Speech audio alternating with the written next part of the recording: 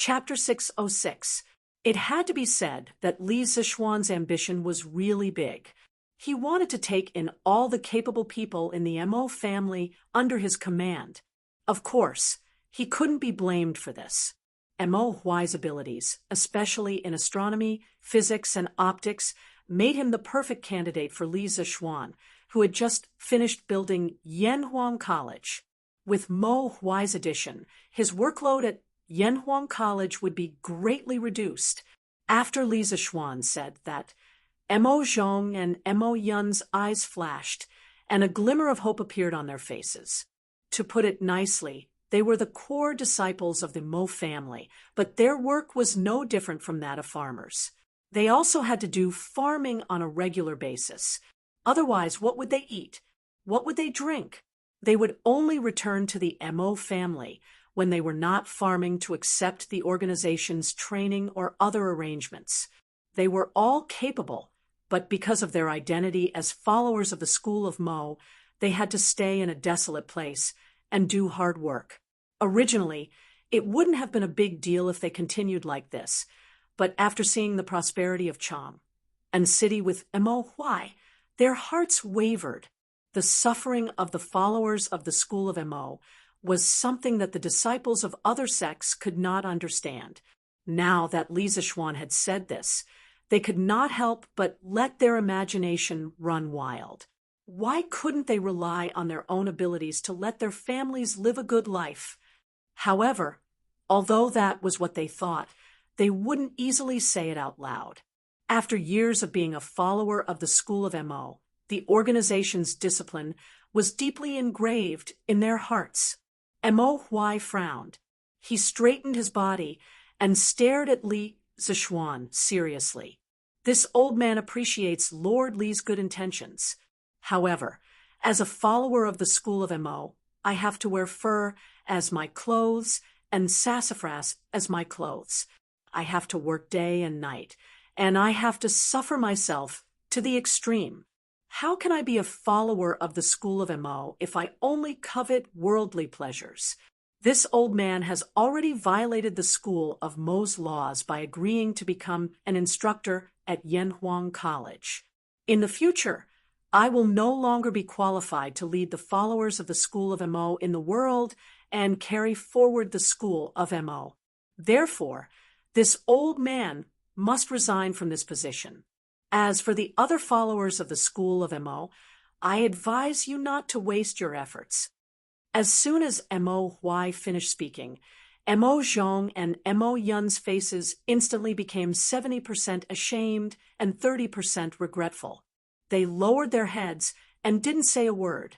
Li Gang frowned and said, "Younger brother Mo, you're muddle-headed." The Mo clan had hundreds of thousands of disciples during the peak of the Qin Dynasty, but now there are less than 100 disciples. Have you not thought about the reason for this? Do you think that the decline of the school of Mo was only caused by the suppression of the various emperors? Mo Huai said indignantly, "Isn't that so? If it wasn't for the martial emperor dismissing the 100 schools of thought and respecting only Confucianism, how could the Mahe school have fallen to such a state?"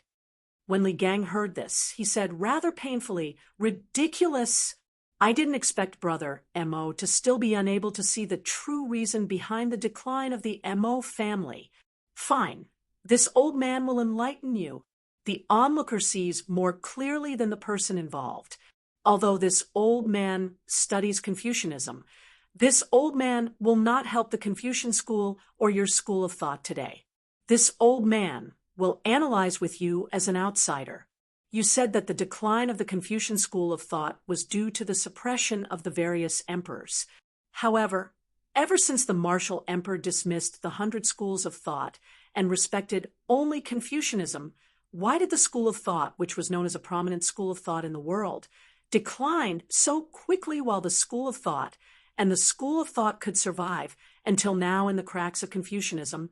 Have you ever thought about the reason behind this?" Li Gang's words directly revealed the fundamental reason for the decline of the school of thought. Mo Huai could not help but be stunned, and his face turned pale. Li Zixuan, listened seriously at the side. It was obvious that Li Gang knew more about these old matters than him. It was not bad to take this opportunity to learn. Li Gang did not wait for Mo Huai to reply, and continued, "In my opinion, the reason why the school of thought fell to its current state is because your school of thought's requirements for your disciples are too harsh. Why can sage Confucius not be tired of eating and not be tired of eating, but you school of thought can only wear fur as clothes, wear silk as clothes, work day and night without rest, and suffer to the extreme? Perhaps this is because you have your own beliefs, but who says that people with beliefs can't rely on their own hands to live a good life? Could it be that living in the abyss of suffering every day makes you school of thought superior to the rest of the world?"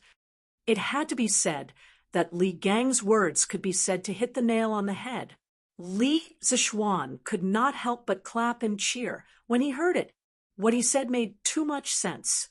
Among the 100 schools of thought in the pre-Qin dynasty, the ones with the greatest influence were naturally the 4 schools of Confucianism, Moism, Taoism, and legalism. However, after the unification of the Qin and Han dynasties, their fates began to diverge. Confucianism became the orthodox and mainstream of Chinese culture. Legalism, due to its special nature, dominated the politics of the imperial court for 2,000 years. Taoism, on the other hand, recruited believers and occupied civil society, becoming the spiritual home of the secluded people. Only the school of Mo, after a moment of glory, disappeared into the long river of history, whether as a school of thought or as an organization. Why did the school of thought end up so tragically? Was the school of thought not brilliant enough? Definitely not. The school of thought was filled with great humanitarianism and scientific spirit. Even from the perspective of a modern person in the 21st century, it was still so dazzling. In addition to the external reason of dismissing the 100 schools of thought and respecting only Confucianism, there was also an internal reason for the demise of the school of thought. If a person wanted to be a loyal believer of the school of thought, he must have a strong spirit of sacrifice and dedication. He must have a heart of universal love for everyone, and he could not talk about personal feelings. Therefore, Zhuangzi, the world, criticized the school of thought. His life is hard, his death is shallow, his Tao is great. He makes people worry, makes people sad, and his actions are difficult. I'm afraid that he can't be a saint and have the heart to rebel against the world. Although the school of thought alone, what can he do to the world? Apart from the world, he is also far away from the king. In contrast, being a disciple of Taoism was much better. The goal of Taoism was to become an immortal. This was a beautiful wish that could attract a large number of believers. Moreover, for Taoism, especially for Zhengyi, which had a long history, there were not many rules about abstinence. Sexual intercourse was even a secret technique of the immortals. As a religion that was born, although Buddhism required abstinence, the monks could enjoy spiritual satisfaction while abstinence. Thus, they saw all suffering as a raft that led to happiness. It was because of this chicken soup for the soul that devout Buddhist disciples could ignore the physical hardship and pursue the metaphysical Zen. However, the school of thought's love with impartiality, non-aggression, respect for the virtuous, respect for the common, non-life, non-pleasure, frugality, and frugality in funerals. These ideas were not enough to be the foundation of the school of thought's belief.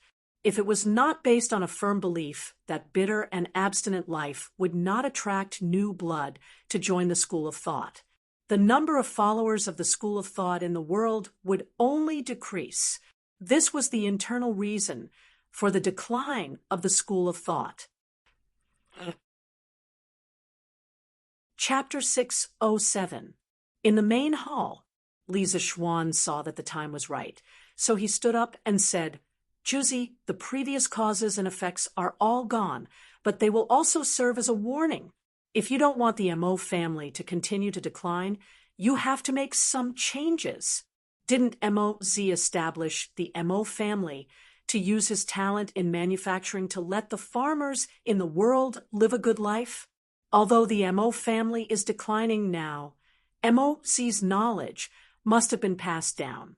You are content to stay in a corner and forget Mo's original intention to save the world. In the long run, the only thing waiting for the Mo family is complete extinction. Back then, Moz called himself a humble man and was called a commoner. He used to be a doctor in the Song Kingdom and was a scholar with considerable cultural knowledge. He was also closer to the workers and farmers. He boasted that there was no ruler above, no farmer below. He was a scholar who sympathized with farmers and workers. Moz had once studied under a Confucian scholar and learned the skills of Confucius. He was called Yao Shun the Great and learned Confucian classics, such as poems, books, spring and autumn. But later, he gradually became tired of the cumbersome etiquette of Confucianism and finally abandoned Confucianism to form his own school of thought. Before the rise of legalism, which represented the interests of the new landlord class, the Mo family was the largest school of thought in opposition to Confucianism in the pre-Qin dynasty. Han Fizi, Eminent Learning, recorded, "The eminent learning of the world is Confucianism. Where Confucianism is, Confucius is. Where Mo is, Mod is." At this moment, Mo sighed deeply and looked at Li Zishuan with a complicated expression. He said, after the divine ancestor passed away, the Mo family was divided into three factions: the Mo family of Xiangli, the Mo family of Xiangfu, and the Mo family of Dengling. The Xiangli family was led by the divine ancestor's chief disciple, Qin Liali. He had the Juzi's keepsake, the inky snow sword. Speaking of this, Mo pulled out the inky sword at his waist and looked at the sword with a solemn and sad expression. He continued, "The inky snow sword is inscribed on the world, and only the heart is unmoved." Since ancient times, the Mo family's Juzi has always held on to this belief, even if they died in battle. As the 45th generation of the Mo family, it took me until today to recognize the root cause of the Mo family's decline. I deserve to die. I, Mo, have let down the holy ancestor. After saying that, 2 drops of turbid tears fell from the corners of his eyes. Li Zishuan comforted him. "Don't blame yourself, Juzi. It's never too late to mend the pen after the sheep is lost." Truth be told, the reason why I was able to answer all 3 of Juzi's questions was because my skills have a lot in common with the Mo family's Mo school. If you're willing to bring your school of Moism disciples to Yanhuang College to teach, then not only will we be able to discuss knowledge together, we'll also be able to bring engineering and Moism to greater heights, allowing the students to bring this knowledge to the people of Great Tang. Mo was puzzled. Engineering? What is engineering? Li Zishuan asked with a smile. "Juzi, didn't you read the previous editions of the Tang Daily?" Mo said awkwardly, "I've heard of it before, but I've never seen it for myself." It wasn't that he couldn't afford newspapers, but he felt that as the Mo family's Juzi, he had to set an example and stay away from those vulgar things that only entertain the masses. Mo Zhong and Mo Yin hung their heads dejectedly, feeling that their boss had embarrassed himself greatly. Li Zishuan didn't mind and explained patiently, "Engineering is the study of engineering. Its main purpose is to serve the needs of the people and improve their lives. Its ultimate goal is to achieve prosperity for all. Civilian houses, palace pavilions, river dams, imperial tombs, and agricultural production can all be supported by engineering.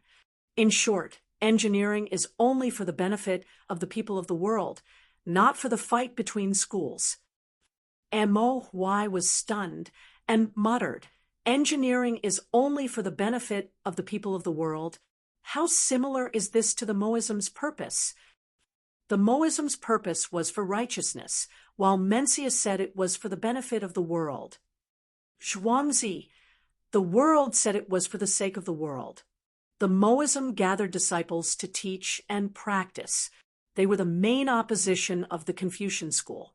Back then, in order to realize his ideas, Moz personally led his disciples to various countries so that the Moism could bring convenience and benefits to the people of the world.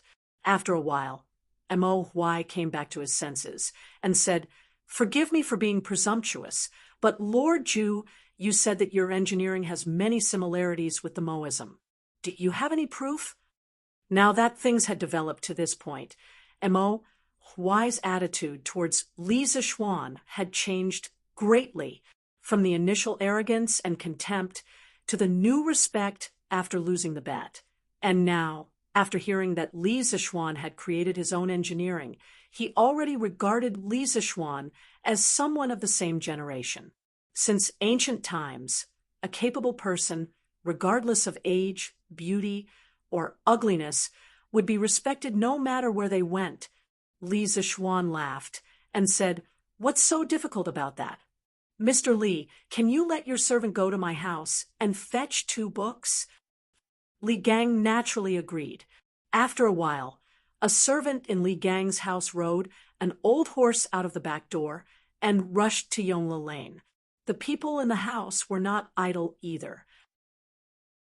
After seeing that Li Gang had arranged for someone to fetch the books, Li Zixuan cupped his hands and said to Mo, "Why, Juzi, to be honest, I was very surprised by the 3 questions you raised just now. I originally thought that I was the only one who studied astronomy, mechanics, and engineering. I never thought that I would meet a like-minded person today. If it's convenient, can you tell me where the 3 questions came from?" There was no other reason. Li Zixuan asked this mainly because he wanted to confirm whether Mo was a transmigrator or not.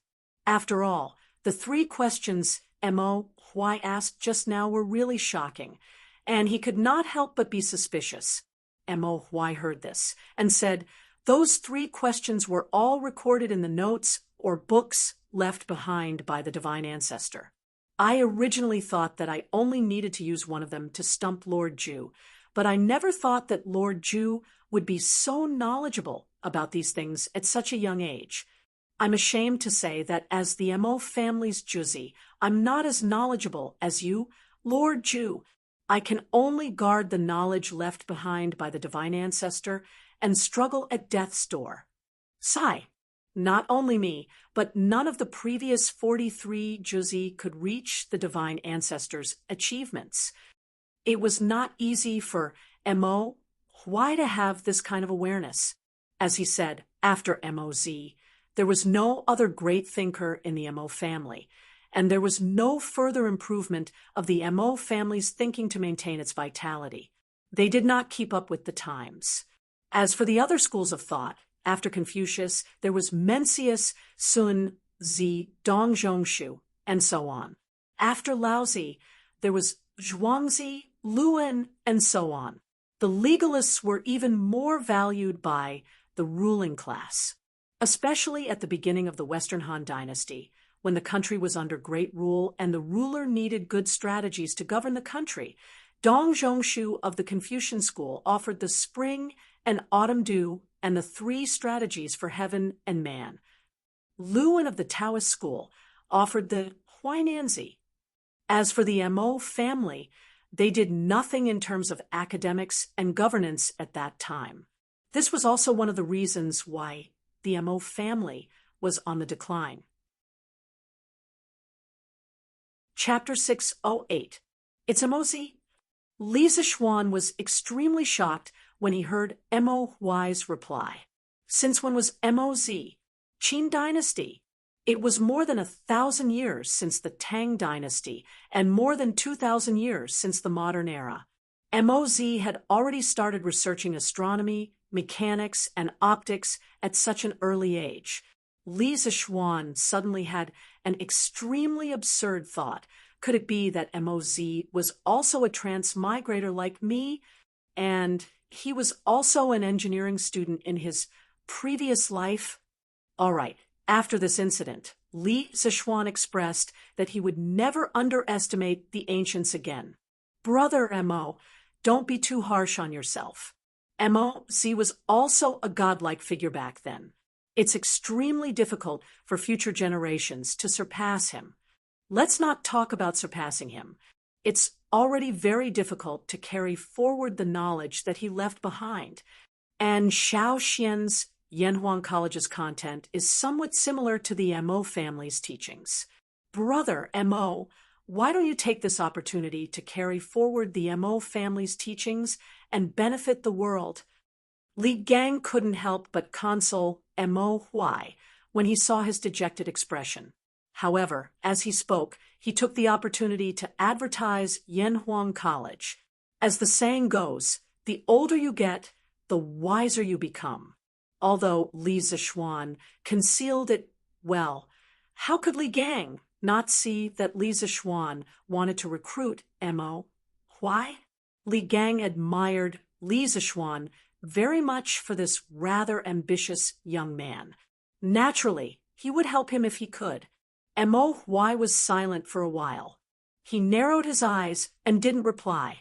No one knew what he was thinking, but Li Zichuan caught a fleeting glimpse of interest in Mo Huai's eyes.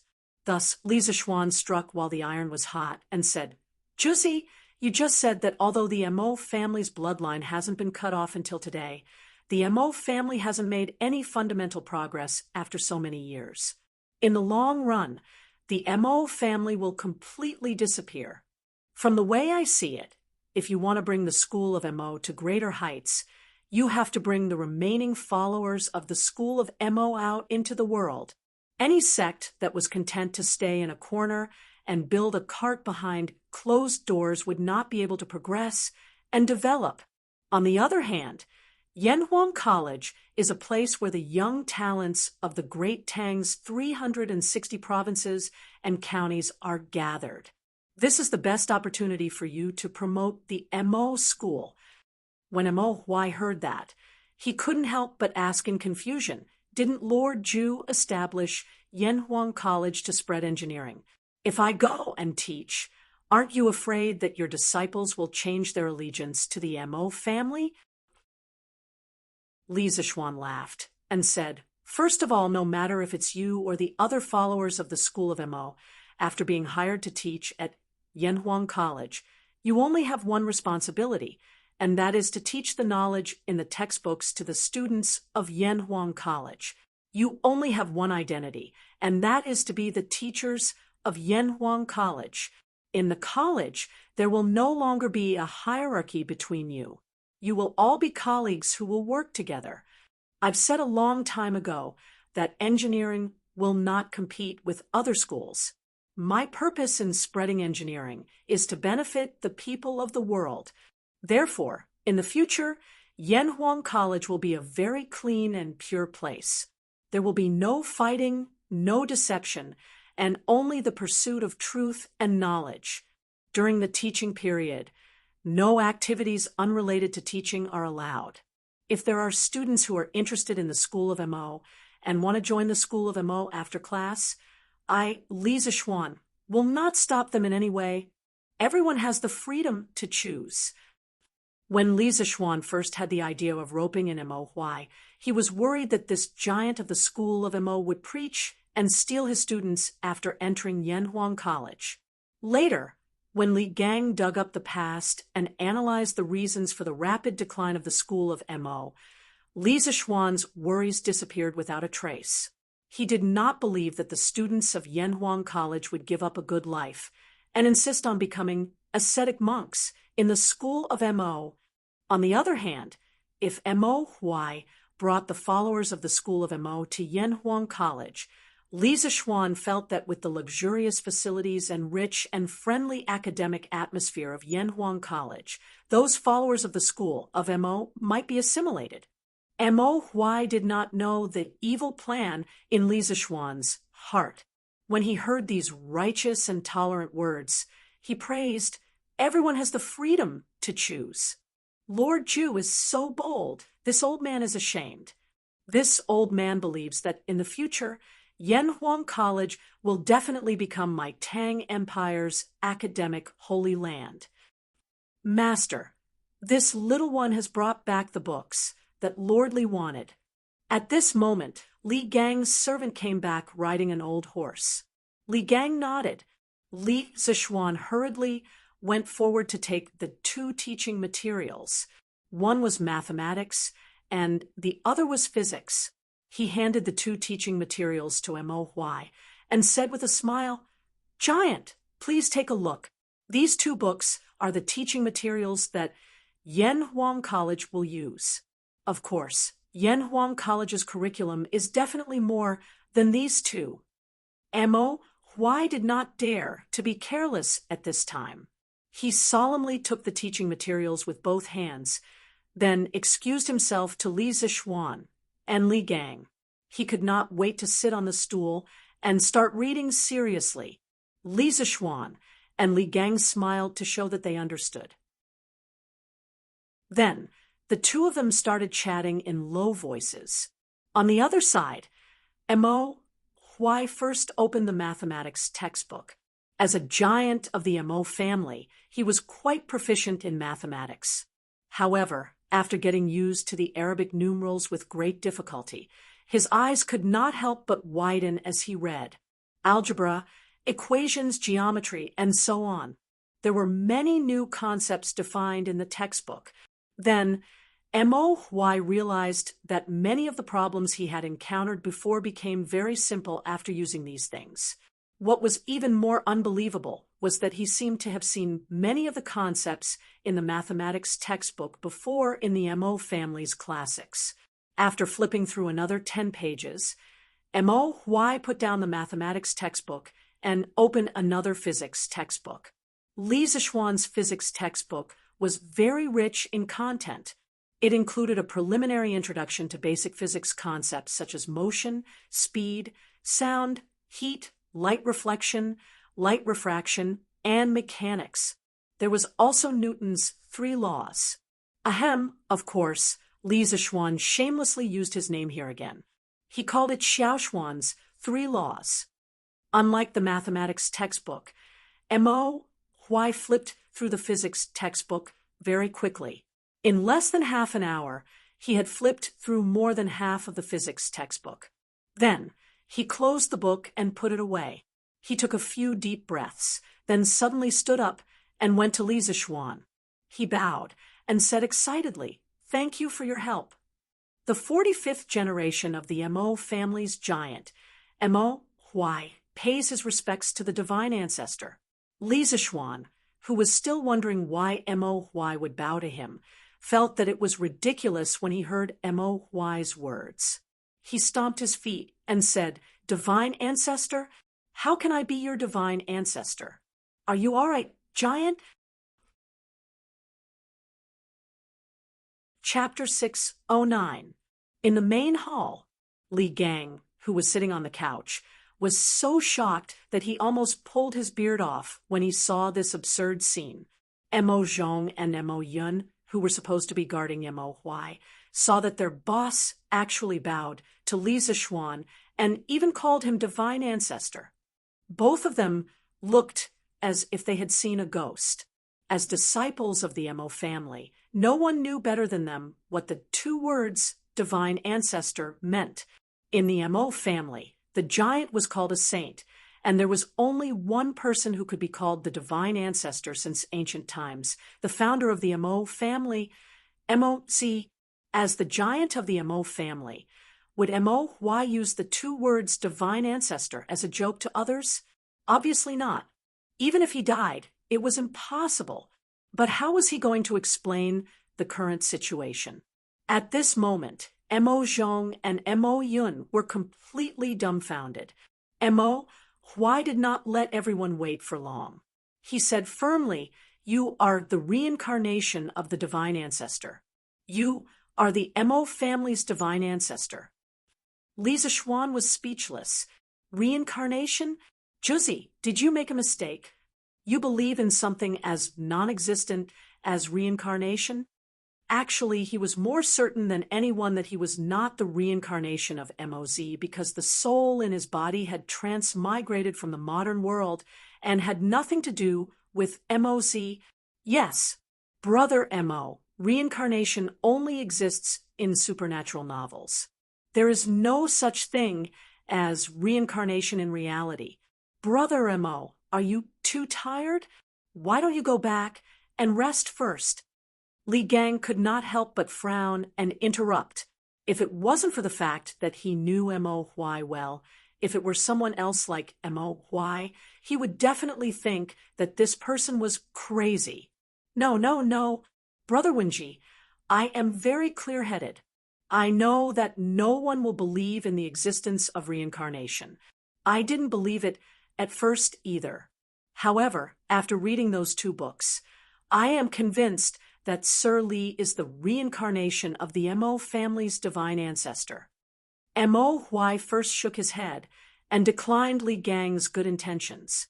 Then he began to analyze, for example, in this book of arithmetic, the multiple, midpoint, circle, decimal system, and so on are basic concepts that I have seen in the divine ancestor's handwritten notes. 1,000 years ago, the divine ancestor proposed these concepts. What shocked me the most was that the things recorded in this book of arithmetic were actually more detailed than the divine ancestor's handwritten notes. Also, this physics textbook covers the concepts of motion, speed, sound, heat, reflection of light, refraction of light, mechanics, and so on. I've read all of these things in the sacred ancestors' notes. Moreover, this physics textbook's research on these problems is obviously more in-depth. Back then, the divine ancestor was a genius and spent his entire life to have some attainments in these aspects. However, Li Xianen, you are so young, but you can study these aspects more thoroughly than the divine ancestor. Other than the fact that you are the reincarnation of the divine ancestor and are born with the will of heaven, I really can't think of any other reason. Li Zixuan was dumbfounded. It turned out that Moz had studied the concepts written in his book before. He had to admit that Moz's interests and hobbies were really broad. His understanding of the world had been refreshed once again. However, did he count as being unjustly implicated? In fact, what Mo Huai said was not nonsense. In history, Moz was the first scientist in China's history to treat mathematical problems from a rational perspective. He gave a series of propositions and definitions of mathematical concepts. These propositions and definitions were highly abstract and rigorous. Secondly, Moz's research on physics involved the branches of mechanics, optics, acoustics, and so on. He gave many definitions of physics concepts and made many important discoveries summarizing some important physics theorems. These included the principle of leverage, small hole imaging, light and shadow, as well as the imaging characteristics of flat, concave, and convex mirrors. Lastly, Moz himself was also an expert in mechanical manufacturing. He once spent 3 years to meticulously develop a type of wooden bird, kite, that could fly. He was also an expert at manufacturing vehicles. He could build a vehicle that could carry 30 tons in less than a day. Combined with the new horse carriage that was popular in Chang and City Don't Touch Me, and the crane that had just appeared recently, Mo Huai was even more certain that Li Zixuan was the reincarnation of Moz. Juzi, this kid really isn't the reincarnation of your divine ancestor. The knowledge recorded in these 2 books were all taught to me by my master, spiritual master Ling Su, when he was still alive. I call them all the knowledge.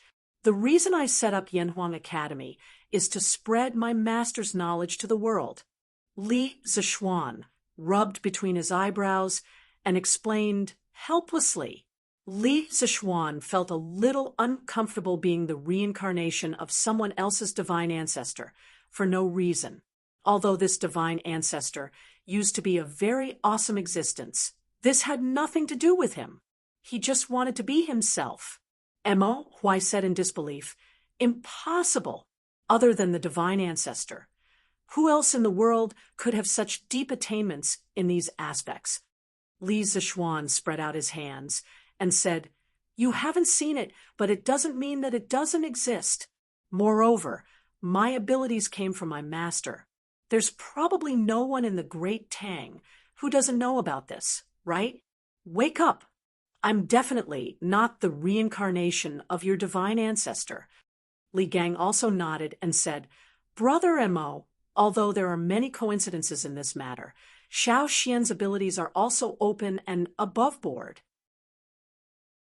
He definitely isn't the reincarnation of the Mo family's divine ancestor.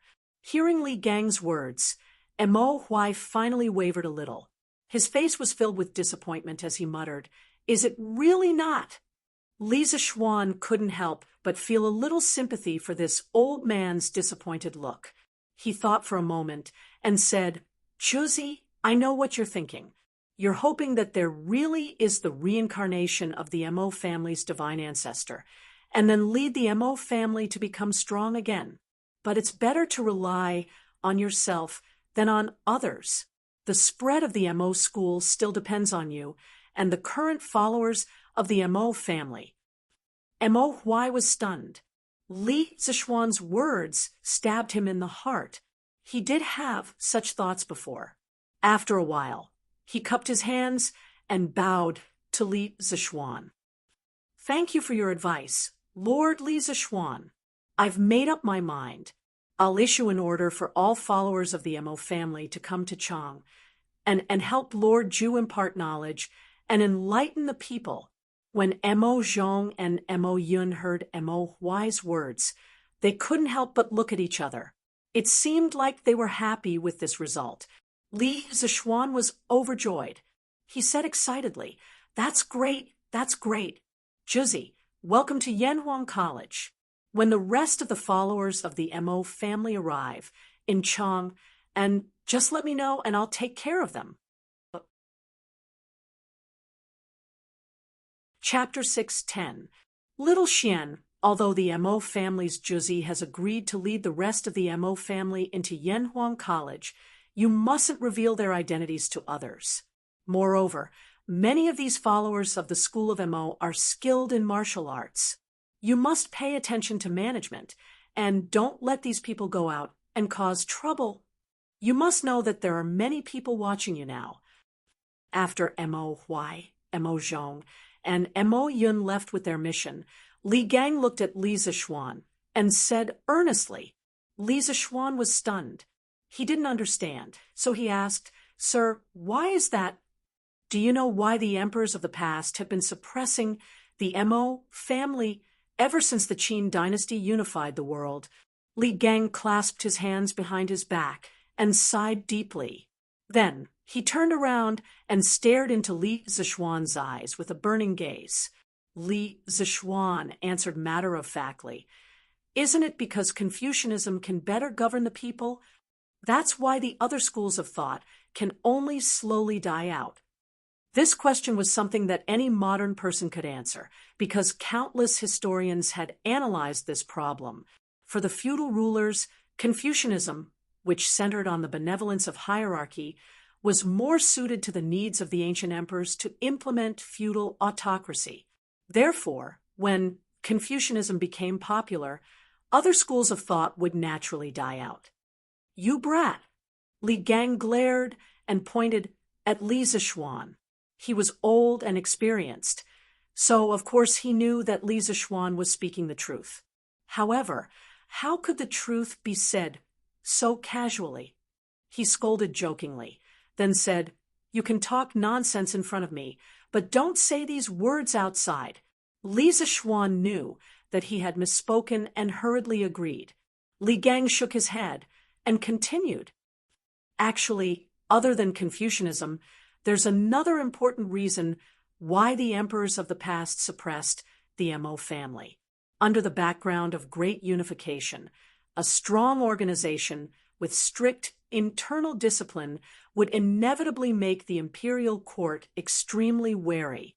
Although the Mo family may only be hot-blooded and have no political ambitions, the emperors of the past were not afraid of greedy villains, but sages with the ability to mobilize people. For example, Xiao He.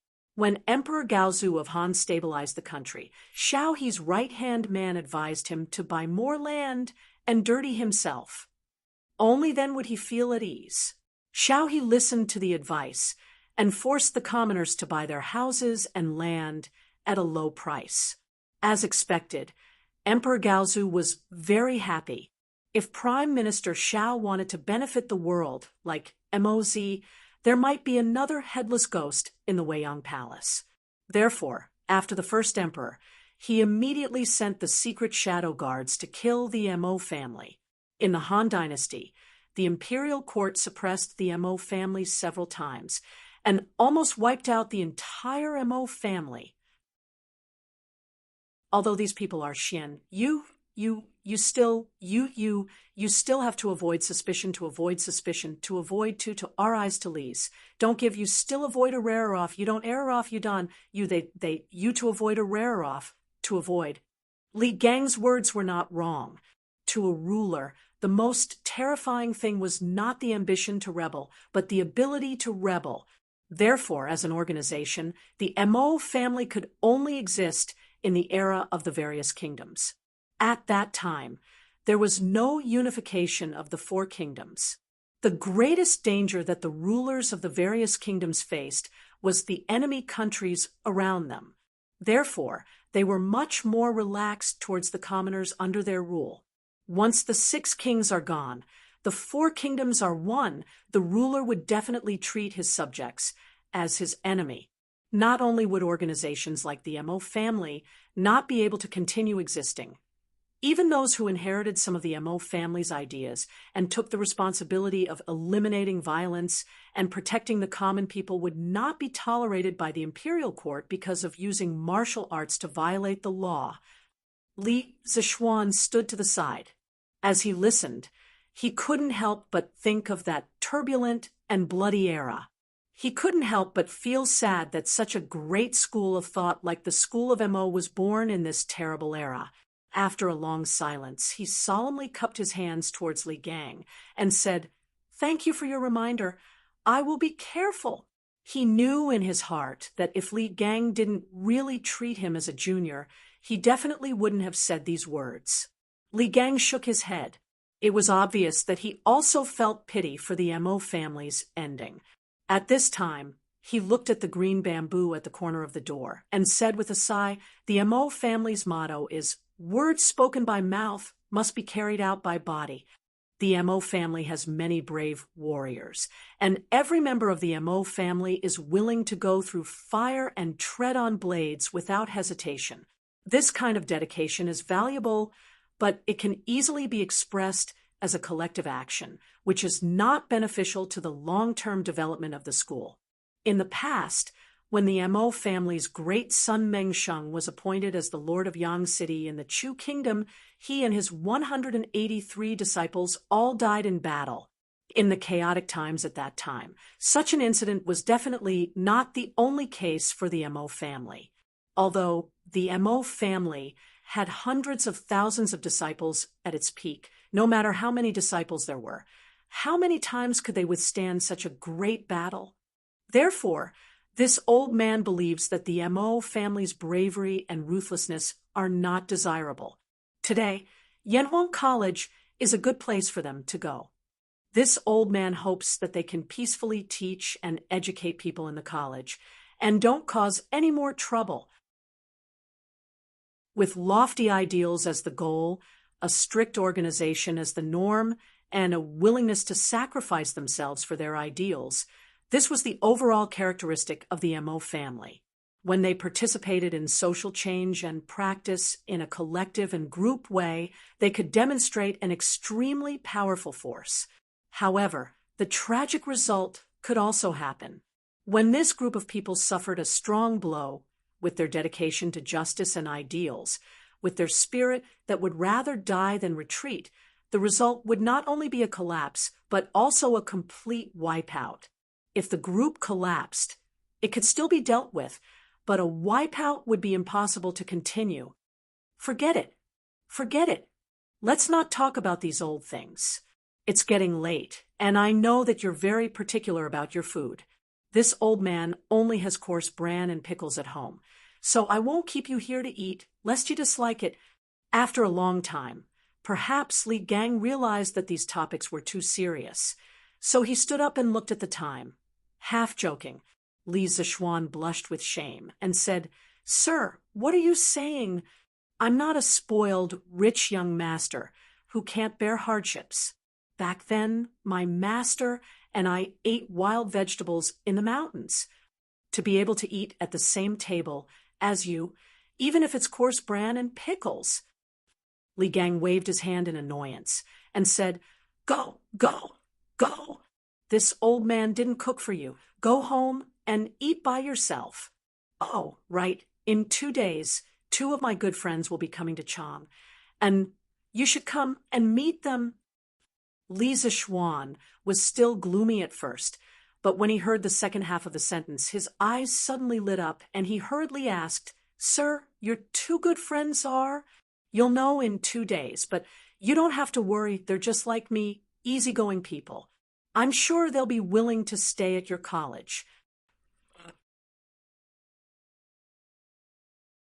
Chapter 611, Prince of Wei's Mansion, Literature Hall. "Scholar Xiao, are you done with the proofreading?" Li Tai came in from outside and walked around the people around him. He went straight to Xiao Dian's desk and asked expectantly. Looking at Xiao Dian again, his hair was disheveled, his face was haggard, and he had 2 large dark circles under his eyes. He looked like a devil that had just come out of hell. Where was the gentleness from a few days ago? When he heard Li Tai's question, he replied without raising his head, "Soon, soon. Your Highness, please wait a moment. The last proofreading is about to be completed." When Li Tai heard this, he nodded in relief and did not rush him. This was because he knew that the people in the literature hall were already working to their limits. Therefore, he acknowledged and sat by the side to wait for the results. After about an hour, Xiao Dian slammed his brush on the inkstone and laughed loudly. "Ha ha! The proofreading is complete. There are no mistakes. The book is done. It's finally done." Li Tai, who was lying on the desk and flipping through the manuscripts in boredom, suddenly quivered. He ran to Xiao Dian's side and said happily, "Scholar Xiao, are you done with the proofreading?" Xiao Dian nodded excitedly and said, "I'm done with the proofreading. Your Highness, after 7 days of hard work by the 13 of us, this geography textbook is finally done."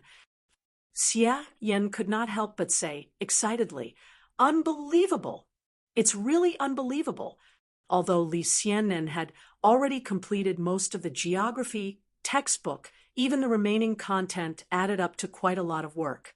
"I didn't expect that we only used 7 days to complete it," Li Tai said warmly. "This is all thanks to all of you scholars who worked hard these few days. After this prince hands this book to Mr. Li, this prince will personally enter the palace to request for credit for all of you." Although Xiao Dian looked extremely tired, he could not help but laugh when he heard this. "Ha ha! Your Highness is too serious. Even if I don't make any contributions, Xiao Dian, am still extremely happy to be able to participate in the writing of such a peerless book." Xie Yin smiled and said, "Dian is right. This geography book will definitely become a masterpiece that will be handed down from generation to generation. At that time, we might even be able to leave our names in history. Because of it, we are still basking in the glory of Your Highness and Li Xianan." "That's right. That's right." The rest of the scholars agreed with him. When little Fatty heard the praises around him, he couldn't help but feel a little proud. He secretly thought that he had the best foresight back then. He was the first one who thought highly of Li Zishuan. After everyone had quieted down, Li Tai said to them, "No matter what, you have been busy these past few days. You have stayed up many nights because of this. Now, please go and rest. This prince will return the revised textbook of geography to the teacher. With that, he reached out his hand, ready to pick up the book on the table, and go to Yongla Lane to find Li Zixuan. In the end, he actually couldn't pick it up. Li Tai took a closer look. It turned out that there were 4 more hands on the book. He looked at the owners of the 4 hands again. It was Xiao Dian and Xie Yan. He couldn't help but wonder, "Scholars, what do you mean by this?" Cough, cough. Xiao Dian coughed dryly and said embarrassedly, "Your Highness, please forgive me. The content of this geography book is really too brilliant. I am a little reluctant to part with it and would like to borrow it for a few days to make a copy for my collection. May I know if it's possible?" Xie Yan looked at Li Tai and nodded, indicating that he also had the same intention. The rest of the people came back to their senses and couldn't help but whisper behind them. They were eager to try. Li Tai suddenly felt a lot of pressure. Logically speaking, these people had put in so much effort to perfect this book. Therefore, lending the book to them to make a copy for their collection was not an unreasonable request at all. However, Yanhuang College couldn't wait. After thinking about it, Li Tai tactfully refused. "Scholars, you must also know that Yanhuang College will start school on the 18th of this month. At that time, we will need a lot of teaching materials, so we have to print them in advance. Therefore, this revised book must be sent to Mr. Li as soon as possible. If you too want to keep a copy for your collection, this prince will get the workshop to print a few more copies. When the time comes, I will give each of you a copy. How about that?" Those who could get along with Li Tai for so long were definitely not the kind of people who were one-track minded. Xiao Dian nodded and said, "Your Highness is right. This way, we can save a lot of effort." Xie Yan said, That's right. We have to thank Your Highness for giving us the book." "Thank you, Your Highness."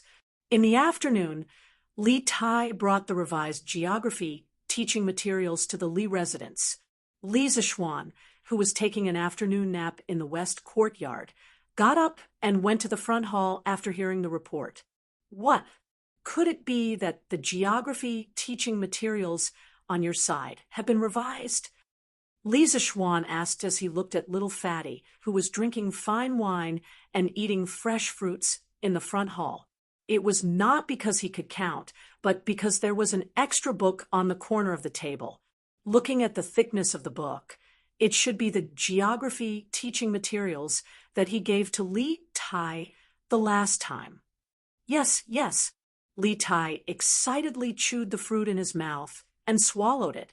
Then he said, excitedly, "I finished the revision yesterday afternoon." After that, all the scholars in the academy did not rest and spent the whole night proofreading this book. It was almost noon today when they confirmed that there were no mistakes in it. After that, I personally sent it to you. Li Zixuan could not help but nod and say, "Yes, not bad. They have all worked hard. How about this? In my own name, I will give each of the scholars who participated in the revision of this book 30 strings of cash as a reward for their hard work. Later, Qingke, help me pass it to them." Yes, Li Tai nodded. He also understood that 30 strings of cash was not a small amount. Then he caught a glimpse of Li Zixuan sitting at the side and yawning. He immediately said unhappily, "Hey, little Xian, did you just wake up? You're really not embarrassed? All of us over there have not slept properly for 7 days because of this book. You, on the other hand, are hiding at home alone. You're really relaxed and comfortable."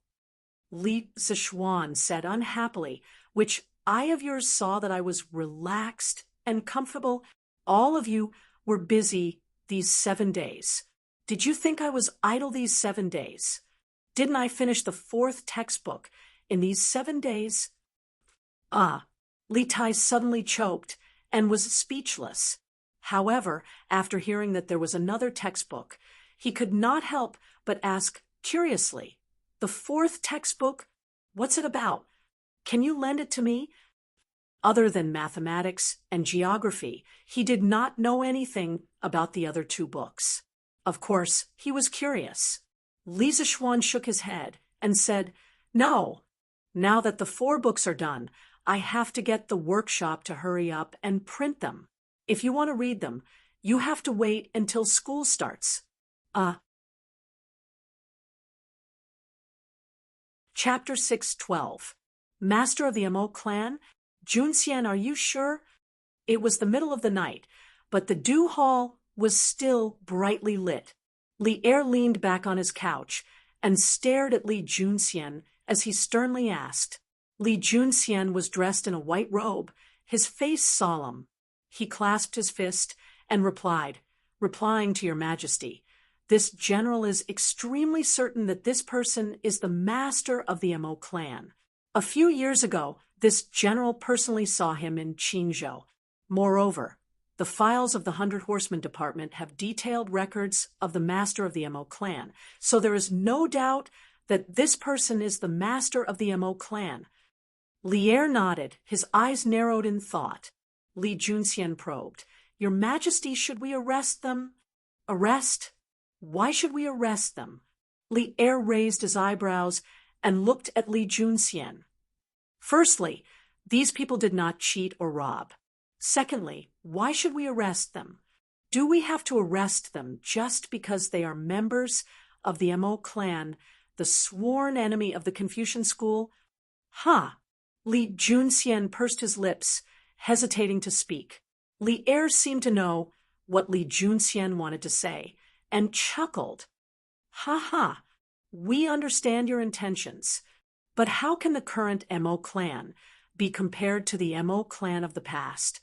We do not deny that MOD was an important figure, but how much ability can the current master of the Mo clan have compared to him? The people he is leading are just a bunch of stubborn disciples of the Mo clan. They can't cause any waves.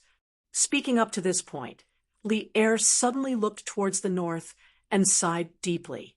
He recalled, in the past, the 42nd generation of the Mo family had interacted with my ancestor. Although they were not on the same side, she was still considered a heroine of her generation and was worthy of respect. The Mahis sect has many heroic and righteous people, and they are skilled in engineering. It must have been difficult for Li Zixuan to find their master. This time, Yanhuang College will be lively. Li Ying, the 42nd generation great son of the Mo clan, was the first female great son of the Mo clan. She was the daughter of the previous generation's great son, Mo Chun. She was born during the Northern and Southern dynasties, and was one of the valiant generals of the Southern dynasties. She had fought with the Northern Wei dynasty many times, and had even fought with the Erzhu clan. She had also fought with the Li's second great ancestor, Li Hu's father, Li Yun, and defeated the Erzhu clan. Li Junxian responded with silence. Although he had learned about these matters from the files of the 100 Horsemen Department, this matter concerned the imperial household, so he had no choice but to be cautious. After Li Er sighed, he walked a few steps with his hands behind his back and instructed, "Send someone to pass a message to Li Zixuan. Tell him that he can accept people from Mahis sect, but you have to be careful. If something happens, you'll have to bear the consequences." Li Junxian blushed with shame. It wasn't that he had never delivered an imperial decree for Li Zixuan, but an imperial decree in this tone could only be heard when delivered to Li Zixuan. This was a testament to just how much the emperor favored Li Zixuan. "Yes, your majesty." Although many strange thoughts were popping up in his mind, Li Junxian didn't hesitate to respond, clasping his fists and bowing. Li Er nodded and returned to his throne. Just when Li Junxian thought that there was nothing else for him to do and was about to leave, Li Er suddenly said, "That's right, Junxian, you should also work harder on your martial arts. Dugu Xian broke into the Grandmaster realm several days ago, and logically speaking, your talent shouldn't be any worse than his. Yet you're still stuck at the Qi transformation realm. This truly shouldn't have happened." Li Junxian panicked and immediately bowed. "This general has sinned. I have disappointed your majesty." Li Er shook his head and softly said, "We don't blame you for anything. We just want to say that while the position of 100 Horseman officer often relies on one's brain, there are also times when one needs martial arts. Only if you can reach the Grandmaster realm as soon as possible will we be able to give you more tasks. However, the path of martial arts is often dependent on luck and fortune. There's no need for you to force yourself." Li Junxian fell into thought, and after a few moments he clasped his fists and said, "This general understands. Thank you for your majesty's grace." Luck and fortune? It's said that Dugu Xian's luck came from a sword style that Li Zishuan unintentionally created. Then where is my luck? After leaving the palace, Li Junxian looked up at the bright moon in the sky and sighed. He had known long ago that Dugu Xian had broken into the Grandmaster realm, and he had also understood the various details. While he envied Dugu Xian's good fortune, Li Junxian also felt a great pressure. He and Dugu Xian were both outstanding talents of the great Tang's younger generation. After Li Er ascended to the throne, the two of them had served at Li Er's side, one in the light and one in the shadows. They were both good partners and potential rivals. Just as a matter of fact, Li Er had used Dugu Xian to compete with him tonight. Although Li Er might not have had such intentions, it was said that with great power came great responsibility. If Li Junxian wanted to stabilize his position, he had to do both his duty and break through as quickly as possible. However, it was extremely difficult to break through to the Grandmaster realm. In the world, there were thousands of Qi transformation realm martial artists, but only a few dozen Grandmaster realm martial artists. This proved the value of Grandmaster realm martial artists. Li Junxian had been born into a poor family, and he did not have Dugu Xian's profound family background. In his early years, he had served under Li Mi and later became Wang Shichong's general. But because he loathed Wang Shichong's conduct, he had led his men to defect to Li Yuan and was made a light carriage commandant. He had followed Li Er to the Central Plains. During the battle, he rode out alone, charging and breaking through enemy lines, fighting bravely. In the third year of Wuda, Li Junxian had followed Li Er to defeat Song Jingang in Jieshio. He had been made the general of agile cavalry and given palace servants and silk. In the fourth year of Wuda, Li Junxian had gone to Luoyang to attack Wang Shichong and was made the deputy commander of the cavalry. Wang Shichong's son, Wang Xianying, had transported grain into Luoyang from martial prison. Li Junxian had captured his army, and Wang Xianying had fled. He had followed the army to defeat Dou Jianda and Lu Haida. After Li Er ascended the throne, he had been made the left guard residence's assistant commander. In the 8th month of the 9th year of Wuda, the great Tang Dynasty, which had just undergone a coup less than a month ago, had been invaded by the Turks. At that time, the Turks had attacked Jingyang, which was only 40 li away from Chang, and the capital had been shaken. Li Junxian and Yuqi Jingda had been ordered to meet the enemy and resolve the crisis in Chang. And Li Er sighed. "Junxian is so valiant. What is there to worry about?" He had been made the general of the left guard, in charge of the Xuanwu Gates guards, and had been made the county duke of Wulian. Li Junxian had been very diligent in his work during the war, and he had often been rewarded by Li Er. This year, Li Er had formed the 100 Cavalry, and the brave and intelligent Li Junxian had been made the commander of the 100 Cavalry Department. It could be said that he had been blessed by the emperor for a long time. Sigh, I can only take one step at a time. Nothing can be forced. Let the heavens decide everything. Li Junxian shook his head and sighed. Then he mounted his horse and rode off into the distance. However, he was not the only one who was troubled by the martial Dao. Chapter 613. Your Majesty, Your Majesty. Bad news. Butler Zhao. Not long after his conversation with Li Junxian, Li Er was preparing to leave Ganlu Palace to rest in the rear palace when a young eunuch came running over, shouting at him as he ran. Li Er stopped in his tracks, looked at the young eunuch, and asked in a deep voice, "Zhao Song, what happened to him?" The eunuch panted and quickly replied, "Your Majesty, Eunuch Zhao. He seems to have gone berserk due to improper training.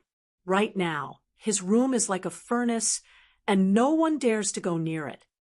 Li Er was shocked and said, "There's such a thing? Quickly summon Wang Jin and Wang Gang to the Minister of Internal Affairs." If something had happened to other eunuchs, Li Er would not be so concerned. But Zhao Song was different.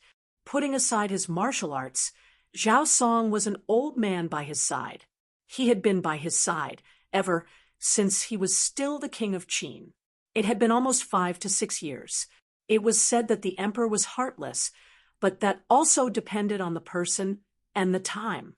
Right now, Li Er was not willing to see something happen to Zhao Song.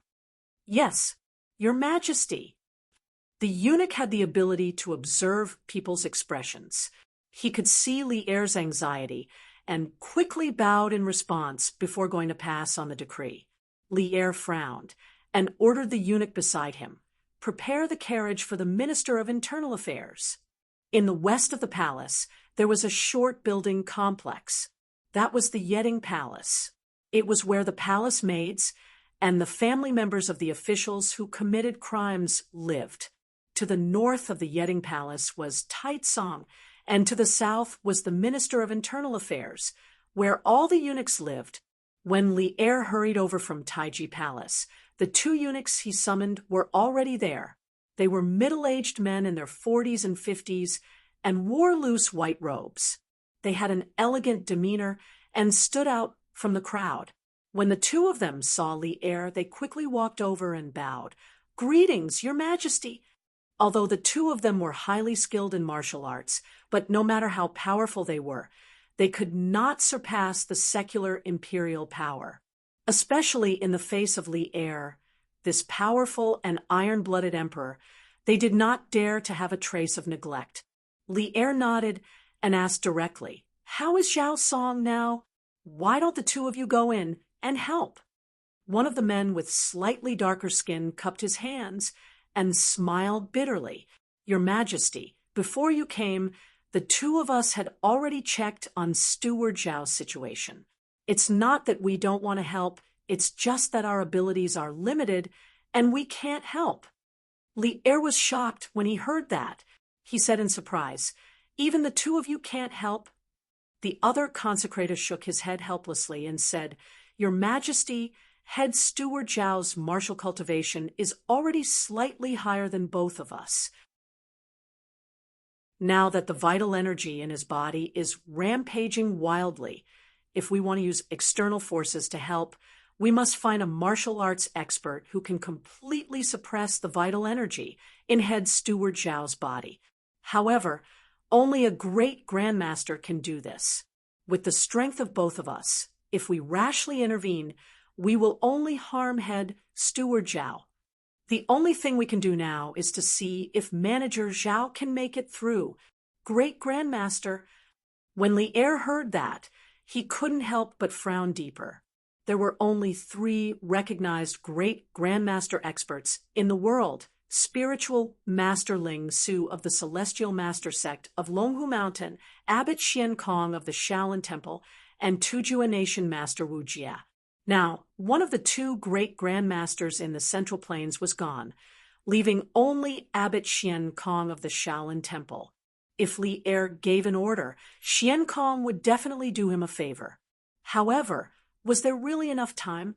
Li Er, who sat on the world and had hundreds of thousands of soldiers in his hands, was at a loss at this moment.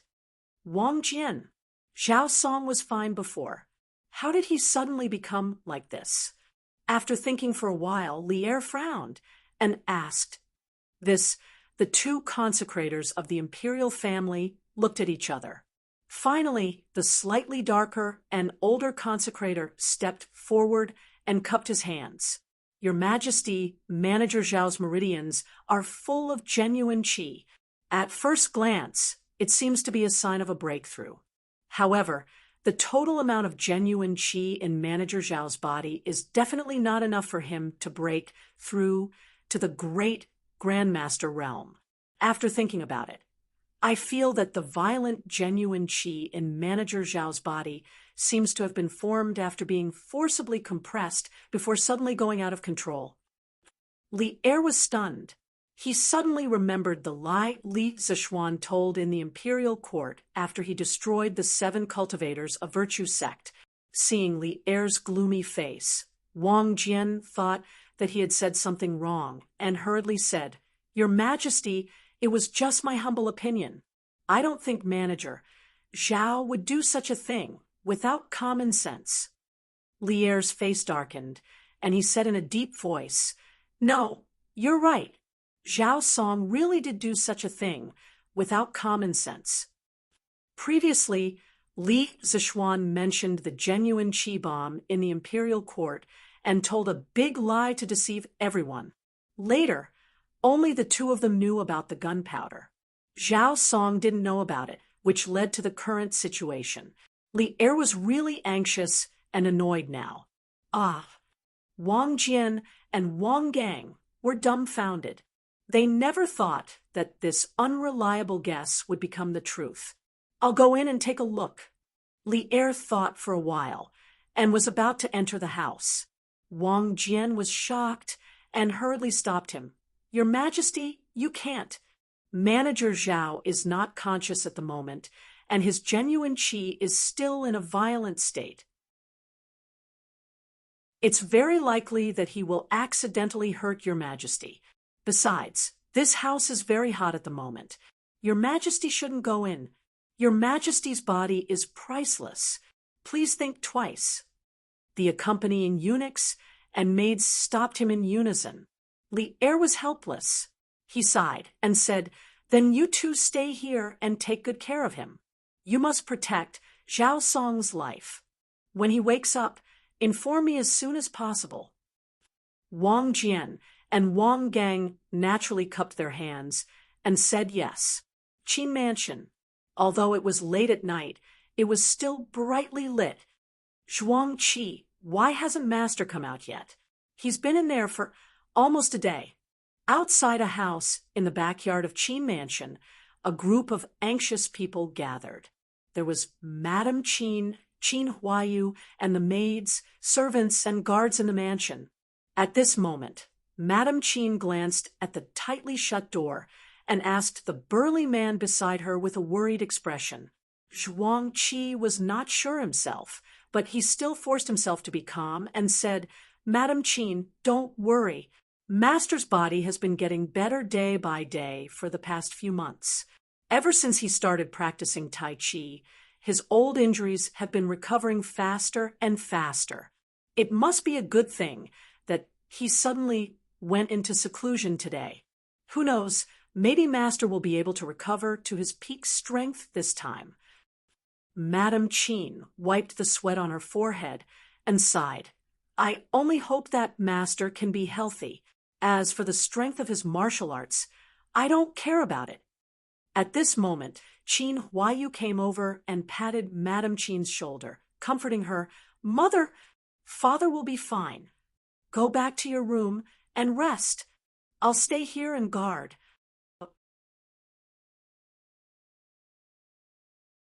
Chapter 614. The next morning, Li Zixuan had just woken up when he heard a piece of big news. What? Uncle Qin's injuries are completely healed, and he even broke through? Li Zixuan was eating breakfast in the main hall when Han Yushi suddenly came in and told him the news. Li Zixuan couldn't help but exclaim, "That's right. I heard that after practicing Tai Chi yesterday, Godfather suddenly felt something and locked himself up. Last night, Godfather broke out of seclusion. Not only were his old injuries completely healed, but his strength had also improved and reached the peak of the master stage. This way, Godfather doesn't have to suffer any more pain." Han Yushi happily shared the news she had heard with Li Zixuan. After saying that, she seemed to have thought of some unhappy things. She immediately wrinkled her nose and said, "Previously, some imperial physicians said that Godfather's body could only hold on for another 10 years at most. Humph. Let's see if they still dare to say that now. A bunch of quacks." Li Zixuan couldn't help sweating. He really wanted to say, "Wife, those imperial physicians were right. If it weren't for me, Qin Xiong wouldn't have lived for more than 10 years. Of course, he couldn't say that he had foresight. Transmigration was his biggest secret. Ahem. Wife is right. Those are all quacks." Li Zixuan coughed dryly and agreed. Han Yushi smiled and walked to Li Zixuan's side. "Husband, let's go to Qin Manor to visit Godfather later, okay? You were busy with the matters of the academy previously and alienated some of the elders who are close to our family." Li Zixuan was stunned. He didn't expect Han Yushi to think so thoroughly, so he praised, "Yes, wife is right. Let's go and visit Uncle Qin after dinner." Although they were married, they still addressed Qin Xiong by their own names. Anyway, Li Zixuan couldn't call Qin Xiong Godfather like Han Yushi. "Okay, young master, General Wu Wei is here with an imperial edict." After breakfast, Li Zixuan asked the servants to prepare some gifts and prepared to go to the Qin family. After all, Qin Xiong's recovery and breakthrough this time could be considered a joyous occasion. It was necessary to bring some gifts to congratulate him. Unexpectedly, at this moment, the gatekeeper, Ah Fu, rushed in to report. Li Zixuan asked in confusion, "General Wu Wei? Who is it?" He already knew that there was one general and 2 generals in each of the 16 guards of the Tang Dynasty. He also knew that the general of the Zhuo Wu Wei was Qin Xiong. However, he really did not know who the general of the Zhuo Wu Wei was. However, he could not be blamed for this. Ah Fu was dumbfounded by the question. There was no one else like this wastrel young master. He replied, "Young master, it's General Li Junxian." "Oh, Li Junxian.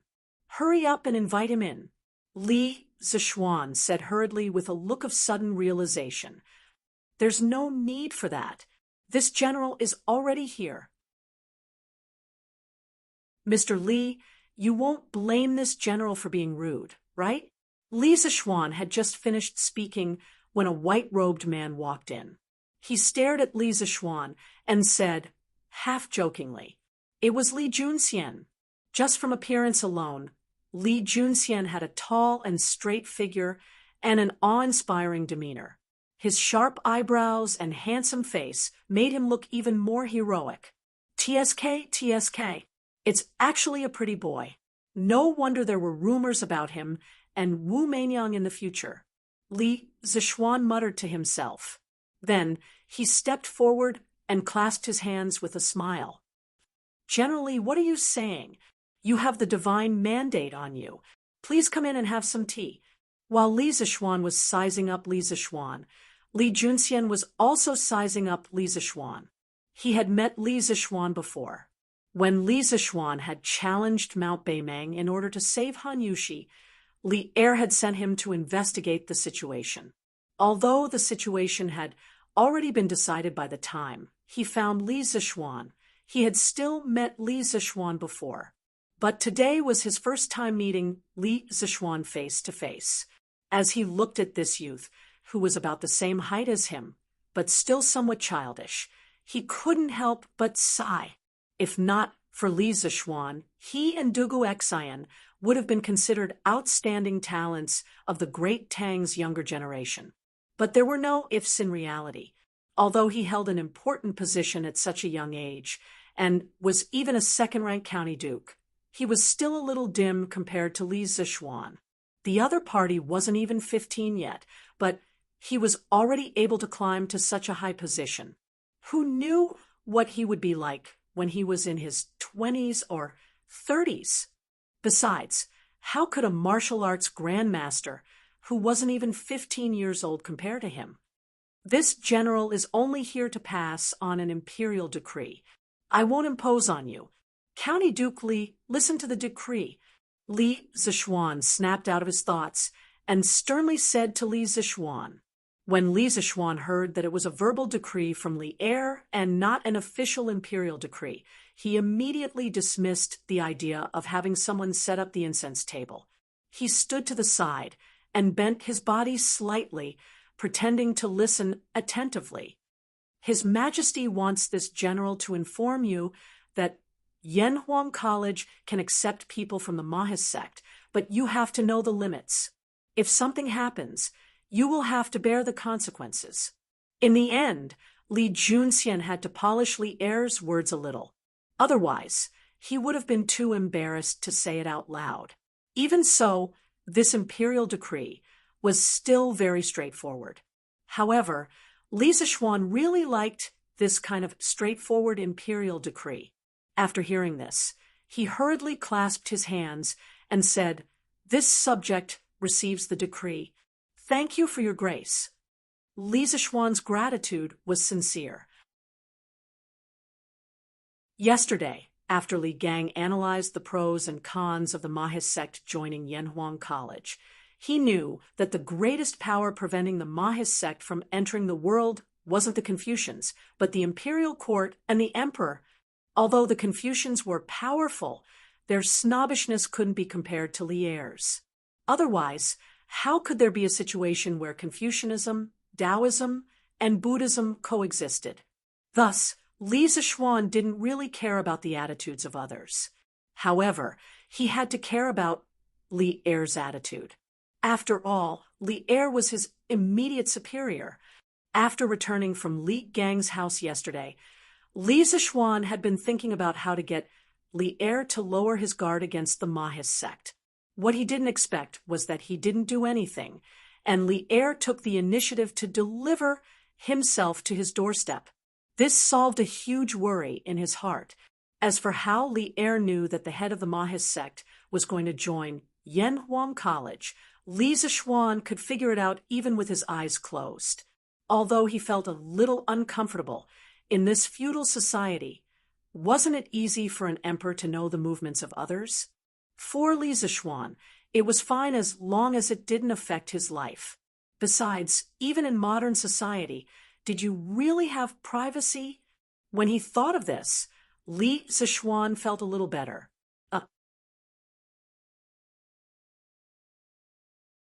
Chapter 615. Husband, is His Majesty angry at you? After Li Junxian left with Li Er's decree, Han Yushi pulled on Li Zixuan's arm and asked. Those who didn't know the situation would immediately think that Li Er was reprimanding Li Zixuan, which was why Han Yushi was so worried.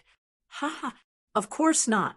There are times when one can't just look at things from the surface. This imperial decree is a good thing for our family. Wife, there's no need to worry. Li Zixuan stroked Han Yushi's coiled hair and comforted her gently. Then he said, "Oh, right, aren't you going to visit Uncle Qin? Sanbao and the others are just about done packing, so let's set off." Han Yushi naturally agreed. The husband and wife went out hand in hand. They rode a carriage with gifts and headed towards the Qin manor. When they arrived at the Qin residence, Li Zixuan realized that the place was already packed with carriages. 4 or 5 carriages were parked by the side of the road, and each carriage had a manservant who was giving the horses water to prevent them from getting heat stroke. It seems like it's going to be rather lively here. Li Zishuan jumped down from the carriage and helped Han Yushi down as well. He couldn't help but chuckle as he looked at the situation by the road. Han Yushi steadied herself and smiled. Adoptive father's recovery from his illness is a major event for all of the great Tang. Many people will definitely come to congratulate him. Li Zishuan nodded and pulled Han Yushi inside. The gatekeepers of the Qin residents naturally wouldn't stop them. One of them was their patriarch's savior, while the other was their patriarch's adopted daughter. Even if they had 10 times the courage, they wouldn't dare to stop them. Ha ha! Second brother can finally ride a horse and hunt with me and go to the battlefield to kill enemies. How delightful! How delightful! Today, we brothers must not return until we're drunk. Cough. Needless to say, only Chung Yaojin could have such a loud voice and speak in such a bold and unrestrained manner. Pa, you idiot, Shu Bao has just recovered from his illness. How could he drink so much with a fool like you? It was obvious that this voice belonged to Yu Qigong. He was the only one who would go against Chung Yaojin like this. Hey, Yuchi old hey, what are you talking about? Not only has second brother recovered from his old injuries, but he is also more powerful than you and I. Why can't he drink? I think it's you, Yuchi old black, who can't hold your liquor well and doesn't dare to drink with us, right? Ha ha ha. Bullshit. I don't dare to drink with you. Come, come, come. Today, whoever falls first will be the grandson. Ha ha. So be it. Do you think I, old Chung, am afraid of you? Hearing this, Li Zishuan couldn't help but shake his head and walk towards the main hall. He thought to himself, these two old fellows can really fight anywhere. They are simply enemies from the previous life. No, it should be enemies from the previous life, because even enemies are not as fierce as these two. It was originally a celebratory banquet for Qin Xiong's recovery, but these two people turned it into a catfight. Uncle Qin, I heard that you've recovered. Congratulations. From now on, you can continue to carry your spear and gallop on the battlefield.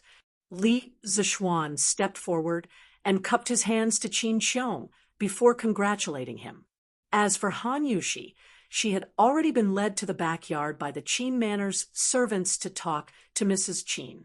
After all, there were so many men in the main hall, and she had nothing in common to talk about here. Only then did everyone notice that Li Zishuan had arrived. Qin Xiong was the first to stand up and smiled kindly. Ha ha!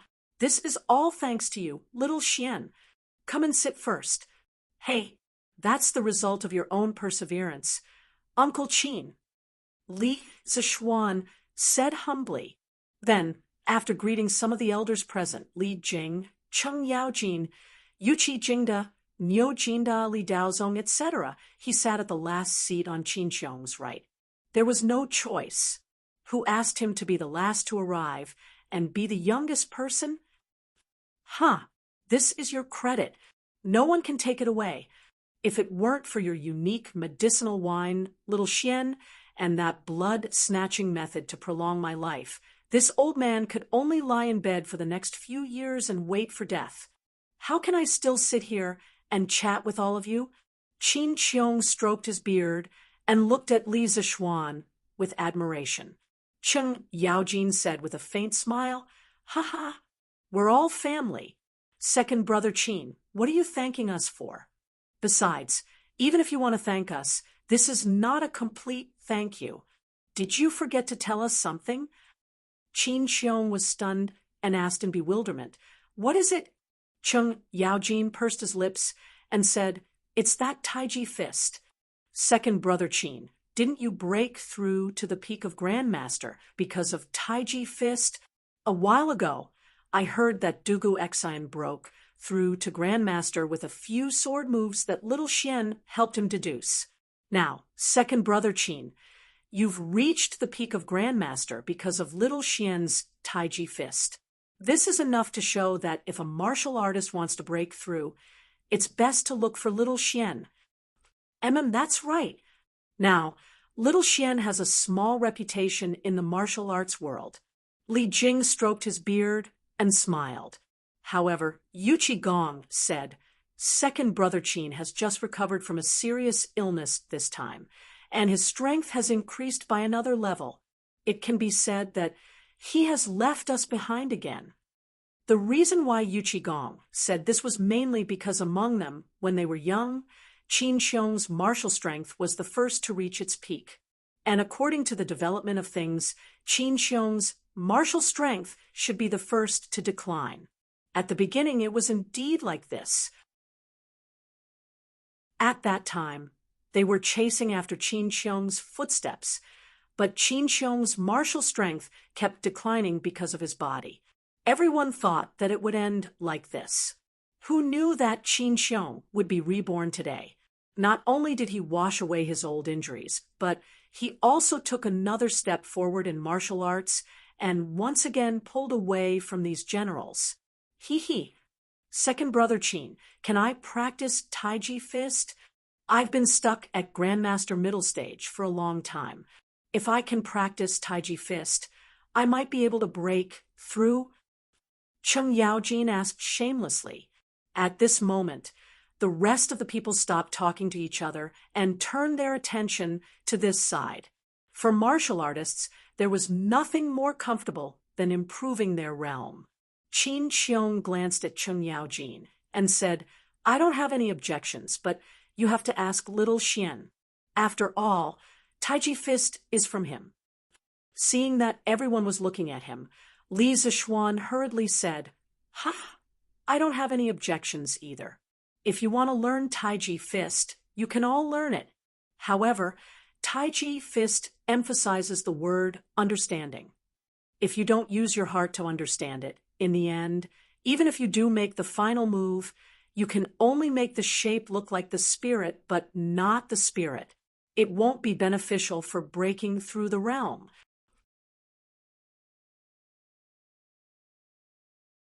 Chapter 6:16. Zhao Song is in trouble because of you, and you still have the time to show off here. In the front hall of Qin Mansion, everyone was discussing the magical functions of Tai Chi. Suddenly, a loud voice came from outside the door. Then, Li Er stepped into the main hall in his regular clothes. Everyone in the room was shocked. They quickly got up and bowed. Greetings, Your Majesty.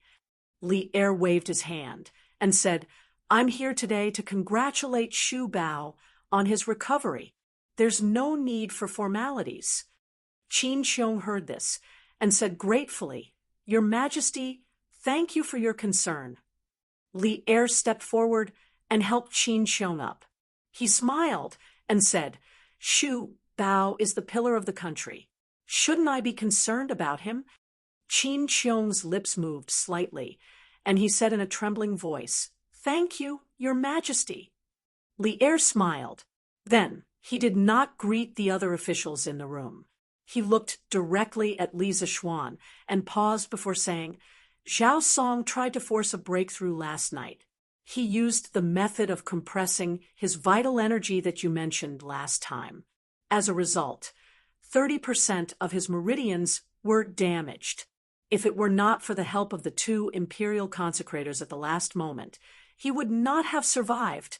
Even so, his strength has fallen from Guru Peak to Guru Early Stage. Li Zishuan's jaw dropped in shock. He never thought that Zhao Song, that lunatic, would dare to do something like this and play it so big.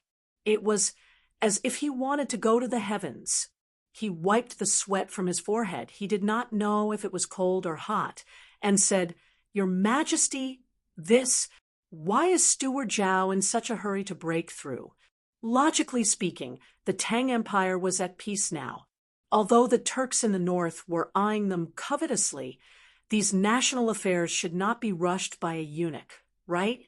So, what reason did Zhao Song have to be in such a hurry to break through? Putting aside the self-blame in his heart, Li Zixuan was very curious about the reason why Zhao Song was in such a hurry to break through. Li Er was obviously speechless about this. He looked away and was silent for a long time, as if he was considering his words. Then he said unhappily, "From what I've heard, he must have noticed that Dugu Xan had broken through to the Grandmaster realm at such a young age. Including you, there are now 2 Grandmasters in the younger generation." He felt the pressure, and felt that if he didn't take the risk now, he wouldn't have a chance when he was old. That's why he took the risk last night. In the end, if it weren't for the presence of the 2 imperial consecrators, he would have lost his life. Li Zixuan broke out in a cold sweat as he thought about the entire situation. If Zhao Song had really lost his life because he had compressed his vital energy to practice martial arts, then even if he was not punished by Li Er, Li Zixuan would not be able to rest easy. He thought for a moment, then stepped forward and bowed. "This is all my fault. I misspoke in the imperial court that day and misled head steward Zhao. I even caused him to almost lose his life. Your Majesty, please punish me." This apology contained 30% of Li Zixuan's guilt and 70% of his retreating in order to advance. This was because when Li Er had just entered, his tone was obviously unfriendly. Old Li had come with a temper today. Seeing this, Qin Xiong stepped forward and bowed. "Your Majesty, this matter can't be blamed on Xiao Xian. When eunuch Zhao used the method of compressing his vital energy to break through to the next realm, he must have known the danger, but he still did it. This can't be blamed on Xiao Xian." Cheng Yaojin then echoed in a rough voice, "Your Majesty, this really can't be blamed on Xiao Xian. That day, there were so many ministers and generals in the imperial court. Eunuch Zhao was not the only one who knew the method of compressing his vital energy. In the end, nothing happened to the others except for Eunuch Zhao. Can this be blamed on Xiao Xian?" It was rare for Li Jing to speak. He said, "Your Majesty, Shu Bao and Jie are right. Eunuch Zhao is over 40 years old. He is not a 3-year-old child. There is no reason to blame others for his own decision. I think Eunuch Zhao himself has never blamed Xiao Xian." Seeing that everyone in the room was speaking up for Li Zixuan, Li Er's face was calm. No one could tell whether he was happy or angry. He paused and said, "I haven't convicted this boy yet. Why are you all so anxious?" Then he turned to Li Zixuan and said, "Although Zhao Song's matter can't be blamed on you, it was more or less caused by you. However, today Shu Bao recovered from his injury and broke through to the next realm. Because of you, you can be considered to have brought back another tiger general for the Tang Empire. This is something that can't be exchanged for anything. At least your merit outweighs your fault. I bestow upon your wife the title of Rank 6 Noble Lady as your reward this time. Do you have any complaints?" Li Zixuan said happily, "Thank you, Your Majesty. I have no complaints." The more time he spent with Han Yushi, the more Li Zixuan knew about the inferiority complex in Han Yushi's bones. He was now a higher and higher official, but the pressure on Han Yushi was getting greater and greater. Sometimes he was also very troubled. He only wanted to live a simple and happy life without any external interference. However, in Han Yushi's heart, she still could not get rid of the secular concept of a well-matched family. Perhaps she agreed to marry him because she was moved by his persistent pursuit. However, ever since she married into the Li family, she didn't have a moment of rest. She learned this and that every day, and even learned poetry. Li Zixuan once told her that she didn't need it. However, She said that she wanted to improve, and she wanted to be worthy of him. Humble love, humble self. Many people felt that this kind of humble love was not worth cherishing, but Li Zixuan did not think so. In love, if someone loved more, naturally, there would be someone who loved less. It couldn't be equal. People who loved more would give more, and naturally, they would be hurt more. This wasn't because she was cheap. It was because she loved him and didn't want to lose him. After understanding this, Li Zixuan would not cherish this relationship. He would only feel that this woman really made people feel sorry for her. And the sixth-rank title that Li Er gave to Han Yushi today could be said to be timely reign. In this era, the title of a noble was very rare. If a sixth-rank noble was placed in a place, even the county magistrate would have to greet them with the courtesy of an official. Li Er nodded. Qin Xiong and the others quickly cupped their fists and said, "Your Majesty is wise." Li Er laughed and said, "That's enough. Let's not talk about this anymore. Today, Shu Bao's body has recovered. I am really happy in my heart. Jijia, pharmacist, Jingda, since you guys are here, don't leave. Today, we are here to celebrate with wine. We won't go back until we are drunk." Speaking of drinking, Cheng Yaojin suddenly became excited. He didn't care about the etiquette of a monarch and minister. He patted his arm and laughed loudly. "Okay, we originally planned to eat wine at Second Brother's place at noon. It's good that your Majesty is here. Speaking of which, we brothers haven't eaten at the same table with your Majesty for a year, right? Ha ha. Yes. Today, Xiaoxian is here. This kid's culinary skills are excellent. He can cook a few dishes for us to eat with wine. Wouldn't that be wonderful?"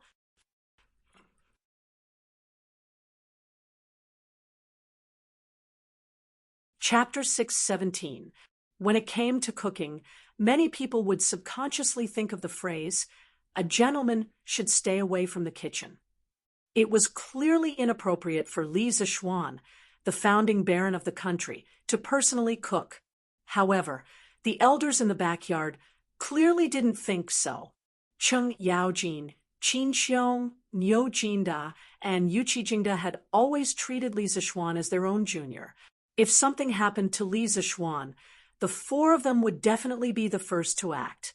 As for Li Zixuan, because of Han Tianhu's Han family, he was considered relatives of Li Zixuan. Needless to say, Li Zixuan himself also wanted to try the dishes personally cooked by Li Zixuan. After all, in the entire Tang Dynasty, who didn't know that Li Zixuan was the best at eating? Therefore, Li Zixuan was unquestionably sent to cook for these elders and big shots to go with the wine. As the emperor, if he wanted to eat lunch at the Qin residence, Li Zixuan obviously wouldn't be the only one busy. When Madame Qin, who was chatting with Han Yushi in the backyard, heard that Li Zixuan was going to eat at the Qin residence, she quickly ordered the servants to prepare the ingredients. Then, she personally went to the kitchen. Han Yushi followed behind her. "Xiaoxian, why are you here? Why aren't you in the front room with His Majesty? They all say that a gentleman should stay away from the kitchen. Why are you, a man, in the kitchen? Go out and let Auntie." Madame Qin originally planned to personally cook lunch. After all, it was for the emperor. However, she couldn't be careless. If the servants didn't pay attention or had any evil intentions, and something happened to Li Zixuan while he was eating at the Qin residence, then the hundreds of people in the Qin residence would be finished. After entering the kitchen, Madame Qin saw Li Zixuan cutting the pork and couldn't help but reprimand him. Han Yushi, who was following behind, also couldn't help but open her mouth in shock when she saw this scene. When Li Zixuan heard this, he smiled as he cut the pork. What gentleman should stay away from the kitchen? That was just a bunch of hypocrites who pretended to be righteous and hypocritical to cover up their hypocrisy. Today, Uncle Chin has just recovered from a serious illness, and this little one's cooking skills are just right. I'll conveniently make a few side dishes for Uncle Chin, the elders, and His Majesty to show my sincerity. What's wrong with that? Mencius had a famous saying, "A gentleman is like a beast. Seeing it alive, he cannot bear to see it dead. Hearing its voice, he cannot bear to eat its flesh. Therefore, a gentleman stays away from the kitchen." In the traditional etiquette system, it was simply established as a code of conduct. A gentleman should stay away from the kitchen. If there is blood and qi, he should not be humiliated. Li Zishuan felt that the person who said this was simply asking for trouble. Since you can't bear to kill, then don't eat meat. Not only did he have to satisfy his desire for good food, but he also couldn't bear to see the pain of animals dying. He had to stay away from the scene of the killing so that he could eat with a clear conscience. If this wasn't hypocrisy, then what was? Therefore, when he heard Mrs. Chin say that a gentleman stays away from the kitchen, Li Zishuan thought that it was just a bunch of hypocrites who pretended to be righteous and hypocritical to cover up their hypocrisy. Mrs. Chin saw this and anxiously said, "That's all nonsense. No matter what you say, Auntie has never seen a man personally cook in the kitchen. Xiao Xian, hurry up and come out." Li Zishuan saw that he couldn't persuade Mrs. Chin and felt helpless. He could only bring out the flag and say, "Auntie, this is what His Majesty asked me to do. I have no choice." "What? His Majesty asked you to do it?" Mrs. Chin frowned when she heard this and didn't try to persuade him anymore. She thought for a while and said, Then, Auntie will help you." "Husband, I'll help you too." Li Zishuan knew that if he still didn't agree, Mrs. Chin would probably go to the backyard to talk to Li Er personally. Therefore, he nodded and said, "Then I'll have to trouble Auntie and wife." "Hey, you child, why are you being so polite with Auntie? Besides, this is what Auntie should do." Mrs. Chin laughed and went into the kitchen. She began to instruct the maids to help Li Zishuan wash the vegetables. Han Yushi walked to Li Zishuan's side and said softly, "Husband, what are you going to cook? Can I help you?" Li Zishuan smiled and said softly, "I'm going to cook a few new dishes. Vinegar radish skin, big bowl of steamed pork, steamed chicken, fried fish pieces, and fried chicken cubes. Wife, you can just watch from the side and cook for me in the future. How about?" Han Yushi carefully memorized the names of these dishes and said, "Okay, that's good. I'll learn seriously."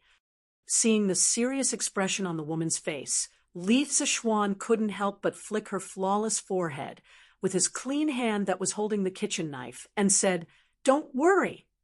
Why are you so serious? If you can't learn it today, I'll teach you in the future."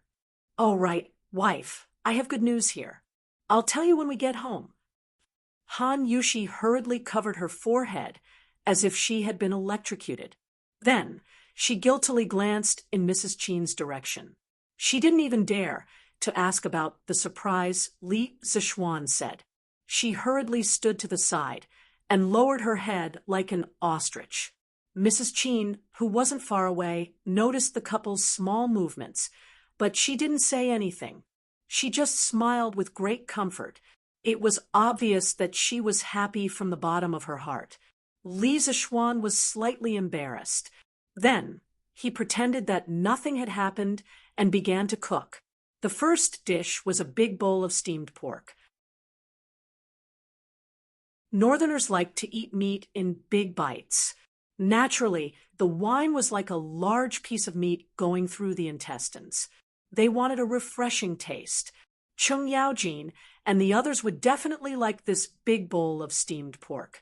First, cut the streaky pork into pieces, blanch them in boiling water, soak them in wine, and then deep fry them. Finally, add some preserved vegetables. These vegetables are produced in the Guangdong area. During the Tang Dynasty, There were a lot of them in Lingnan as the base. Steam them for half an hour, and the bright red and tender steamed pork in a big bowl will be ready to be served.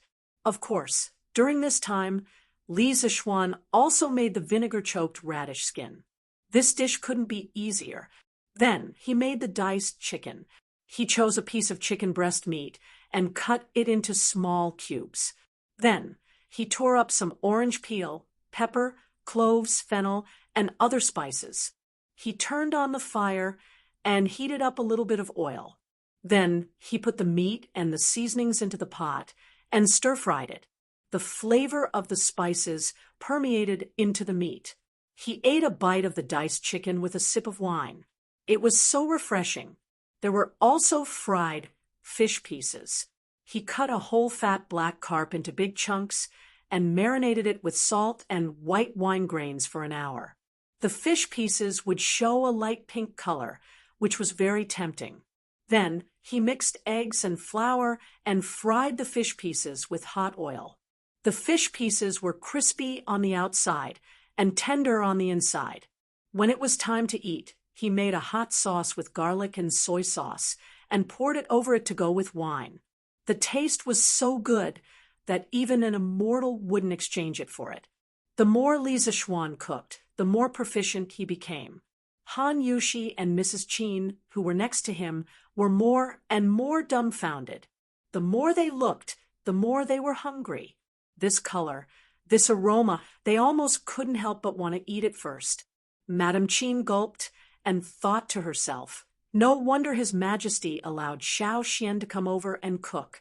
Sigh, I don't know where this child learned to cook these dishes, but they're even more delicious than mine, someone who's been cooking for decades.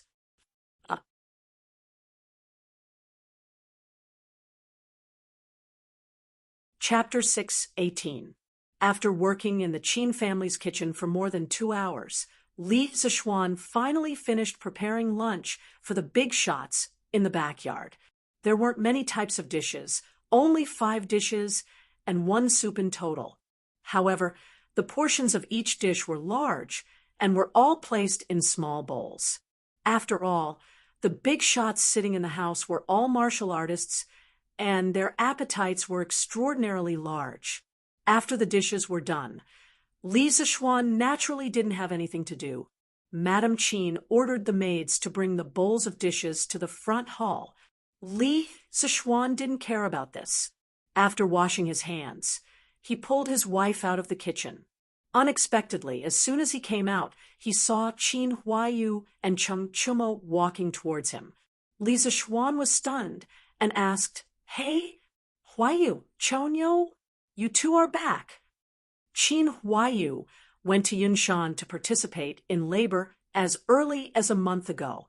Cheng Chumo liked to slack off, and it had only been half a month since he went to Yunshan.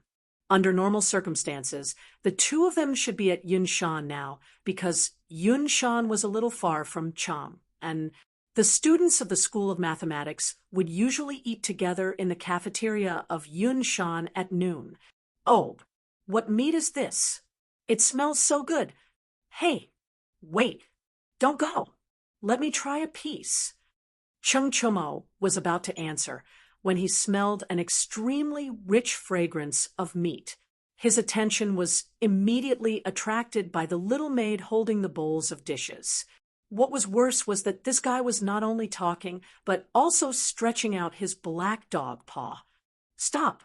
Madame Qin, who was standing behind him, quickly caught up to him and scolded, "Ugly bull, stop fooling around." This food was prepared for His Majesty. If you really want to eat, then go wash your hands and eat at the table. What are you doing now? Cheng Chumo immediately stopped. He widened his eyes and said, "Huh? Is Her Majesty here too?" He had just brought Qin Huayu home. After learning that Qin Xiong had recovered from his old injuries and had unexpectedly broken through to the next realm, and that Cheng Chumo was freeloading at the Qin family today, Cheng Chumo rolled his eyes and followed Qin Huayu over. However, he only came over to freeload a meal. He really didn't know that Li Er was here. If he had known earlier, he definitely wouldn't have come.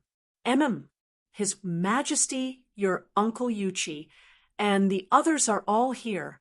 Since you're here, Choaks, go wash your hands and accompany them to drink later." After saying that, Madame Chin led the maids into the room, leaving behind a dumbfounded Chung Chumo. "Huh, who told you to be so smug?" Li Zixuan stepped forward and teased Chung Chumo. Then he looked at Qin Huayu and asked, "Huayu, how are things at Cloud Mountain?" Qin Huayu said, "The construction of the academy has been completed. All that's left are some non-urgent buildings." The students of the School of Mathematics have all returned home today to prepare for the entrance exam. Everything was completed just like that. Li Zixuan was shocked when he heard that. He said in surprise, "That's fast." Then, "Huayu, you guys have worked hard." At this moment, he just remembered that the entrance exam of Yanhuang College was about to begin, and he hadn't even started writing the exam papers. It seemed like he couldn't wander around anymore. Of course, we've worked hard. Xiao Xian, you have to compensate us well." Chung Chumo laughed shamelessly. Li Zixuan said in annoyance, "Compensate? Isn't this lunch compensation for you? Choaks, you can't eat these dishes anywhere else even if you want to." What meat is this? Why is it so fragrant? Old Chung, want to try it and see what it tastes like?" After the dishes were served, Chung Chumo couldn't help but salivate when he smelled the fragrance of the meat with preserved vegetables. He was eager to try it. Cough, cough. Qin Xiong coughed heavily and signaled Chung Chumo to notice that Li Er was still at the table. Chung Chumo came back to his senses and blushed. He put down his chopsticks and said awkwardly, "Cough, cough. Your Majesty, please try this first." Li Er smiled and said, "What? We haven't eaten together for so long, and now we're becoming distant?" Thinking back to when Jijia was at the table, he didn't give in no matter who the other party was. Chung Chumo touched his nose and didn't say anything, but he thought to himself, "You were still the king of Qin, and we were all good brothers. Now that you're the emperor, how can I, old Chung, not be more careful?" Jijia, are you trying to say that today is different from the past? I'm already the emperor of a country, and you can't laugh and scold me like before? Also, Shu Bao, pharmacist, Jinda, do you all think the same? What kind of person was Li Er? How could he not guess what Chung Yaojin was thinking? He glanced at the people in the room and said with a meaningful smile. Chung Chumo hurriedly cupped his fists and said, "This official doesn't dare." Qin Xiong and the others also bowed slightly and said, "This official doesn't dare." "Don't dare?" Li Er's mood suddenly became agitated. He stood up straight and looked at everyone at the table. He said with a face full of resentment, "You all just don't dare? This means that you all really thought so in your hearts. To put it bluntly, you all are afraid. You all are afraid that I will punish you because of your words and actions. You all are afraid that I will be the emperor now, and my temperament will change greatly compared to before. You all are afraid that I will be like Liu Bang, who just ascended the throne and then killed a meritorious official. You all are afraid, aren't you?" At the end of his words, Li Er was almost shouting. The atmosphere in the room suddenly became heavy. Everyone lowered their heads and didn't say a word. They didn't even dare to breathe loudly. Chung Chumo was even grumbling in his heart about why he came to freeload today. In the end, he didn't even freeload the meal, but first freeload the tigers, but he was really unlucky. Seeing that no one responded, Li Er was even more depressed. He continued, "Today, I will tell you clearly, although I am the emperor, Shu Bao Jijia, and the rest of you have been with me through life and death on the battlefield, I will always treat you as my brothers. Today, I swear to the heavens that in my lifetime, I will never be like Liu Bang, and you will never be like Han Exan. Liu Bang was already more than 50 years old when he became the emperor. In his later years, he became increasingly suspicious of the meritorious officials who fought with him, especially those with different surnames. In the end, Zhang Tu, Zhang Ao, Han Wang Xian, Peng Yu, Han Xian, Ingbu, and the others were killed one after another. Ingbu even rebelled. Liu Bang personally led an army when he was ill and defeated him. After that, the country was handed over to the descendants of the Liu family. Not only that, but he also became suspicious of Xiao He. He forced him to think of ways to tarnish his reputation to arouse Emperor Yi's suspicion. In the end, he almost died. At this time, after Li Er finished speaking, he slammed the wine bowl heavily and said heroically, "Serve the wine." Li Zishuan, Qin Huaiyu, and Cheng Chumo looked at each other and went to serve the wine obediently. After all, they were the only ones in the room who could be ordered.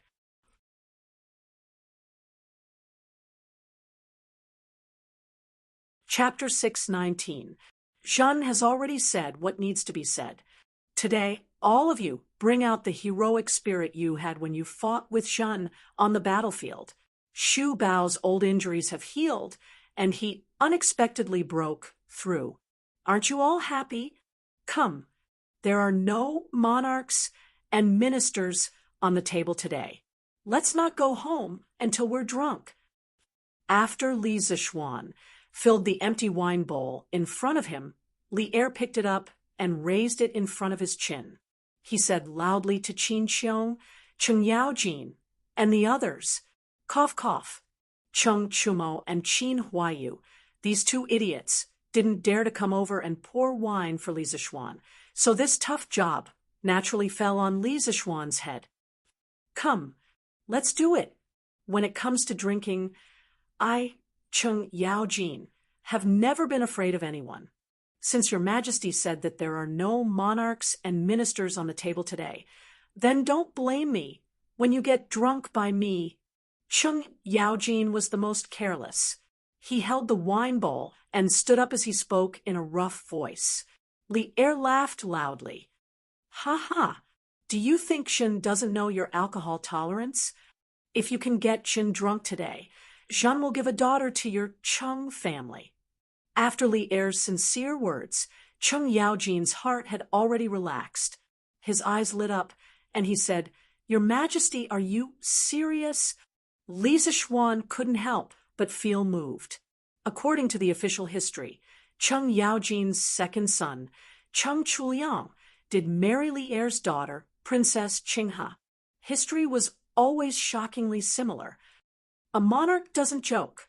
Although Li Er's body didn't look as sturdy as Cheng Yaojin's, he still had some skills in alcohol tolerance.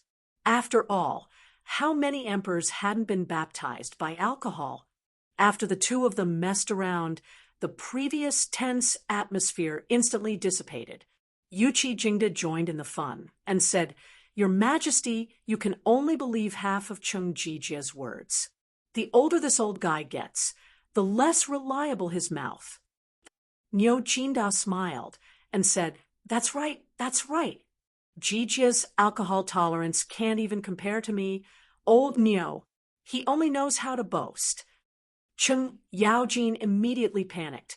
He glared at Zhao Yu and said, "Hey, I say, the two of you are starting to collude, right? Come, come, come. Watch me, old Cheng, beat the both of you up. I'll drink first to show my respect." After saying that, he picked up the wine bowl and was about to drink it all.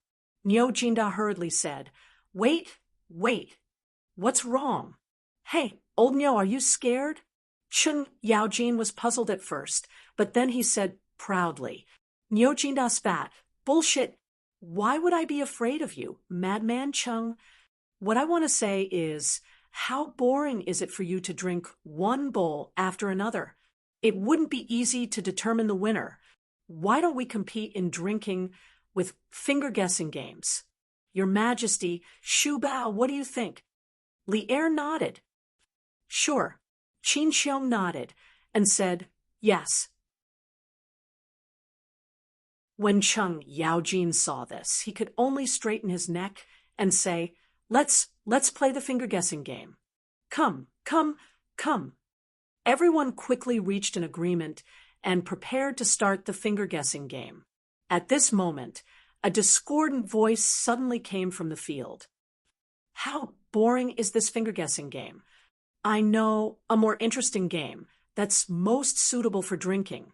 Everyone looked towards the source of the voice and saw that it was Cheng Chumo, who was eagerly making the suggestion. Go, go, go! We are drinking. You little brat, take 2 pieces of meat and scram to the side to eat. Cheng Yaojin didn't waste any time. He came up and slapped Cheng Chumo twice on the back of his head.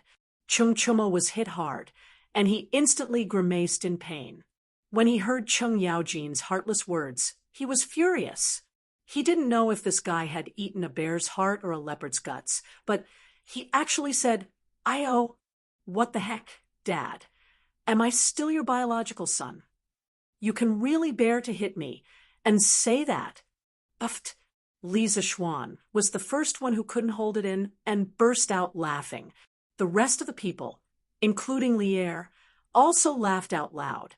Cheng Yaojin's face darkened, and he was about to hit again when Li Er hurriedly stopped him. All right, Jijia, stop hitting. Let Chonyo speak. Who knows, this kid might really have some good ideas. Only then did Cheng Yaojin stop. However, he still glared fiercely at Cheng Chumo and said, Speak. You little rascal, if you can't say anything, I'll break your legs when we get back.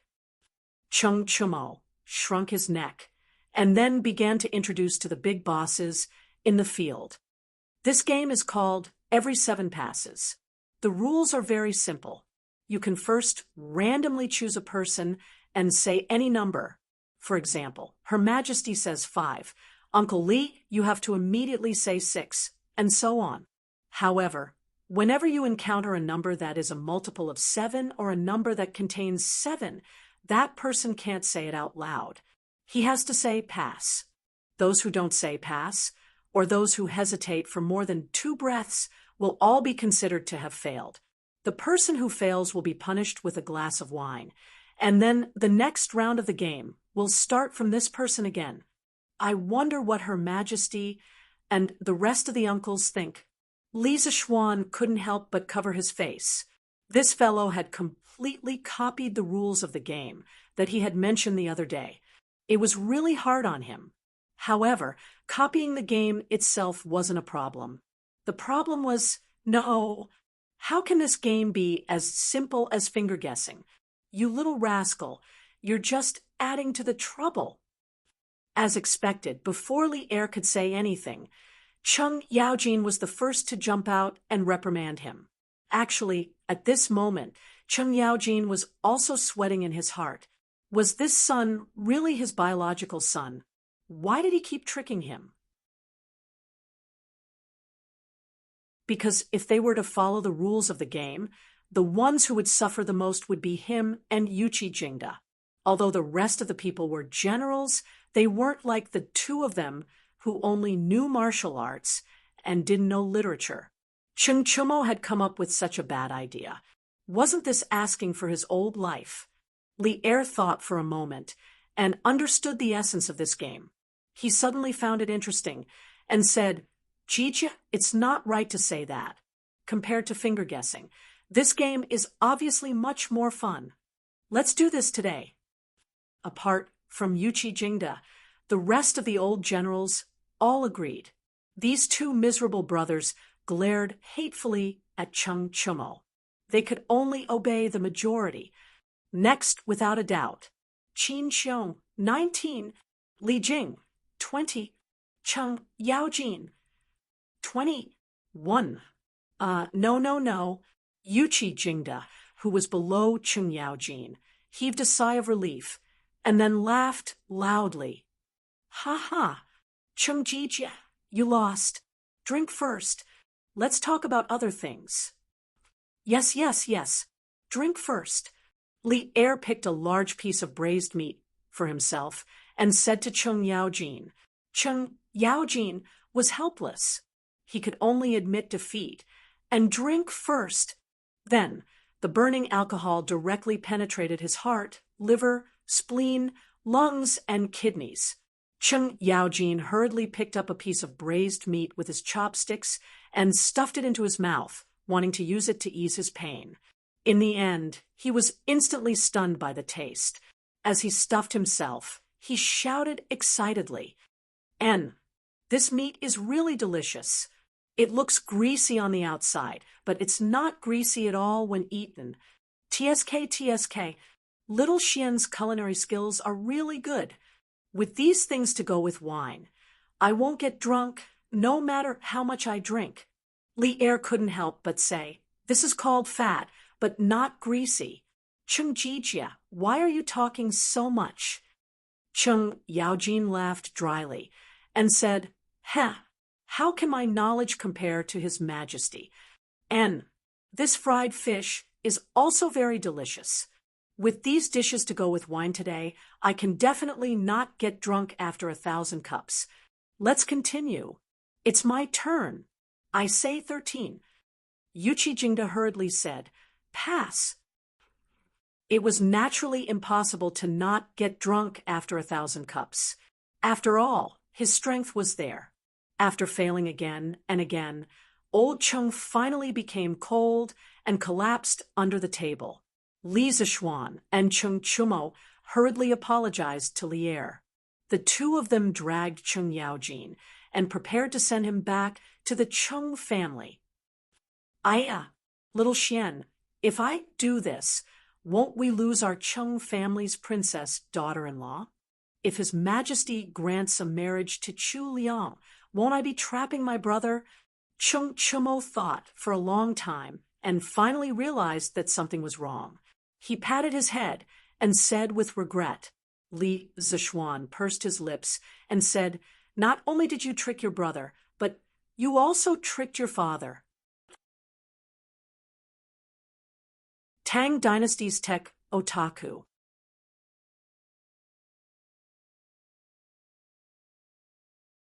Chapter 620. Oh, right, husband. When we were at the Qin Manor, you once said that you wanted to give me a surprise. Can you tell me now? After carrying Cheng Yaojin into the Cheng Manor's carriage, Li Zishuan directly brought his wife home. In the study, Li Zishuan was thinking about the students' entrance exam papers when he heard Han Yushi's gentle and slightly expectant voice. Li Zishuan put away his thoughts, turned his head, and pretended to say, "Yes, that seems to be the case. But as for what the surprise is, I also forgot." Husband, when Han Yushi heard that, she glared at Li Zishuan and said, Wife, do you really want to know what the surprise is?" Li Zishuan pulled Han Yushi to his side and asked with a smile, "Didn't you forget, husband? Even if I want to know, what's the use?" Han Yushi pouted and turned her head to the side. The summer breeze blew in through the window and happened to blow a strand of hair by her ear to Li Zishuan's nose. Smelling the fragrance of the hair, Li Zishuan felt a little itchy. He turned Han Yushi's body around and pretended to be serious. "Although I've forgotten, there's a way for me to remember it immediately. Yes, come. Wife, you just need to use your lips to leave a mark of love on it. After I feel your love, I will have a flash of inspiration, and I will be able to remember everything." As Li Zishuan spoke, he pointed to the right side of his face. However, this fellow's expression was not vulgar at all. Instead, he looked bright and upright. However, how could Han Yushi, who had been with Li Zishuan for so long, not know that this was Li Zishuan's little trick? She twisted her body and rolled her eyes at Li Zishuan. "Humph! Husband can even lie with his eyes open now. I don't believe it. Hey, you little girl." Li Zixuan's lie was exposed, so he angrily scratched Han Yushi's nose. Then he walked to the side of the bed, put his hands behind his head, and lay down. He said shamelessly, "Sai, regardless of whether you believe it or not, your husband has intermittent amnesia. If you don't give me a kiss today, your husband's amnesia won't be cured. Naturally, you won't know what the surprise is." Han Yushi was furious. She walked over and pinched Li Zixuan's arm. "Husband, you're cheating. Shameless? Did I? I'm just telling the truth. How am I cheating?" "Humph. If that's the case, then forget it. I don't want to know what the surprise is now." Han Yushi got up and stomped her feet. She turned around and was about to leave. She loved Li Zixuan, but she didn't want Li Zixuan to succeed so easily. Moreover, it was still daytime. As soon as she turned around, Li Zixuan's slightly bewitching voice came from behind. I suddenly remembered something. It seems that this surprise is very, very important to you. Do you really not want to know?" Han Yushi stopped in her tracks and said hesitantly, "I don't want to know. I'll know when I feel that it's time." "But this surprise is related to your future life. Really will not want to do. Really?" This fellow said it so clearly. He had completely revealed his true colors. Han Yushi looked conflicted.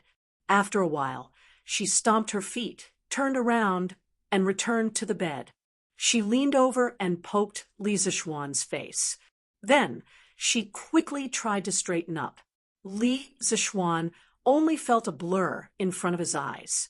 Then a fragrant wind seeped into his nostrils. Then he felt something soft, warm, and water-like on his face. This beautiful feeling disappeared in a flash. Seeing that Han Yushi was about to get up, he quickly reached out and pulled her into his arms. "Ah!" Han Yushi exclaimed. She wanted to break free, but she realized that it was all in vain. She couldn't help but be anxious and angry.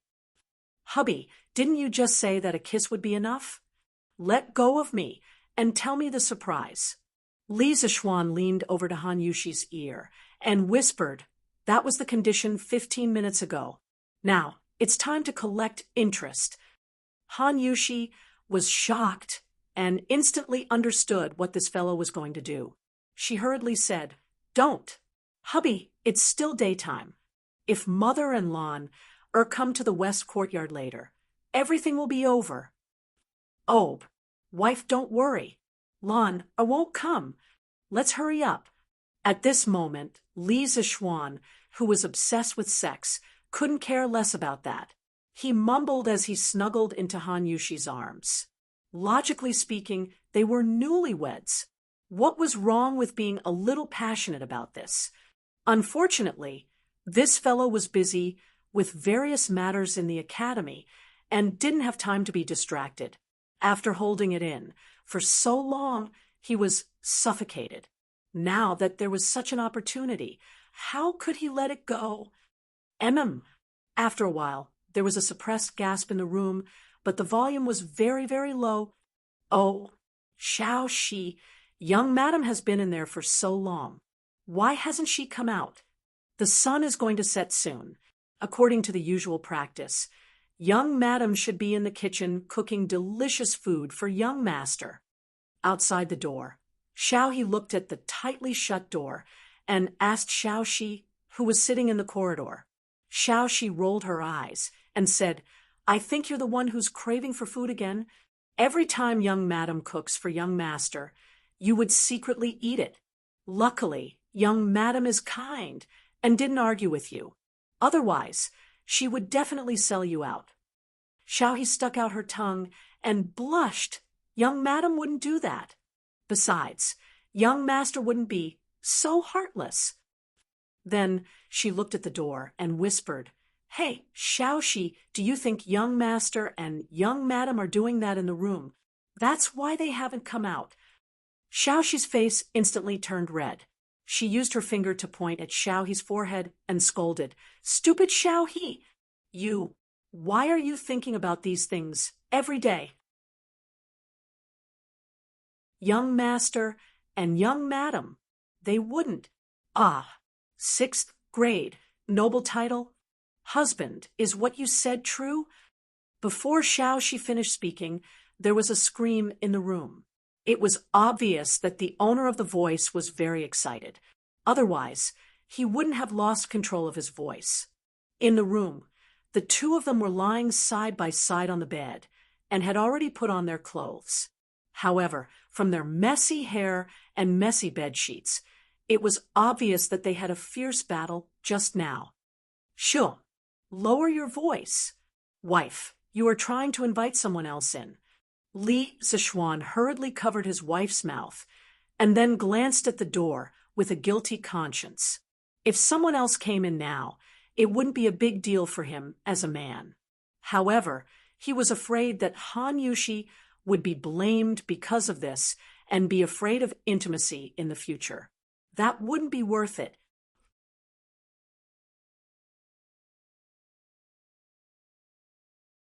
Chapter 6:21. Inside the house, Han Yushi motioned for Li Zishuan to let go of her hand. Then, she took a deep breath. Although she looked excited, she tried her best to lower her voice and said, "Husband, I haven't even seen His Majesty today. Why would he give me the title of nobility?" Li Zishuan smiled and said, "What's so strange about that? Although you haven't seen His Majesty, you have trained your husband well and cultivated such an outstanding talent, like me. Of course, His Majesty will reward you." Li Zishuan shamelessly praised himself as he combed Han Yushi's long hair. In his previous life, he liked girls with long black hair very much. However, many modern girls found it too troublesome to take care of long hair. It was too hot in the summer and too cold in the winter when they washed their hair, so they usually couldn't keep it. Now that he was back in ancient times, he could finally fulfill this small wish of his.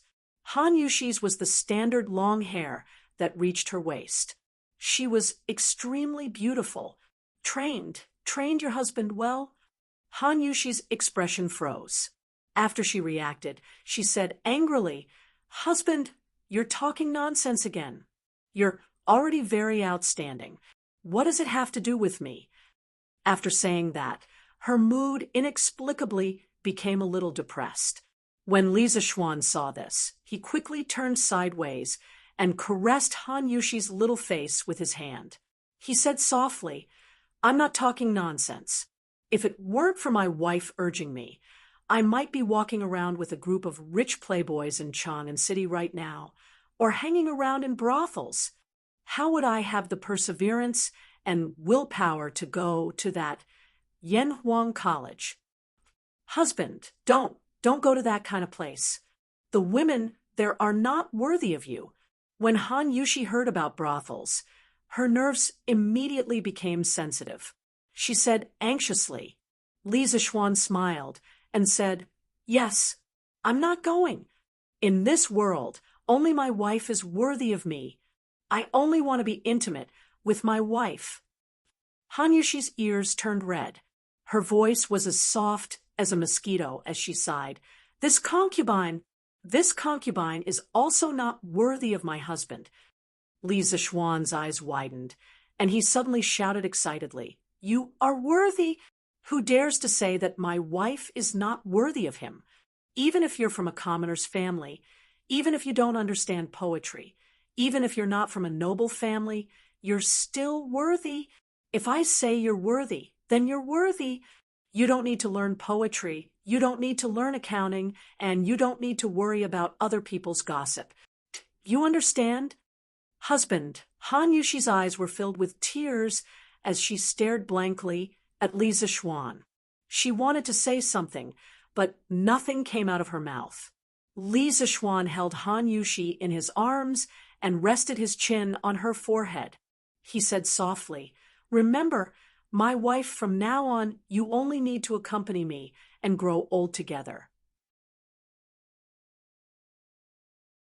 I will help you solve other things. If others feel that your status is low and you're not worthy of me, then I will find an official position for you. Let's see who dares to gossip behind my back in the future. Wife, it's fine if you don't know how to do accounting and manage the family. I will earn mountains of gold and silver for you. Even if our children and grandchildren are all prodigals, they will never be able to squander the family fortune. Wife, it's even more fine if you don't know poetry. When you want to write poems, tell me, and I will write them for you. You can write whatever you want. Actually, our life doesn't need to be so complicated. I love you, you love me. It's that simple. We will love simply in the future and live together simply, okay? Wav. These ordinary and touching words of love, which seemed to be a reprimand on the surface, but were actually full of concern, made Han Yushi unable to hold it in anymore.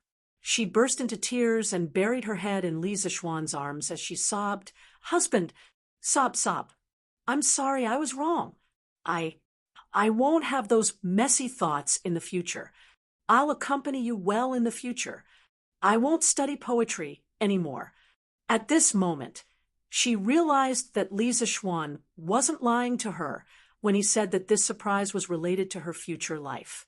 In the past, in order to make herself worthy of Li Zixuan, she had been working hard to learn this and that.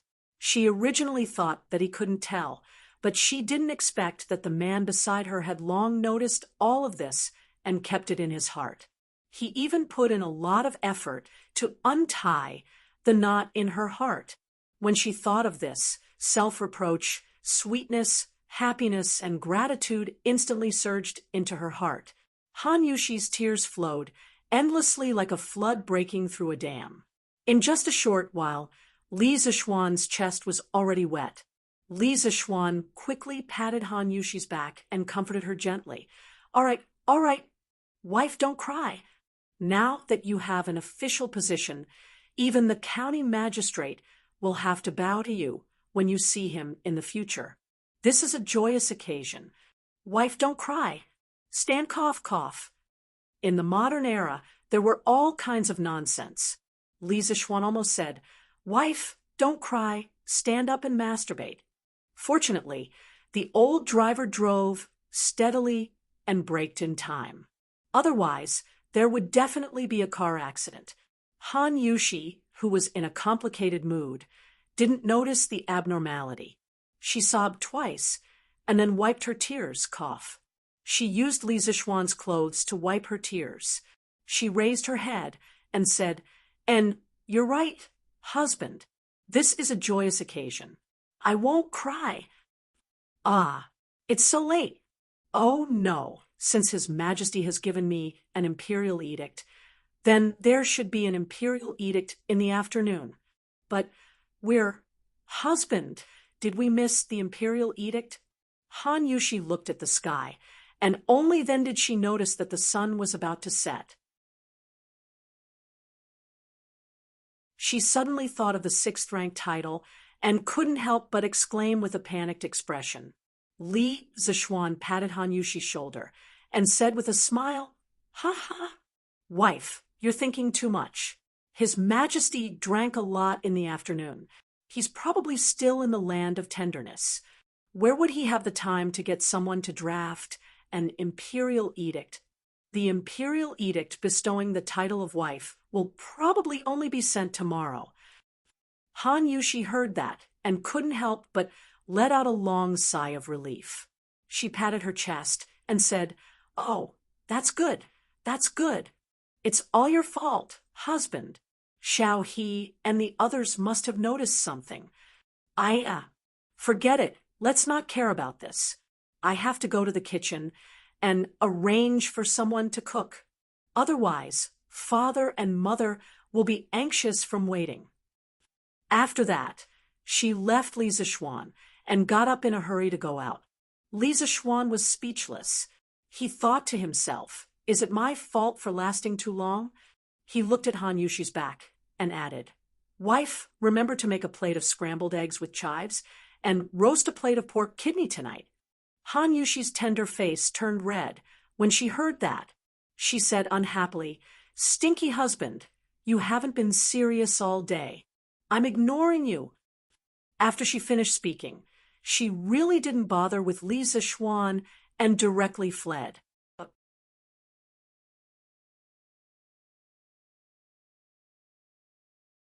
Chapter 622. The next day, Li Zixuan slept in, which was rare. On one hand, it was because he had been in seclusion for the past month to compile teaching materials. He would work overtime every night, which exhausted a lot of his physical and mental strength.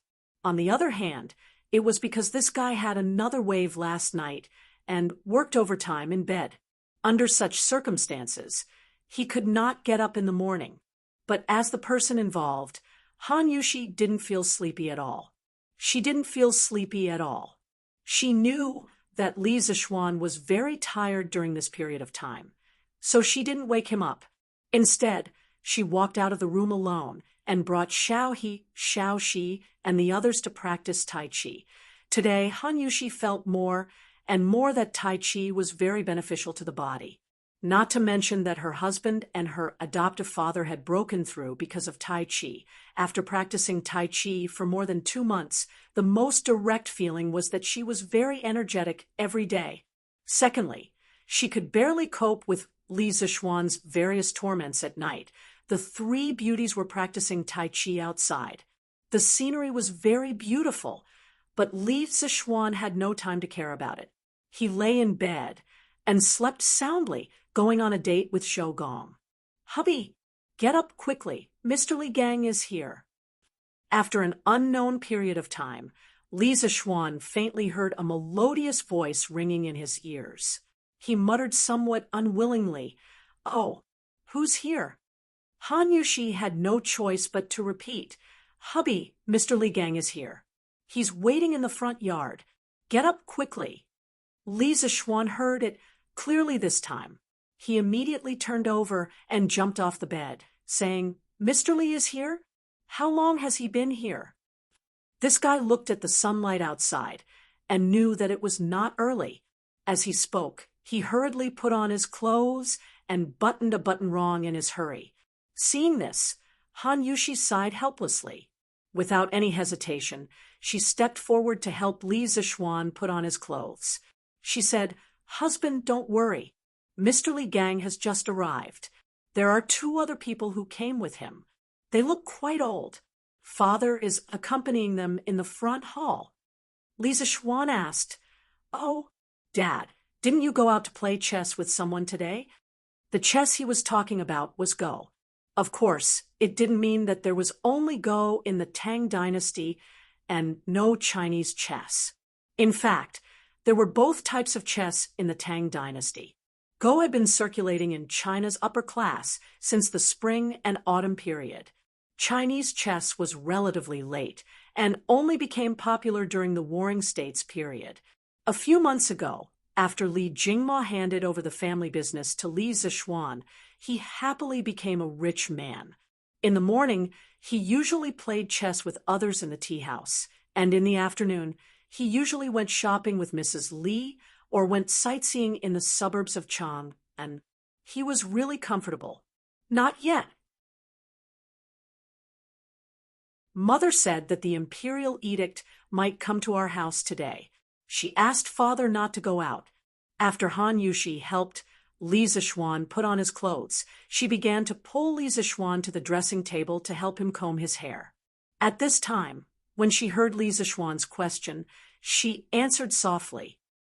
"Oh," Li Zixuan responded. Then he complained in his heart, "I don't know if old Li has recovered today after drinking so much yesterday. He's not like me, who can sleep in the morning." Li Er, who had dark circles under his eyes and was in low spirits, yawned inexplicably on the dragon throne. Wei Zheng, who was standing below, couldn't help but frown. "Mr. Li, you're here. We're honored by your presence. Please forgive us for not going out to meet you." After washing up, Li Zixuan came to the main hall in the front yard. When he saw Li Gang and two unfamiliar old men, he quickly went forward and greeted them politely. Li Gang didn't buy it. He pointed at Li Zixuan and scolded, "What do you mean by not going out to meet you? I think you just woke up, right?" He had been with Li Zixuan for so long and had long regarded Li Zixuan as his own junior. When he saw this situation, he couldn't help but say a few more words. "Cough, cough." Li Zixuan blushed and said, awkwardly, "Well, I've been too tired to compile teaching materials for the academy recently, so I woke up a little late today. I didn't expect Mr. Li to come in person. Otherwise, I wouldn't have woken up so late."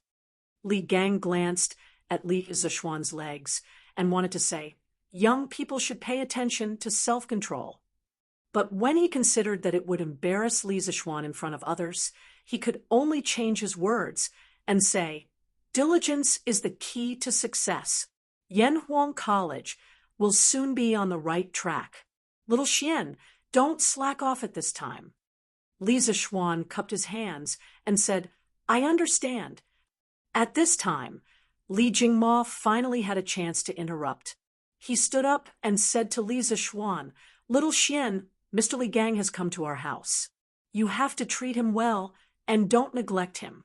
Father will go and order people to prepare lunch. You stay here and accompany these gentlemen." The people who came today were all influential figures. He felt like he was sitting on pins and needles. When Li Gang reprimanded his son, he could only listen. He couldn't say that Li Gang's reprimand was wrong. After all, Li Gang's name was so famous. Li Zixuan knew that his father wanted to sneak away, but he didn't expose him. He replied, "Father, go do what you need to do. I'll stay here." Li Jingma nodded and cupped his hands to everyone. Then he hurried out. "Ha, this kid is in a high position, but he can still accept criticism. His temperament is not bad." After Li Gang left, an old man with half-white hair sitting on Li Gang's right stroked his beard and laughed. "Sir, you flatter me." Although Li Zixuan didn't know who this person was, he still cupped his hands and thanked him. This was because he understood that the person who was brought here by Li Gang must have an extraordinary identity and ability. Li Gang pointed at the old man and introduced him to Li Zixuan. "Little Xian, let me introduce you. This is Dragon Gate's Wang Ji, Wang Wugong. People call him Dong Gaozi. You must have read his biography of Mr. Wudo, right? Mr. Wang is a true literary figure. This old man spent a lot of effort to invite him over. You mustn't neglect him." Li Zixuan was confused. Wang Wugong, Dong Gaozi, biography of Mr. Wudo. He had never heard of any of these before. He was a complete engineering guy in his previous life. If you were talking about awesome people like Li Bai, Du Fu, Bai Juyi, he would definitely know them. However, he had never heard of Wang Ji. But it didn't matter, because this guy knew how to act. "Ah, so it's you, Mr. Wang. I'm sorry for the disrespect. After I read your biography of Mr. Wudo, I admired your noble character very much. I'm really lucky to be able to see you in person today." Li Zixuan silently gave Li Gang 32 likes. Old Li was really a good friend. He even mentioned Wang Ji's representative work. This teammate was really 66666.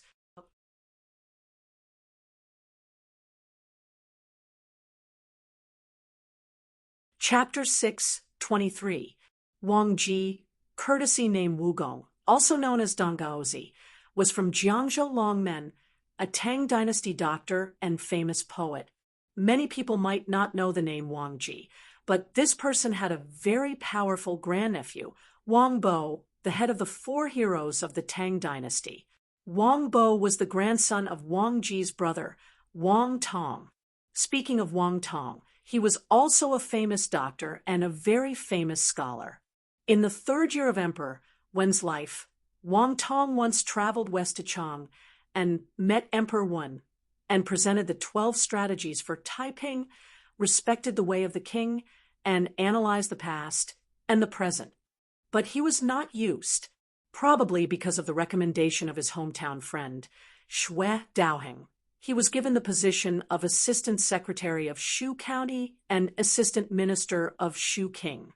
But Wang Tong was not satisfied, so he resigned and became a private educator in his hometown. Later on, he devoted himself to the study of Confucius's 6 classics. It is said that he once studied under Li Yu of the Eastern Sea, studied poetry under Xia Jian of the Huiji, and inquired about etiquette under Guan Ziming of the River East. After studying, Wang Tong felt that he had learned something, so he imitated Confucius and wrote Wang's 6 classics, or continued 6 classics. He began to gather disciples and give lectures at Bainyoshi in his hometown. The number of disciples is often in the hundreds. Only Hunan Dongheng, Nanyang Chengyuan, Zhongshan Jiaqiong, Hadong Shueshou, Taishan Yaoyi, Taiyuan Wenyanba, Jingzhou Dian, and a dozen others are outstanding.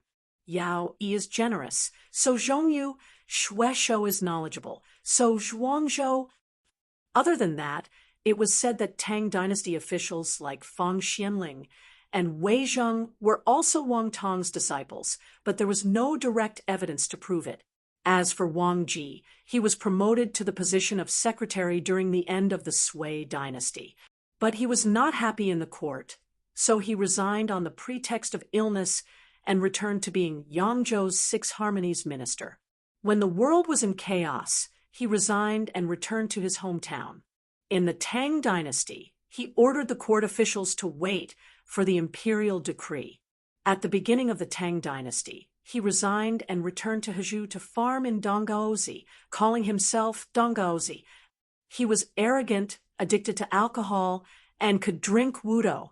He wrote biography of Mr. Wudo, Wine Classic, Wine, and Zhuang. In history, this person's literary achievements were quite high. Later generations evaluated him as follows. His poetry is close but not shallow. His quality is not ordinary. He is frank and unrestrained. He is open-minded and lofty. He chases after the high winds of Wei and Jin. The body of laws originated from the 6 dynasties and took shape between the Sui and Tang dynasties. Wang Ji was depressed all his life. During the Sui and Tang dynasties, he was an official and retired 3 times. His heart was set on an official career, but he knew that it would be difficult for him to achieve great things. Therefore, he retired to the mountains and the countryside, entertaining himself with music, wine, and poetry. After he abandoned his official position and lived in seclusion in his hometown, Donghao village, he indulged himself in alcohol and indulged himself. His thinking was deeply influenced by Taoism. Most of his poems were based on the love of wine, praising Ji Kong and Wanji, and praising Tao Yuanming with the content of the idyllic and leisurely life. Later generations compiled it into the collection of Dong Gaozi. At this time, in the main hall, Wang Ji heard Li Zishuan's sincere praise, and a smile appeared on his old face. He said humbly, "Ha, you really know how to talk, but I'm just a country bumpkin. I don't deserve your praise. I heard that you've set up an academy. I'd like to see it for myself." Actually, Wang Ji couldn't be blamed for not being able to see that Li Zishuan was acting. It was just that Li Zishuan's acting was too realistic. The admiration and praise on his face were just right. If it was more, it would appear hypocritical, and if it was less, it would appear insincere. If he was in modern times, he could be an Oscar winner. Li Zishuan smiled and said, "Since ancient times, learning has always been the most important thing in every dynasty.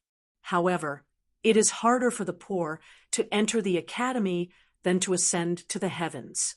Therefore, I founded Yanhuang Academy to establish my heart for the world and life for the people. I want everyone who is interested in learning to be able to learn useful things. Good. What a good heart for the world. What a good life for the people. The Li family's boy is really bold. When Wang Ji heard these two sentences, he couldn't help but slap the table and praise. He laughed and said, just based on these two sentences, I'll drink to the heavens. After saying that, he picked up the teacup beside him and tilted his head back to pour it into his mouth. As a result, bah, it's actually tea. You're not honest. Why didn't you serve me wine? When I came here, Wang Ji complained as he spat out the sour, sweet, bitter, spicy, and salty tea in his mouth. Li Zishuan blushed with shame. He hurriedly asked someone to bring the iced wine from home and said, cough, cough.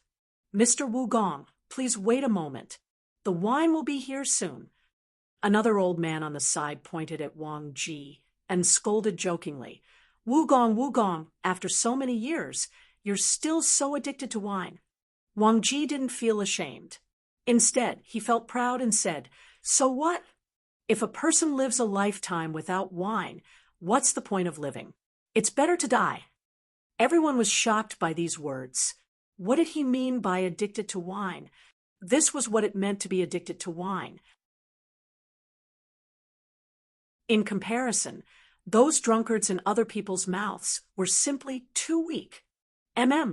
Fragrant. So fragrant. At this moment, a maid from the Li residence brought in a pot of wine. The spout of the wine pot was emitting cold air, and at the same time, it also brought out bursts of wine fragrance.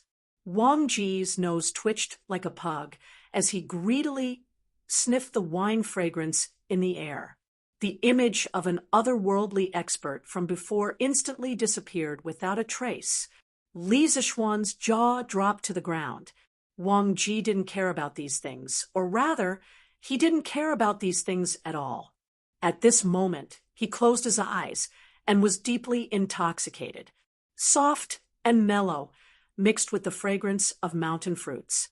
The ratio of each is just right.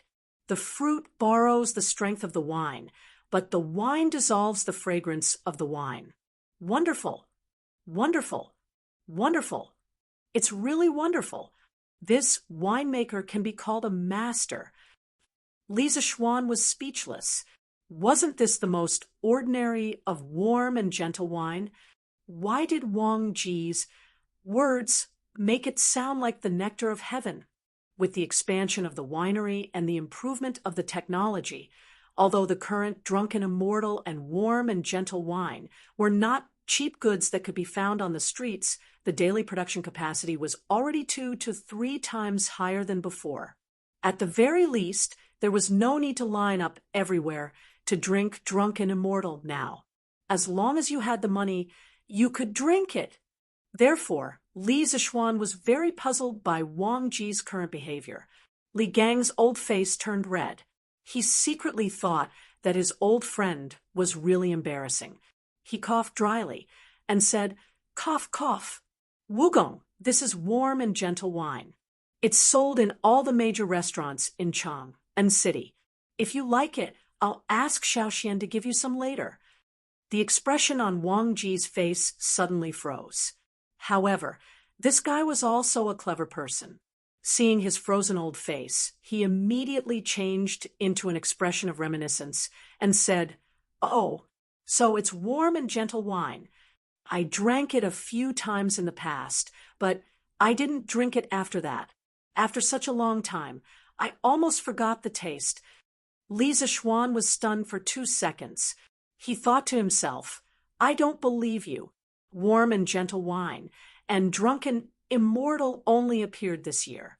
You still have the nerve to say that you haven't drunk it for so long and have forgotten the taste?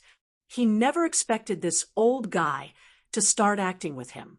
Life is really like a play, and it all depends on acting.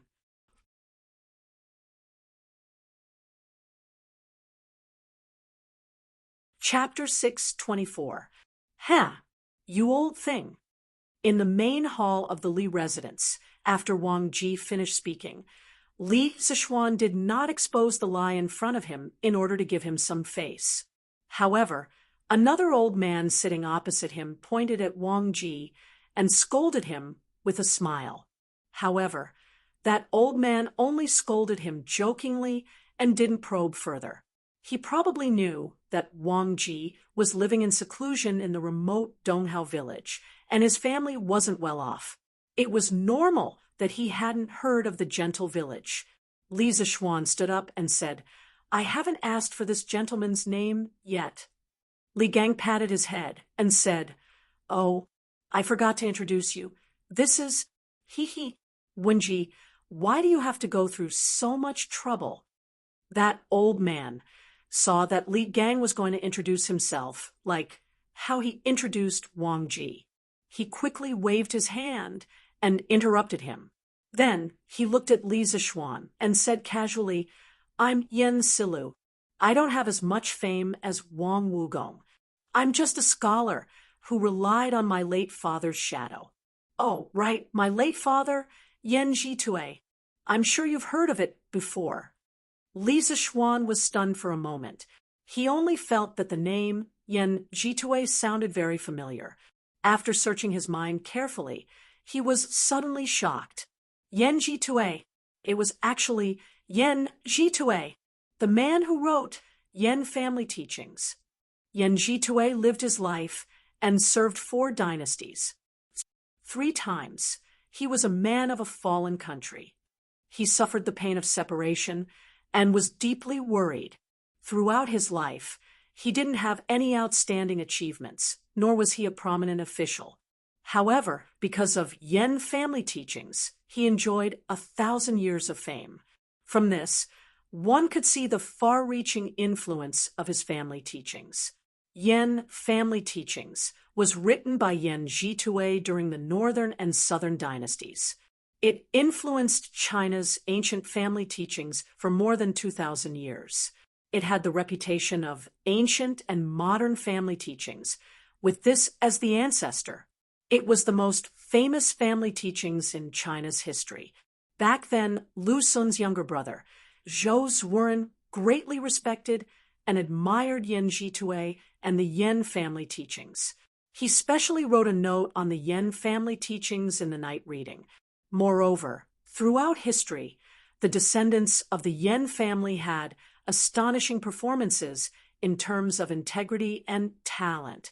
Just in the Tang Dynasty alone, people like Yen Shirgu, Yen Silu's eldest son, who annotated the Book of Han, Yen Jinqing, whose calligraphy was a model for the world, and Yen Gaoqing, whose awe-inspiring integrity shook the world for thousands of years, and Yen Gaoqing, who died for the country, and so on, all gave people an extraordinary and deep impression of the Yen family and also proved the effectiveness of the family teachings set by their ancestors.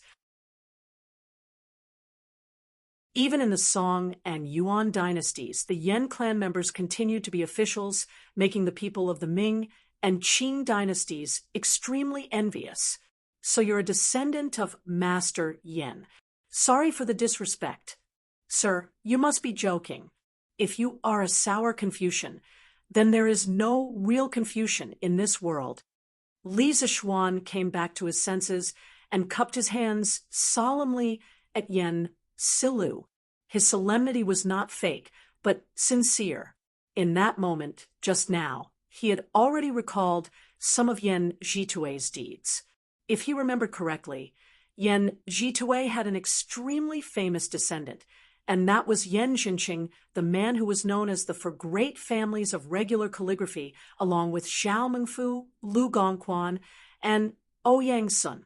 Later generations said that Yen Jinqing's status in the history of calligraphy in China was very high. Other than Wang Shiji, no one could be compared to him, since Yen Jinqing was a descendant of Yen Jitue. Then wasn't he also a descendant of Yen Silu in front of him? Yen Jinqing was Yen Silu's 6th grandson. Phew, you changed your mind so quickly. You were just praising this old man. Now you're praising this sour old man." Wang Ji, who was drinking at the side, couldn't help but say sourly when he saw Li Zishuan's appearance. Li Zishuan couldn't help but sweat. "What do you mean by changing my mind so quickly? You're not a F** King Beauty, so why would I change my mind?" Eating and sitting without manners. Wang Wugong, you really don't act like an elder at all. As soon as Wang Ji finished speaking, Yen Silu beat him to it and mocked him. Li Zishuan could see that these two old men were completely different from the old-fashioned scholars he usually saw. One had a carefree personality, and the other was easygoing and didn't put on airs. No matter what, Li Zishuan felt that it was a pleasant thing to get along with these two old men, so he couldn't help but give Li Gang 32 likes in his heart. Hee. Both of you are people of virtue and prestige. No matter who it is, I have admired you for a long time. There's no need to quarrel over such a small matter." Li Zishuan smiled and tried to smooth things over. Yen Silu's eyes flashed, and he said with a smile, "Li family's boy, don't beat around the bush. Tell me the truth. Do you want to invite the two of us to teach at your college?" Li Zishuan was slightly speechless. He originally planned to chat a bit more, then have a meal and drink together later, and then invite them to join Yanhuang College. After all, in modern times, wasn't this the process of inviting people to do things? He didn't expect Yen Silu to be so direct, but since things had already come to this, he had nothing to hide, so he cupped his hands and said to the two of them, "To be honest, I have the same intention. I hope the two of you can come to Yanhuang College to teach and educate people." Yanhuang College has just been built, and other than Mr. Li Gang, there is no one else of virtue and prestige. If the two of you can join, Yanhuang College will definitely be able to reach a higher level. Among them, Li Zishuan didn't know what other skills Wang Ji had other than writing good essays. However, Yen Silu was different. First, he had scholarly prestige, and second, he had personal cultivation. If he could come to Yanhuang College to help manage the students, Li Zishuan felt that he would be able to save a lot of trouble. As for Wang Ji, Li Zishuan felt that his personality was good, and he was pleasing to the eye. In addition, he was recommended by Li Gang, so Li Zishuan felt that he might as well hire both of them. Wang Ji, who was enjoying the warmth of a woman while listening to the compliments, had no idea that he had become a buy one get one free gift in someone's heart. Hee. I have nothing to do at home. If it weren't for Li Wenji's multiple invitations, I wouldn't have come here today. You are also a famous person in Chang and this year, and I've heard a lot of rumors about you. But today, you said, set your heart for heaven and earth, and set your life for the people, which made me see you and Yanhuang College in a new light. I'm even a little glad that I came here today." Yen Silu shook his head and sighed. Li Zishuan saw this and was delighted. He asked, "So, Mr. Yen, you agree?" "Yes, you, a young man, can set your heart for heaven and earth, and set your life for the people. How can an old man like me, who is about to know his destiny, shrink back?" Yen Silu stroked his beard and nodded with a smile.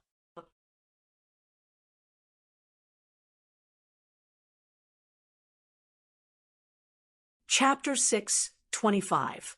Oh, this old man also agreed. "How about it? Kid, don't you feel honored?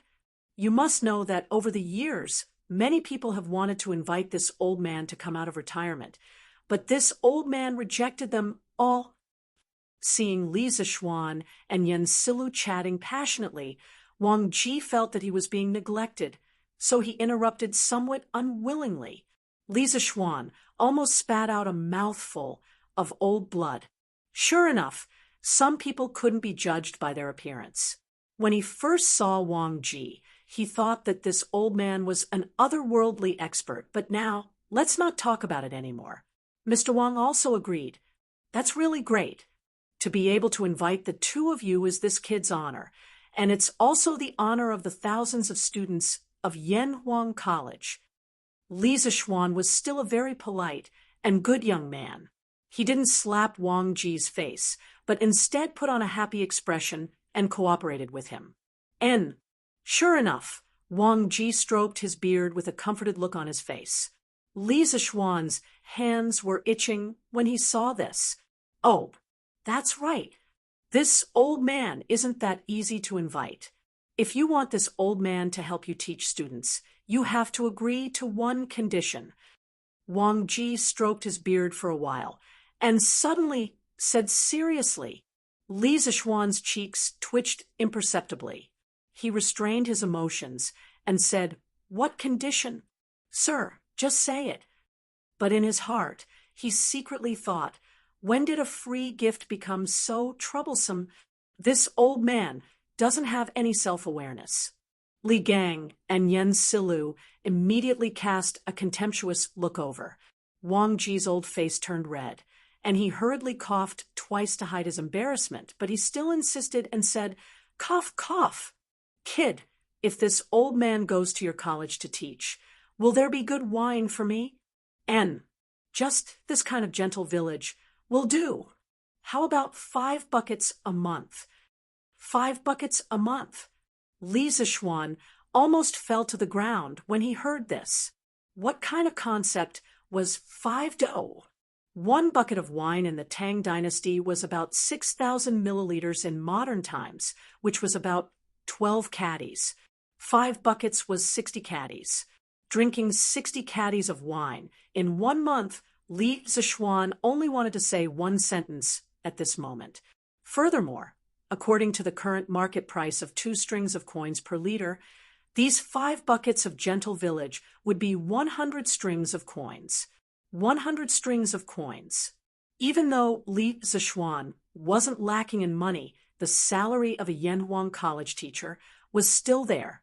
Previously, Yanhuang College's salary was 10 strings of cash per month for teaching assistants, 20 strings of cash per month for lecturers, 50 strings of cash per month for associate professors, and 100 strings of cash per month for professors, and 100 strings of cash per month for professors, and 100 strings of cash per month for Yanhuang College. Wang Wugong, you old man, do you really think you're Mr. Wudo?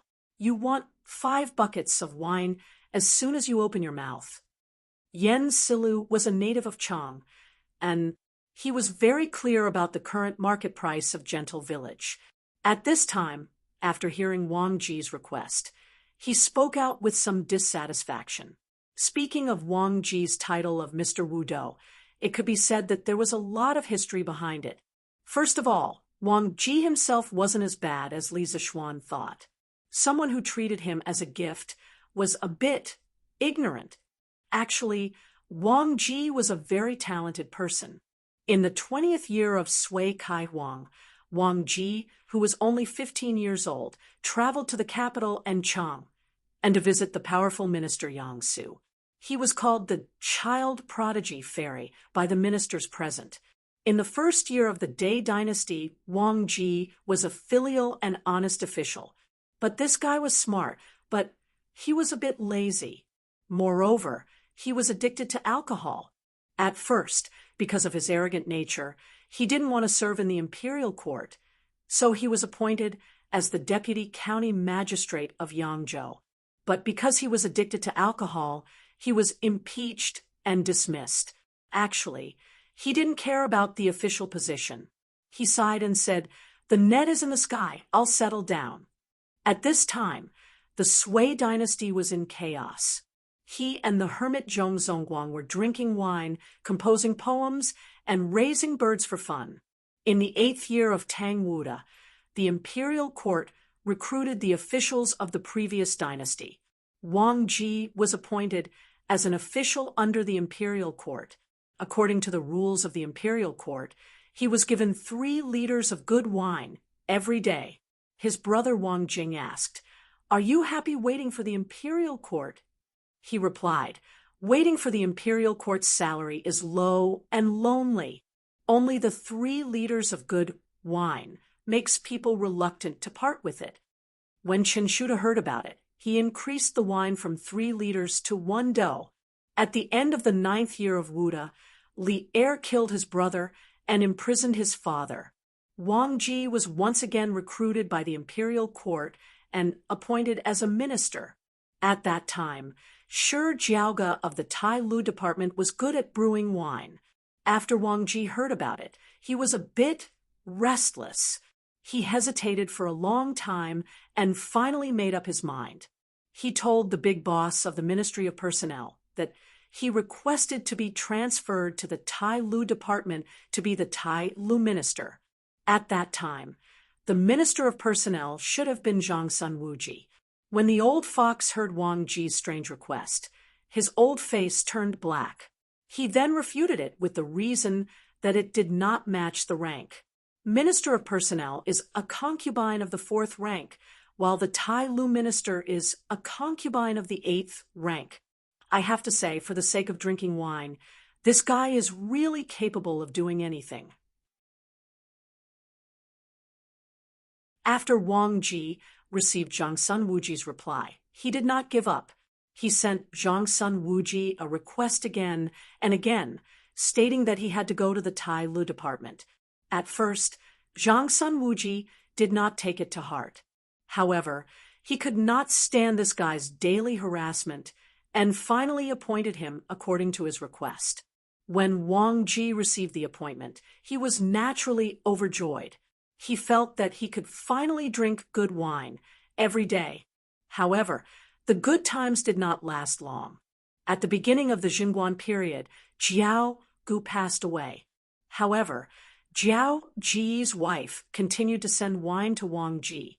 However, not long after, Jiao Ji's wife also passed away.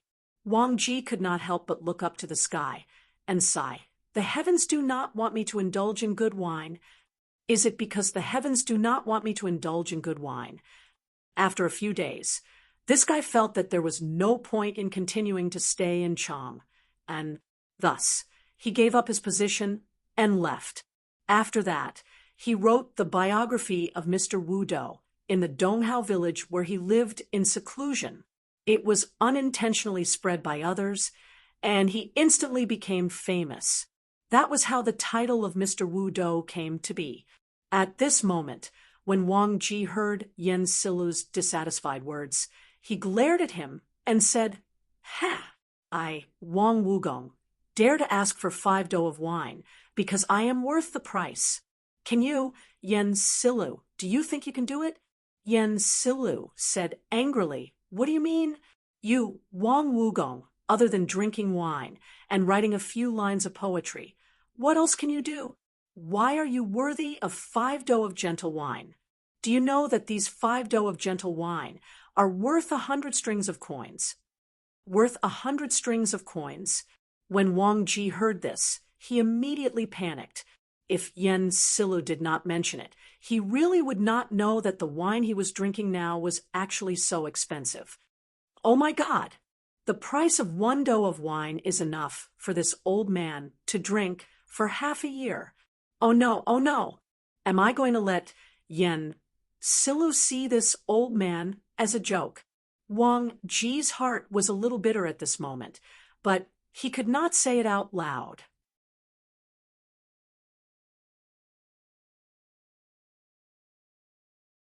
Chapter 626. Hey, so what if it's worth 100 strings of coins? Seeing Yan Shirlu looking at him provocatively, the temper buried in Wang Ji's heart surged. He straightened his neck and said indignantly, "Who said this old man only knows how to write poems and drink wine? The best thing about me is that no matter what I learn, I'm faster than you, Yan Kong." Yan Shirlu glared at him and said, "Ha, you're really a toad yawning. What big words." Wang Ji seemed to have recovered by now. He raised his chin slightly and said proudly, "Ha ha, I'm telling the truth. Don't doubt me when you return Yan Kong. Let's talk about playing the zither first. I learned it for less than half a month, and mastered it thoroughly. Can you do it? There's also bird training. I learned how to raise birds from others in my early years, and I mastered the knack of it in just a month. I even tamed 2 owls. Can you do it? Oh, right, and stop. Yen Shirlu, whose face was as black as the bottom of a pot because of Wang Ji's repeated questions of "Can you do it if you're in my place?" hurriedly interrupted him. Are you flaunting your idleness as capital? I only found out today that you, Wang Wugong, are so thick-skinned. Wang Ji wasn't annoyed by Yen Shirlu's sarcasm. Instead, he smiled meaningfully and said, "What is a proper occupation? What is a side occupation? I, Wang Wugong, don't have a proper occupation to begin with. Or rather, everything is my proper occupation. The world is big, but life is short. Why don't I do what I want to do while I'm alive? Why do I have to work so hard?" Li Zishuan's eyes flickered slightly. He thought to himself, this Wang Ji's personality is really open-minded.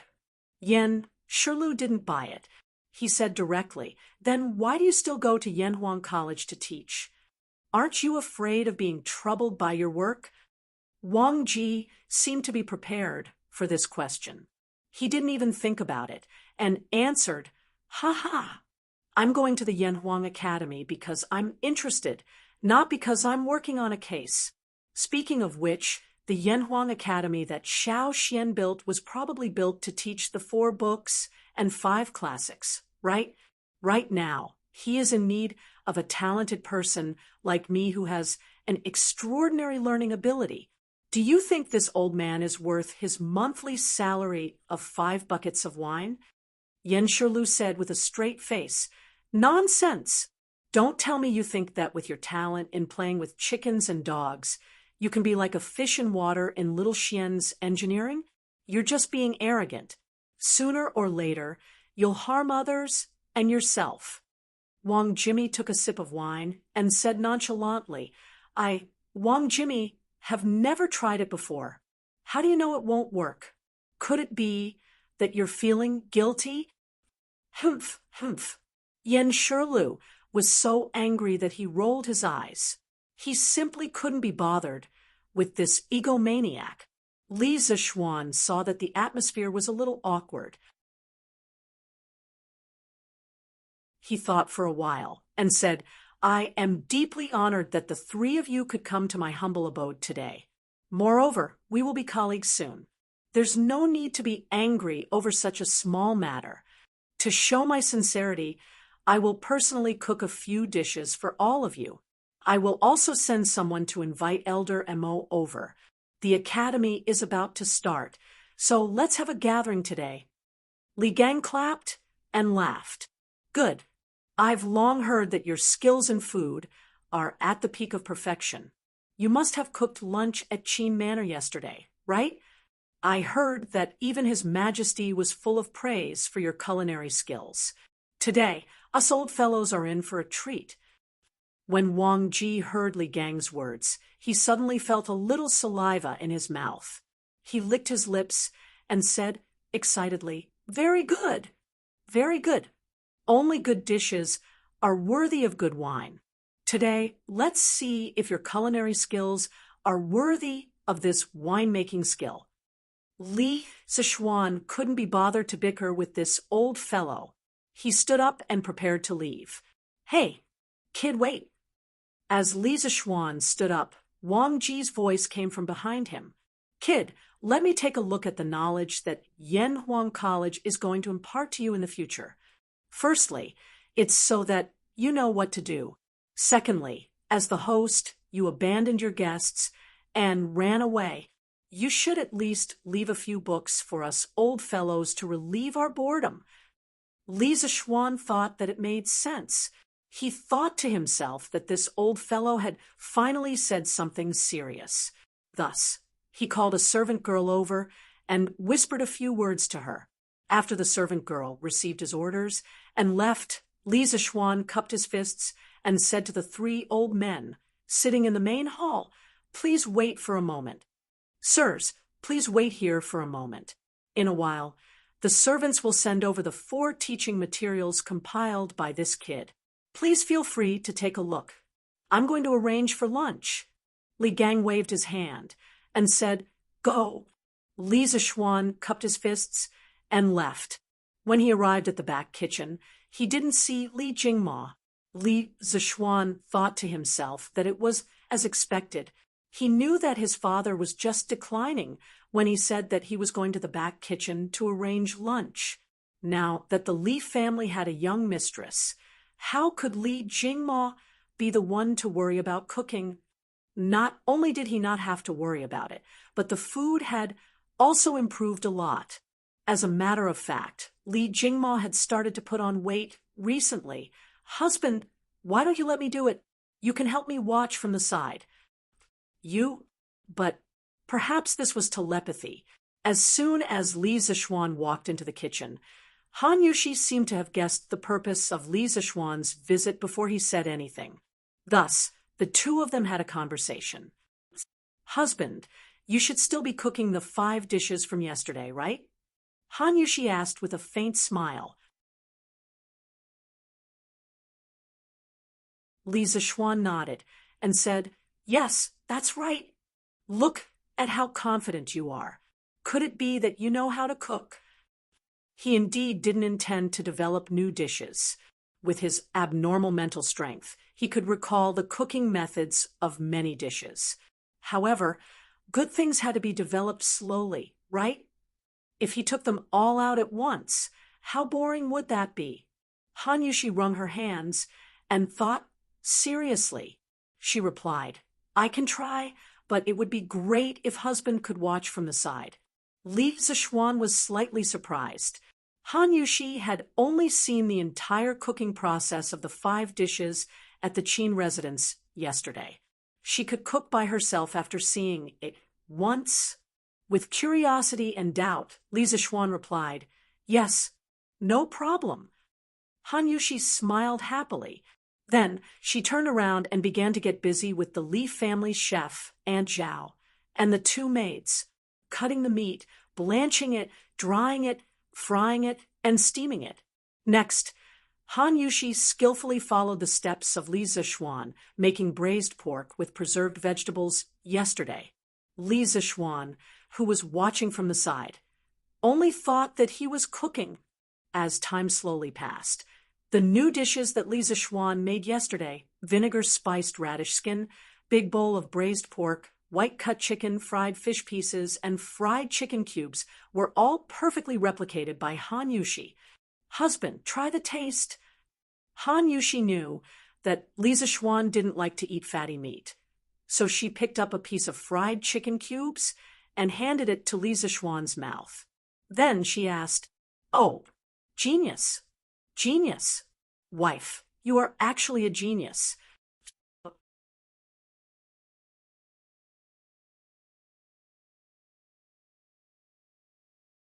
Chapter 627. Li Zishuan couldn't help but exclaim in admiration when the fragrant and refreshing fried chicken cubes that were crispy on the outside and tender on the inside entered his mouth. The tenderness of the chicken breast, mixed with the aroma of various spices, instantly exploded in his mouth and flooded his taste buds. Logically speaking, the standard of Han Yushi's fried chicken was about the same as his. There was even a trace of her own unique style in it. Li Zishuan tasted the taste of home from it, so when he said, "Wife, you're actually a genius," just now, he was sincere. "So, I'm considered qualified." Han Yushi blinked her eyes and said expectantly. She couldn't help Li Zishuan with the matters of Yanhuang College, so she could only hope to be able to share Li Zishuan's worries on these small matters. Therefore, she now looked like an obedient child who had done a good deed and was waiting for her parents to praise her. Li Zishuan couldn't help but laugh when he saw this. "Hee, wife, you're not only qualified, you're even better than your master." The Li family's kitchen maid, Auntie Zhao, also laughed at this moment. "I've lived for so long, but I've never seen a young lady with such good culinary skills as young madam." In comparison, this old woman's craftsmanship is somewhat unpresentable. At this moment, she sighed and said, I plan to tell old madam that I'm going back to my hometown at the end of this month. The Leaf family has such a virtuous mistress like young madam, who can cook. So, well, why would they need me? Although old master and old madam didn't fire me, but, hey, Auntie Zhao, don't say such things. Li Zishuan saw that she was getting more and more wrong, so he quickly interrupted, Auntie Zhao, it's true that Yushi's culinary skills are good, but your culinary skills aren't bad either. Otherwise, my father and mother wouldn't have kept you in the residence for so many years. Also, Yushi usually has her own things to do. She can't cook for every meal, right? Even if she's willing, I don't want her to be tired. Don't you think so?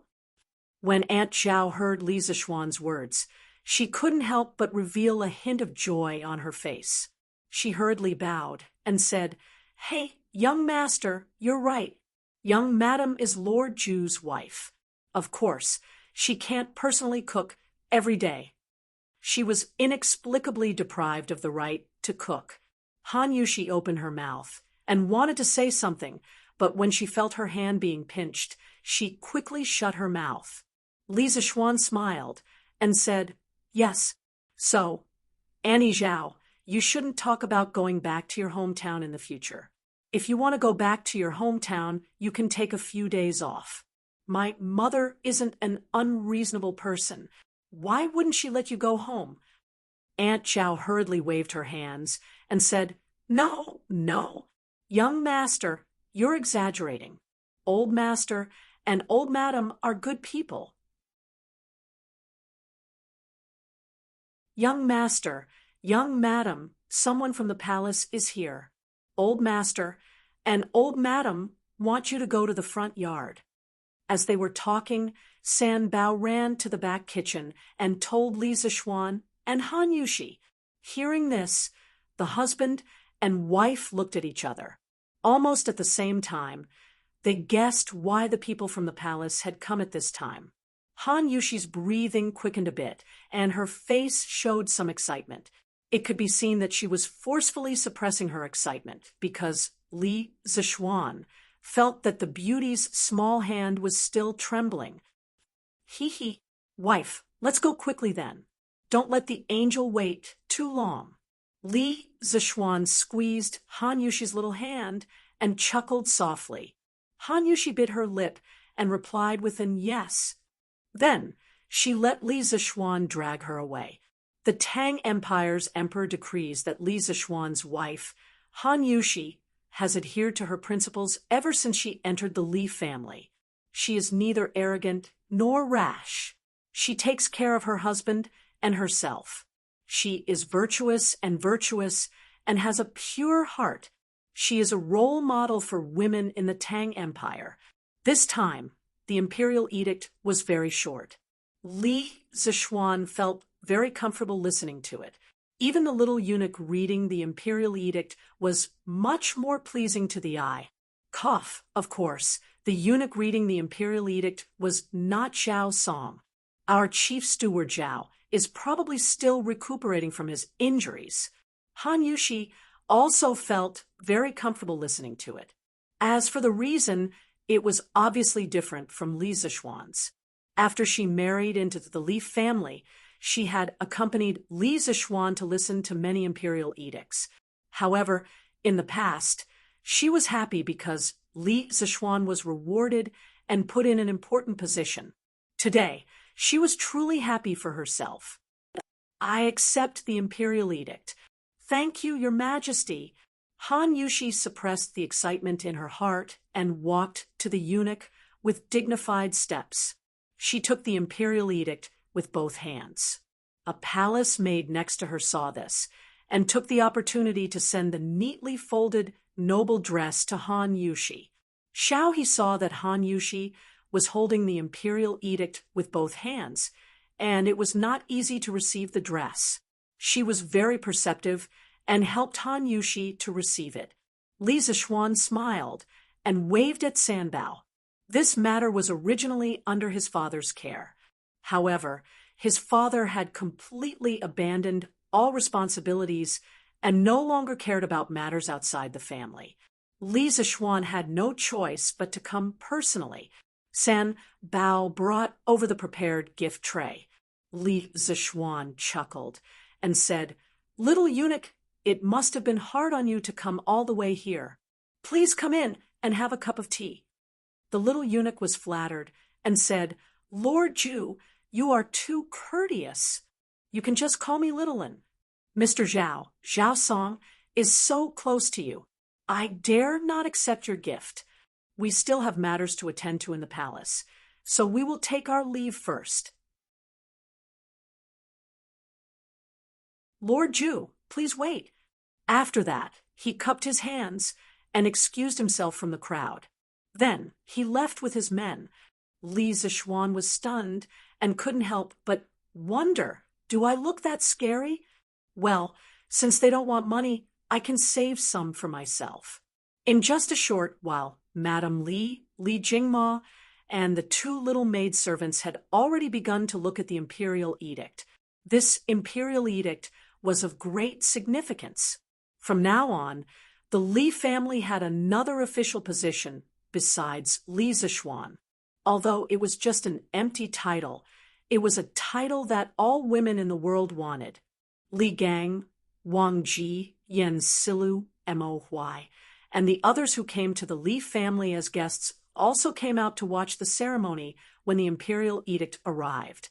At this moment, when they saw how happy the family was, they couldn't help but feel happy for Li Zixuan. "Ha ha! Looking at the time, it's time for lunch. Today is a joyous occasion. Father, why don't you accompany the gentleman for a drink or two?" Li Zixuan looked at the time and laughed loudly at Li Jingma and the few old men beside him. Li Jingma and Madame Li only then realized that there were guests in the house today. The two of them quickly restrained their expressions. Li Jingma coughed lightly and said with a flushed face, "Okay, old misters are all people of virtue and prestige. How can this old man not accompany you? Serve the dishes. Gentlemen, please come in and have a seat."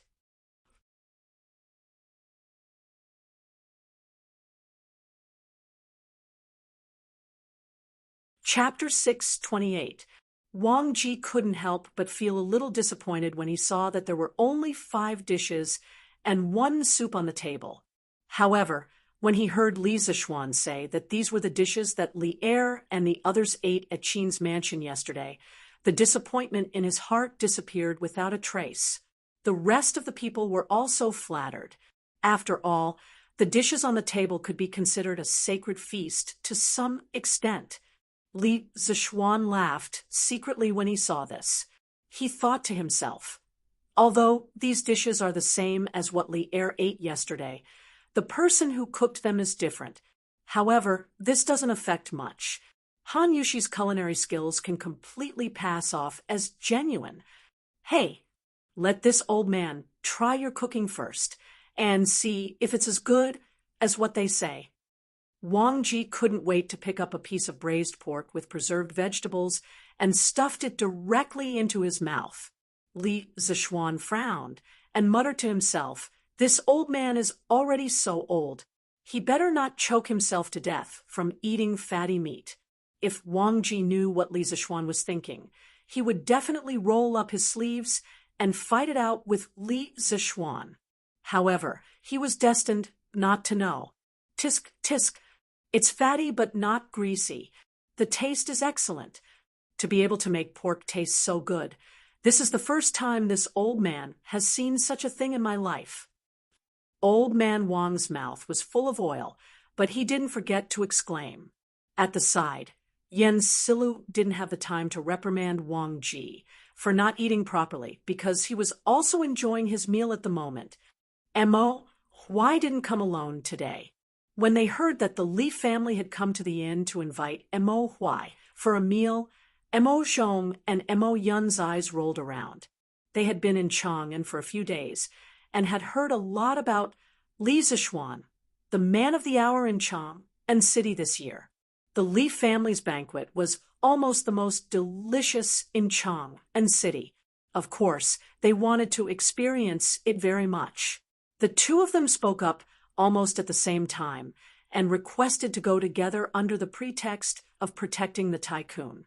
Mo Huai's heart was as clear as a mirror. He originally didn't want to bring the two of them over, but when he saw their eager looks, his heart softened. At this moment, Mo Zhong and Mo Yun could not help but swallow their saliva when they heard Wang Ji's praise. The two brothers guiltily looked at Mo Huai beside them. Seeing that there was no displeasure on Mo Huai's face, they were slightly relieved. Then they picked up their chopsticks and started attacking the large plate of braised meat on the table. Ugh! As soon as the braised meat entered his mouth, a burst of rich fragrance immediately exploded. The preserved vegetables absorbed the juices of the meat, and the meat also brought out the fragrance of the preserved vegetables. The combination of the two was really incomparable. Mo Zhong and Mo Yun widened their eyes in disbelief. Why is pork so delicious? It was fatty but not greasy, melted in the mouth, and was salty and fresh. How is this pork made? As the last descendants of the Mo family, they had lived in a bitter and cold place for a long time.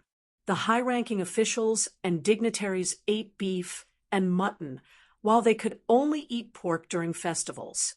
At that time, they thought that they were eating the best pork in the world, but now the two brothers stared blankly at the remaining half of the braised pork in their bowls. Their feelings were very complicated. At this moment, they completely understood why people said that no place in Chang and city could compete with the Li family in terms of food. As they ate the delicious food, a certain persistence in their hearts began to waver slightly. Ha! It's rare for us to gather together today. How can there be meat but no wine? Come, 3 sirs, let me give you a toast. After hearing Wang Ji's exclamation, Li Zishuan picked up a glass of wine, stood up, and said with a smile. At this time, there were naturally servants who poured wine for them. Of course, it was the best immortal drunken wine. As for the reaction of the two Mo brothers, Li Zishuan naturally saw it and was very satisfied. This was because Mo Huai still had some misgivings about the Mo family entering the world. Since that was the case, Li Zishuan would dispel Mo Huai's misgivings through the other members of the Mo family. It had to be said that Mo Zhong and Mo Yun came at the right time today. Good. Well said. Little Xian. This old man is completely convinced by your culinary skills. There's not a single dish on this table that this old man can find fault with. What wine is this? Why is the wine aroma so strong? Wang Ji first praised the dishes on the table sincerely. In just a short while, the old man had already tasted every dish. As he spoke, the maids had already poured the wine. The rich aroma of the immortal drunken wine instantly wafted out. Wang Ji couldn't help but take a deep breath and ask, "Ha! Wang Wugong, this is the immortal drunken wine. And it's the best immortal drunken wine, the most famous wine in Chang, and city this year is none other than this." Yen Silu was also a wine lover. He could tell that the wine in the cup was the immortal drunken wine. However, his love of wine was not the same as Wang Ji's love of wine. The two were fundamentally different. At this moment, he smiled slightly and explained to Wang Ji, "Immortal drunken wine. Immortal drunken wine. This name is good. This old man wants to see if it lives up to its name. Come, Brother Jingma, thank you and your son for your hospitality today." Sitting beside Wang Ji was Li Jingma. It was rare for him to think of old man Li at this moment, so he spoke politely. Old Man Li's face was flushed red, and he said happily, "Ha ha, you're too kind. Gentlemen, you're all full of wisdom. Since you're here to help my son, this old man should be the one toasting you. Come, let this old man drink first. Brother Jingma, you're too kind." Li Gang, Yen Silu, and Mo Huai smiled slightly and also raised their wine cups. However, they didn't dare to drink it in one go because they knew that the wine in the cup was abnormally strong just by smelling it. They couldn't bear it. Cough, cough.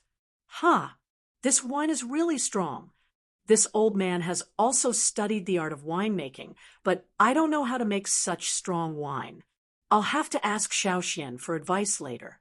Wang Ji drank a cup of Drunken Immortal in one go and almost choked to death. When he recovered, his first reaction was to be concerned about the winemaking method of Drunken Immortal. "Well, if Mr. Wang is interested, we'll talk about it in detail later." Li Zixuan replied. While they were chatting happily, Mo Zhong and Mo Yun didn't have time to pay attention to them. The two of them ate happily. At first, they were afraid of Mo Huai's power and didn't dare to go overboard. However, once they started eating, how could they resist the temptation of delicious food? They opened their stomachs and started eating. Vinegar choking radish skin, crispy and refreshing, delicious.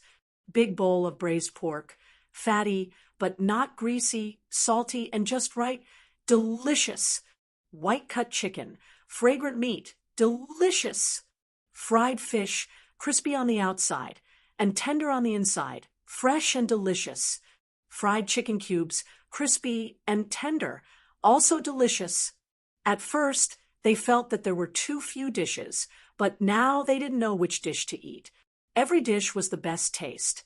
How could they choose? They could only eat whatever they picked up randomly.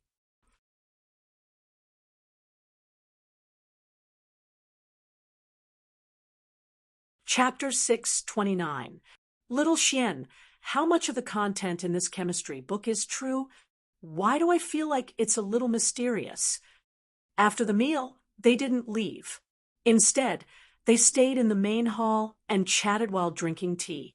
Wang Ji picked up a book from the table next to him, pointed at the book, and asked Li Zixuan. It's worth mentioning that Wang Ji drank a lot of Drunken Immortal at noon. At this moment, only his cheeks were red, and he wasn't drunk. Li Zixuan admired his alcohol tolerance from the bottom of his heart. This chemistry book, I can guarantee that it's 100% true. Chemistry is about the study of transformations. If you just look at the book, you'll feel that it's a little mysterious. Li Zixuan laughed when he heard this. He was still very confident in the course of chemistry. In his previous life, he had been a chemistry class representative and was always at the top of the class in every exam. In this life, he had an abnormal spiritual force, so he was even more confident that he would not make any mistakes. Wang Ji nodded thoughtfully. After a while, he asked tentatively, "This book's structure is really big. It's really rare in the world. Although I didn't have time to read it, based on the first half of the book, doesn't it mean that all substances in the world can be transformed into each other?" Li Zixuan was slightly stunned. He didn't expect that Wang Ji, this old urchin, would be interested in chemistry. He thought for a while and replied, "If it's based on the transformation between elements, Mr. Wang's theory is correct. But sometimes we have to consider reality because many chemical reactions have very strict requirements for external conditions. For example, temperature, catalyst, etc. If you don't meet certain conditions, even if you put two substances together, they won't have a chemical reaction, let alone complete the transformation between substances." Wang Ji frowned and said in surprise, "This little chemistry actually has so many tricks." Li Zixuan laughed and said, "Of course. Strictly speaking, the content of this class covers everything in the world. You have to know that there are millions of substances in the world, and there are even more chemical reactions between them. So there's a lot of knowledge in this. As Wang Ji listened, he pinched his chin and pondered seriously. After a while, he opened the book and pointed to a page. You used chemical symbols to represent many substances according to their elemental composition. Of course, I don't know if your representation is right or wrong, so I'll follow your thinking first. For example, in this chapter, you said that hydrogen can be burned in oxygen to produce water. According to what you said earlier, doesn't it mean that water can also be converted into hydrogen and oxygen under certain special conditions? Li Zixuan was really surprised this time. Wang Ji's way of thinking and his ability to draw inferences was really different from the capable people of this era. Moreover, how long had he been reading this book? How could he reach such a level? He had to admit that geniuses were geniuses. They learned things very quickly. Perhaps this person could really do it. Thinking of this, Li Zixuan explained seriously, "Sir, you are right. Water can indeed be decomposed into oxygen and hydrogen. If you read further, you will see this in the later chapters. But now I can also explain it to you seriously. The so-called chemical change is the process of molecules being divided into atoms and the atoms being recombined into new molecules. If you read the previous chapters, you will have a general understanding of the concept of molecules and atoms. Hydrogen and oxygen are both diatomic molecules. A water molecule is composed of 3 atoms. In comparison, hydrogen is more active chemically. It can be burned in oxygen. While releasing heat, it can produce more chemically stable water. You can calculate their ratio to be 2:1, 2 according to the number of atoms between the 3. In the process of the reaction, the number of atoms is conserved. Just now, you asked how water can be converted into hydrogen and oxygen. This kid will also explain it to you.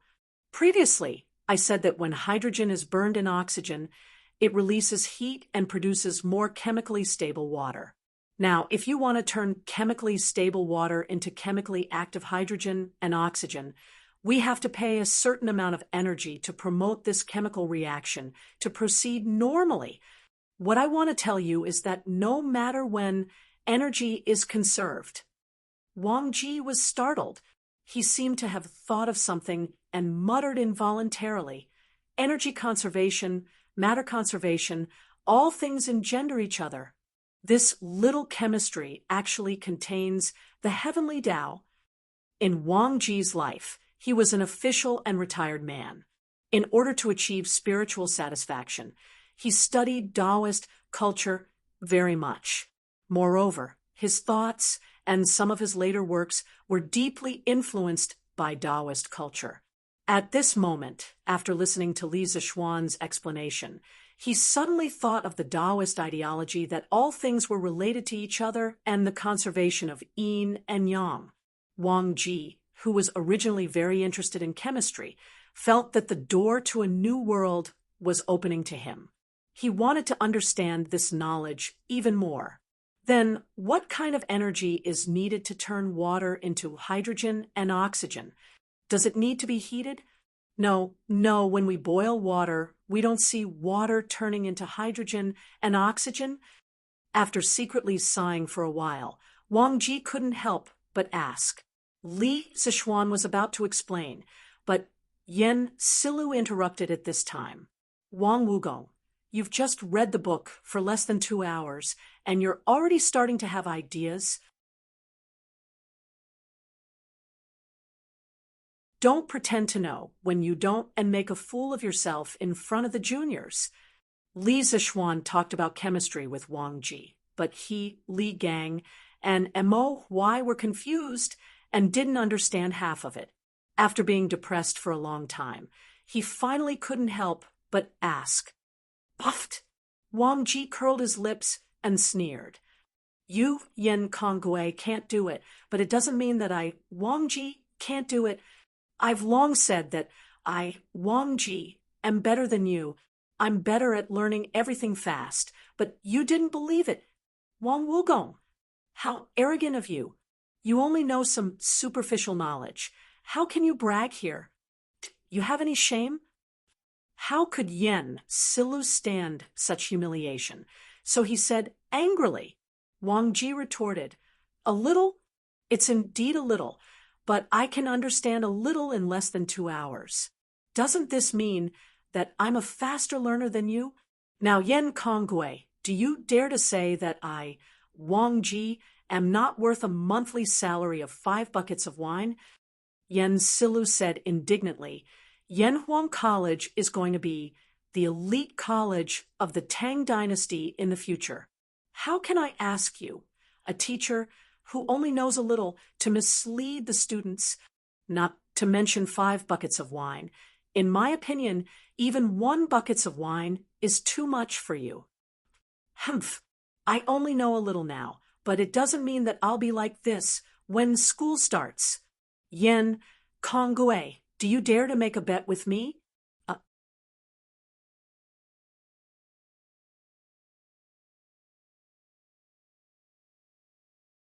Chapter 630. Bet. What bet? What kind of bet? In the main hall, Yen Silu heard that Wang Ji wanted to bet with him. He raised his eyebrows and asked in a deep voice.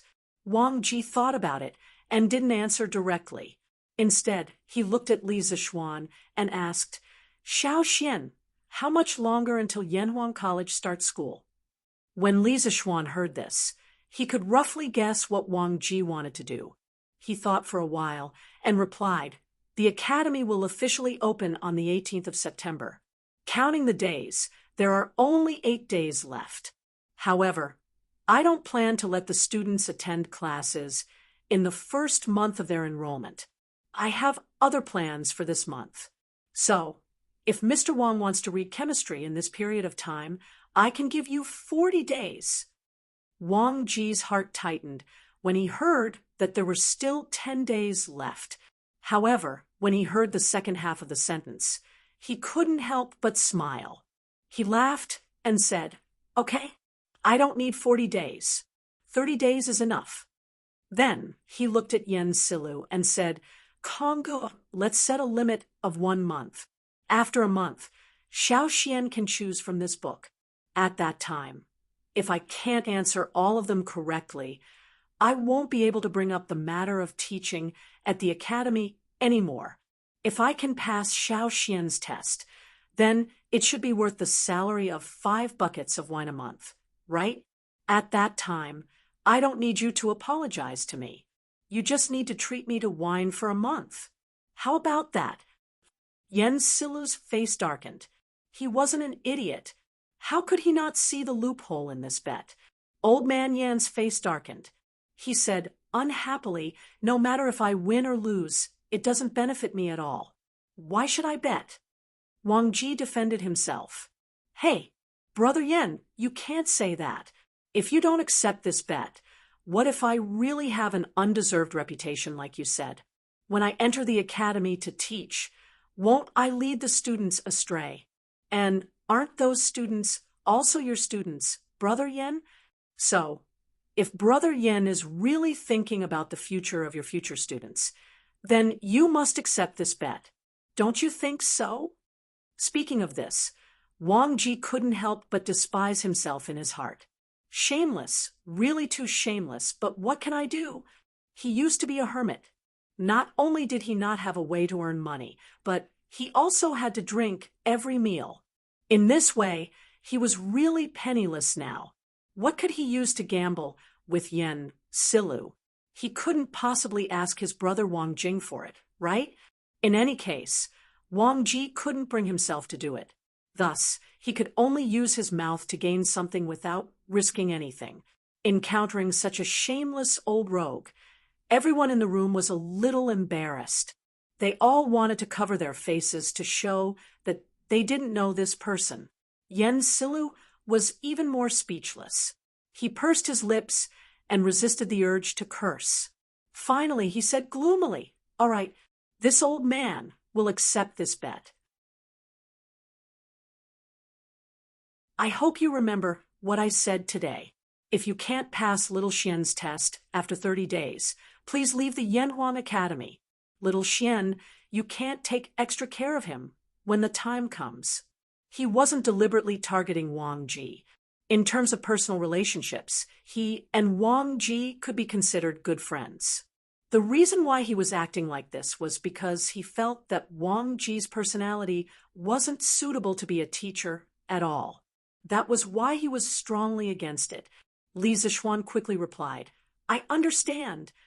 Wang Ji was very dissatisfied and snorted, Humph! What kind of person do you think I am? Even if I lose, I will lose fair and square. Then he said to Li Zixuan, Little Xian, how about this old man also make a bet with you? Li Zixuan's face was full of black lines. After this old guy tricked Wanyan Silu, he wanted to trick him too. However, Li Zixuan was also very curious as to whether Wang Ji could thoroughly study the first volume of chemistry within a month. Thus, he said, Mr. Wang, feel free to say it. Wang Ji squinted his eyes and smiled. Little Xian, as the Yamacho of the college. If this old man can pass the test in 30 days, then this old man's salary will be set at 5 buckets of tenderness. If this old man can't pass the test, then this old man won't disturb you and will go back to my hometown. At this moment, Wang Ji was ruthless in his heart and thought to himself, this old man is going all out for this 1 month. Last year, this old man was willing to drop 8 levels in order to drink at the Tai Lu department. Now, in order to drink more delicious tenderness, this old man is willing to study hard for a month. Sure enough, this is another cunning bet. The corner of Li Zixuan's mouth twitched. After a moment, he stretched out a finger and said, Without rules, nothing can be accomplished. This old man has already stated clearly on the newspaper about the treatment that you will receive from the college. How about this? A bucket of immortal drunken wine and 5 buckets of money. This is the most this old man can do for you. What do you think? Li Zixuan did this to uphold the rules of the college.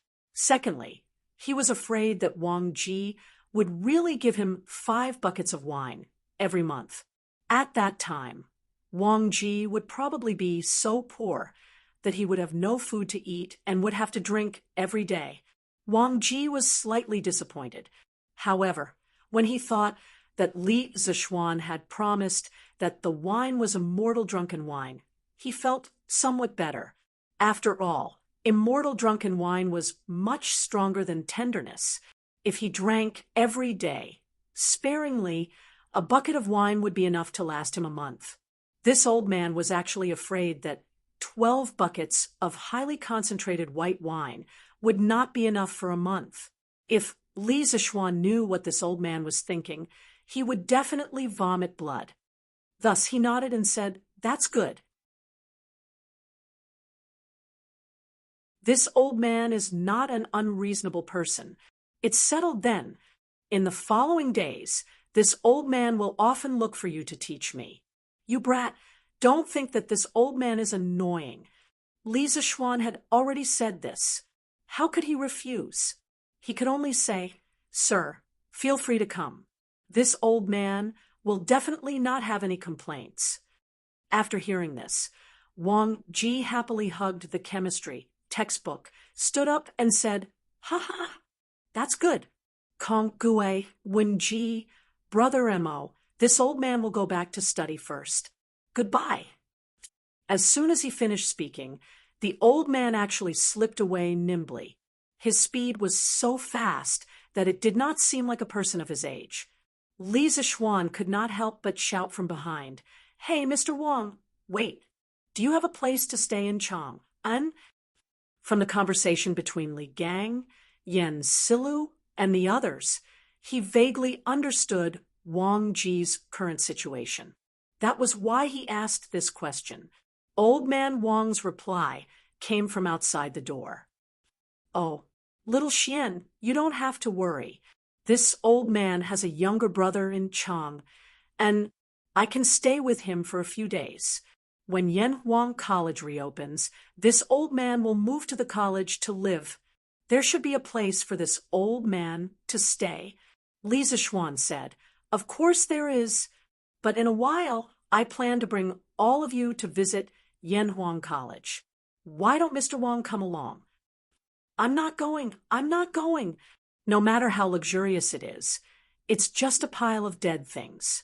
There will be opportunities to meet in the future. Don't delay this old man's studies. After saying this, the sound of the mansion door opening could be heard. After that, Wang Ji's movements could no longer be heard.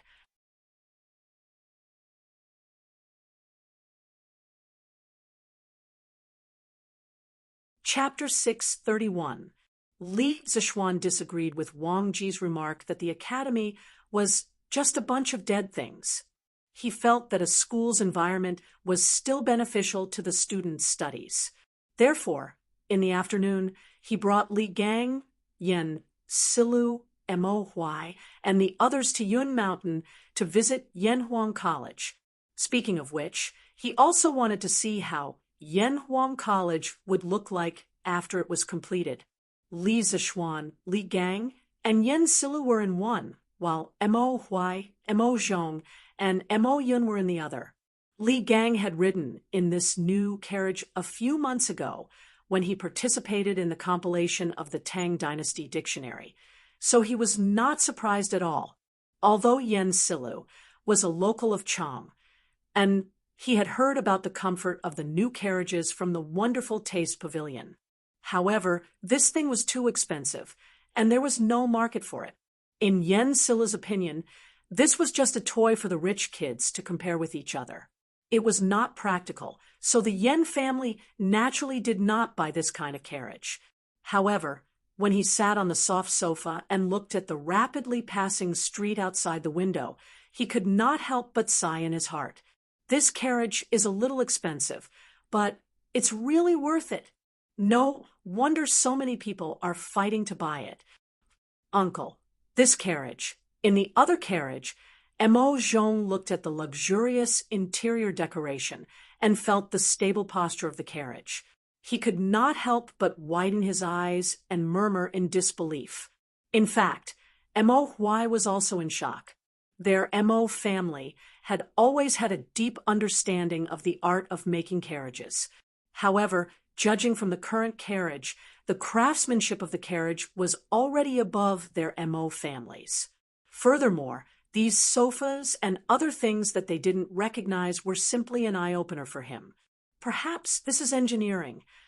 After staying silent for a long time, Mo Huai sighed, with slight disappointment. Seeing this, Mo Zhong and Mo Yin did not dare to say anything more. The two of them sat quietly on the sofa in the carriage, feeling the unusual softness of the seat under them. The two brothers were shocked again.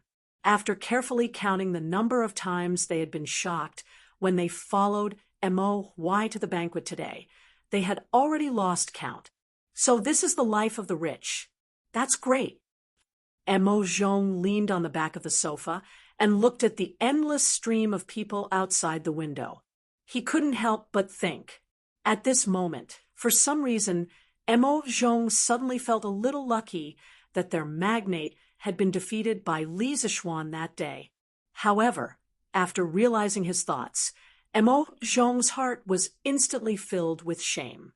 He glanced at Mo Huai with a slightly guilty conscience, and he couldn't help but heave a sigh of relief when he noticed that Mo Huai wasn't paying attention to him. He hurriedly moved his gaze away.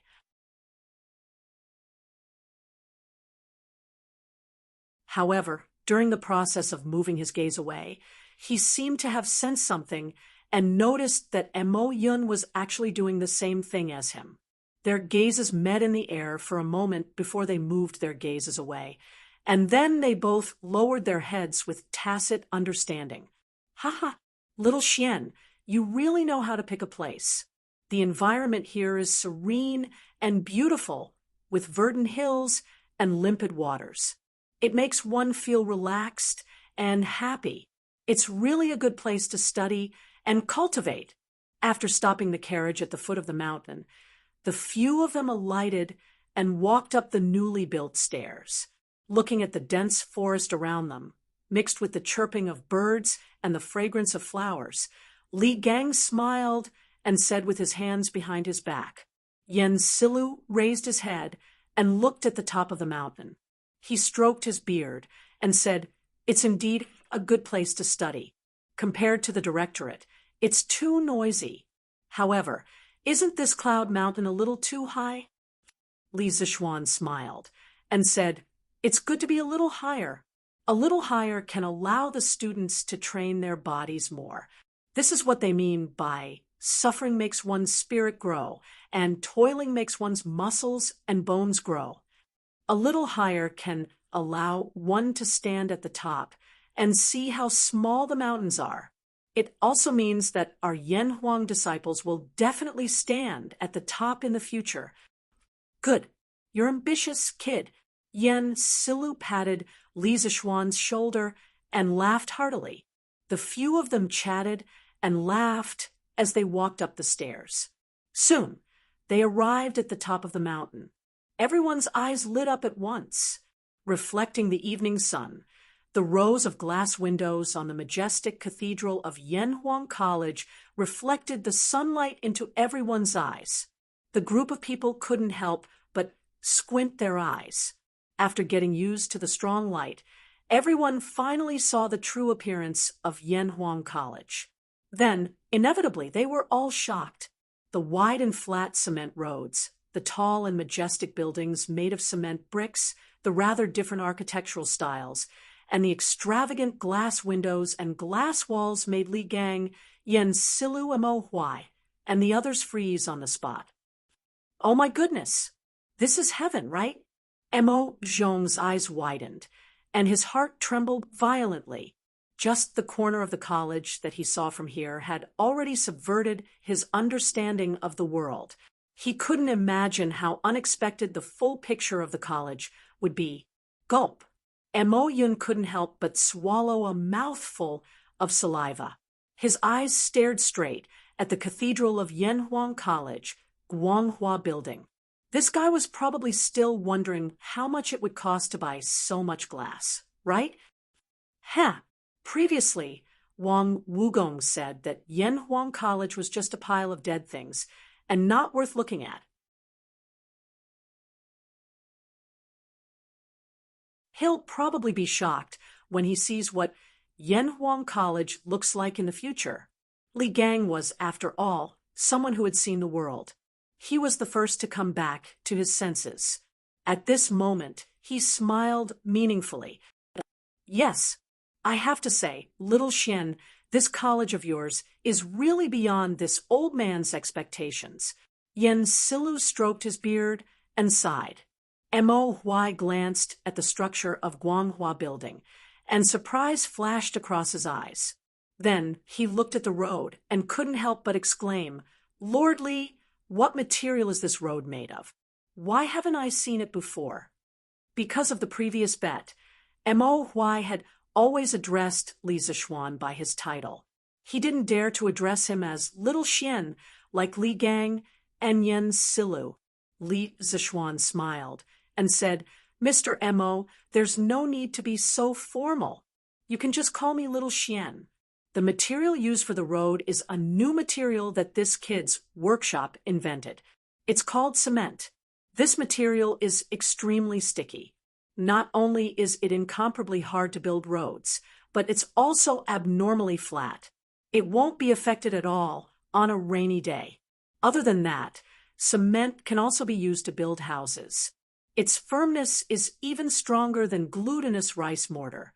Yen Huang College's buildings are all made of cement and bricks." Mo Huai raised his brows and seemed to be lost in thought. Li Zishuan smiled and said, "It's boring to just stand here and look. Gentlemen, let's go in and take a look." Li Gang, Yen Silu, Mo Huai, and the others naturally agreed, and the group walked toward the gate of the college. What Li Zishuan didn't expect was that he would meet someone he didn't expect to see here. Young man, what a coincidence. We meet again."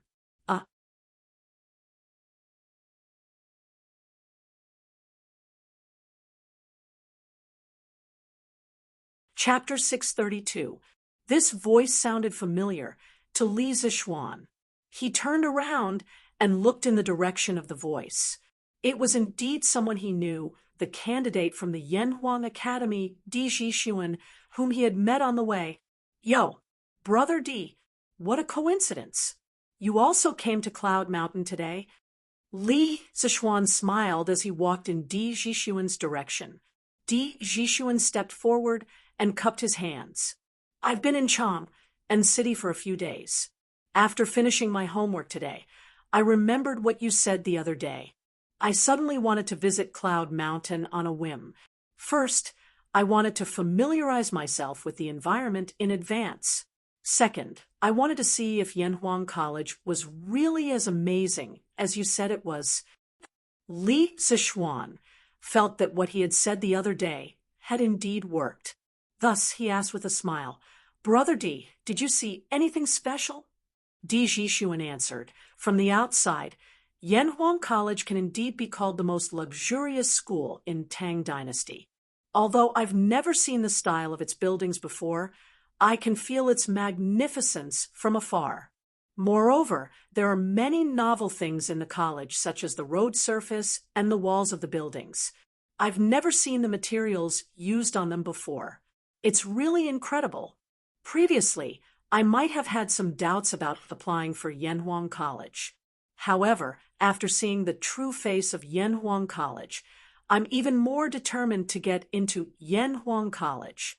If I can't study in such a magical academy, it will be my life's regret. Moreover, I may fall behind an era because of this. Oh, why will you fall behind if you don't study in Yanhuang College? Li Gang, who had been following them for a while, suddenly interrupted. Di Zixuan glanced at Li Gang and asked Li Zixuan, Brother, who is this old gentleman? He saw that Li Gang had an elegant temperament and didn't seem like an ordinary person, so he called him Old Gentleman. I cough. They are the elders of this Little Brothers clan. They heard that the Yanhuang College on Yinshan has been completed, so we came to visit together. I didn't expect to meet you here. Little brother. Li Gang was about to introduce himself, but Li Zixuan quickly took over and said, The main reason was that each of the three old men he brought here had a great background. He was afraid that he would scare Di Zixuan. On the other hand, if Di Zixuan knew his identity, there would be nothing to talk about. After all, he was equivalent to the headmaster. Oh, greetings to all of you, gentlemen. Di Zixuan's eyes flashed. He seemed to have realized something, but also seemed to have not. He cupped his fists at Li Gang, Yen Silu, and Mo Huai, and said. The three of them nodded in greeting. Di Zixuan continued. This old gentleman just asked why not go to Yanhuang College to study, and why we will fall behind the times. I have some shallow opinions. From the introduction of Yanhuang College on Tang Daily, it can be seen that the engineering taught by Yanhuang College is very likely to contain some technologies that have never appeared in this world. Today, after seeing the real Yanhuang College, I am even more certain of this point. Think about it, 3 years later, or 5 years later, thousands of students from the Yanhuang Academy will enter the various departments of the Tang Empire. It can be foreseen that at that time, all kinds of new technologies will emerge like bamboo shoots after the rain. No one can predict what kind of huge changes the Academy of Engineering will bring to the Tang Empire. At that time, those who don't know engineering will fall behind the times. Li Zixuan couldn't help but think highly of Di Zixuan when he heard this. In his original plan, he wanted to rely on the talents cultivated by Yanhuang College in the next 3 years to quickly form a group of top technical teams and develop some new technologies that were now qualified to be launched. He really didn't expect that there would be someone who could see so far ahead. Li Gang didn't understand this, so he just nodded reservedly and didn't make any comments. Li Zishuan praised him when he saw this. I agree with Brother D's judgment very much. In terms of the foresight of engineering alone, I think many people can't compare to Brother D. I'm looking forward to Brother D's brilliant future with your engineering skills. Di Jishuan's eyes flashed imperceptibly. He smiled and said, Little brother, you think too highly of me. I'm not good at engineering. I want to enter Yanhuang College because I don't want to fall behind the times. Li Zishuan seemed to understand something. He looked at the sky and said, It's getting late. Brother D, why don't you go to the academy with us now? Di Jishuan laughed and said, Haha, if I could go in, I would have gone in long ago. I'm afraid you, and I won't be able to go in today. Li Zishuan asked curiously, Why is that? As far as he could remember, ever since Yanhuang College had been built until the last time he came to Cloud Mountain, the academy had never stopped outsiders from visiting. Why did Di Jishuan say that? Di Jishuan pointed at the entrance of the academy. Li Zishuan looked in the direction he was pointing at and noticed two guards with bright armor and sabers standing there. Di Jishuan said, Don't worry. Di Jishuan said, I've come at the wrong time. I've never heard from my classmates that Yanhuang College doesn't allow strangers to visit. However, looking at the situation today, I guess some big shot has come to Yanhuang College. Therefore, I can only watch from afar. Forget it. There will be plenty of opportunities in the future. Besides, didn't I meet an acquaintance like you, little brother? This trip was not in vain. It's getting late, so I have to return to Chang and...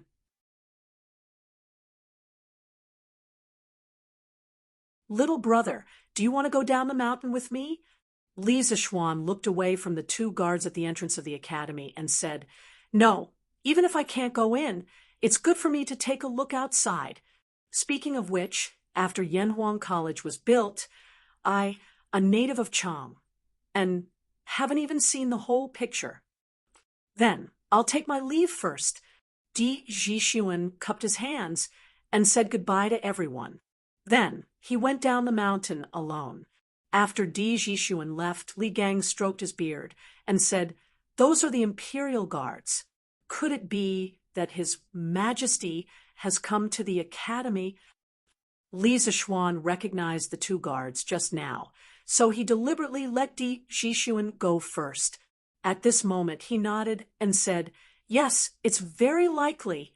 Since we're here, let's go in and take a look. At this time, it was obvious that they couldn't escape. Li Zishuan didn't believe that the two guards at the entrance didn't see them. Li Gang and Yen Silu naturally agreed. However, Mo Huai hesitated and said, Well, why don't I go down the mountain first? The Mo family's big son was the target of the emperors in the previous dynasties. Now that he was going to see Li Er this.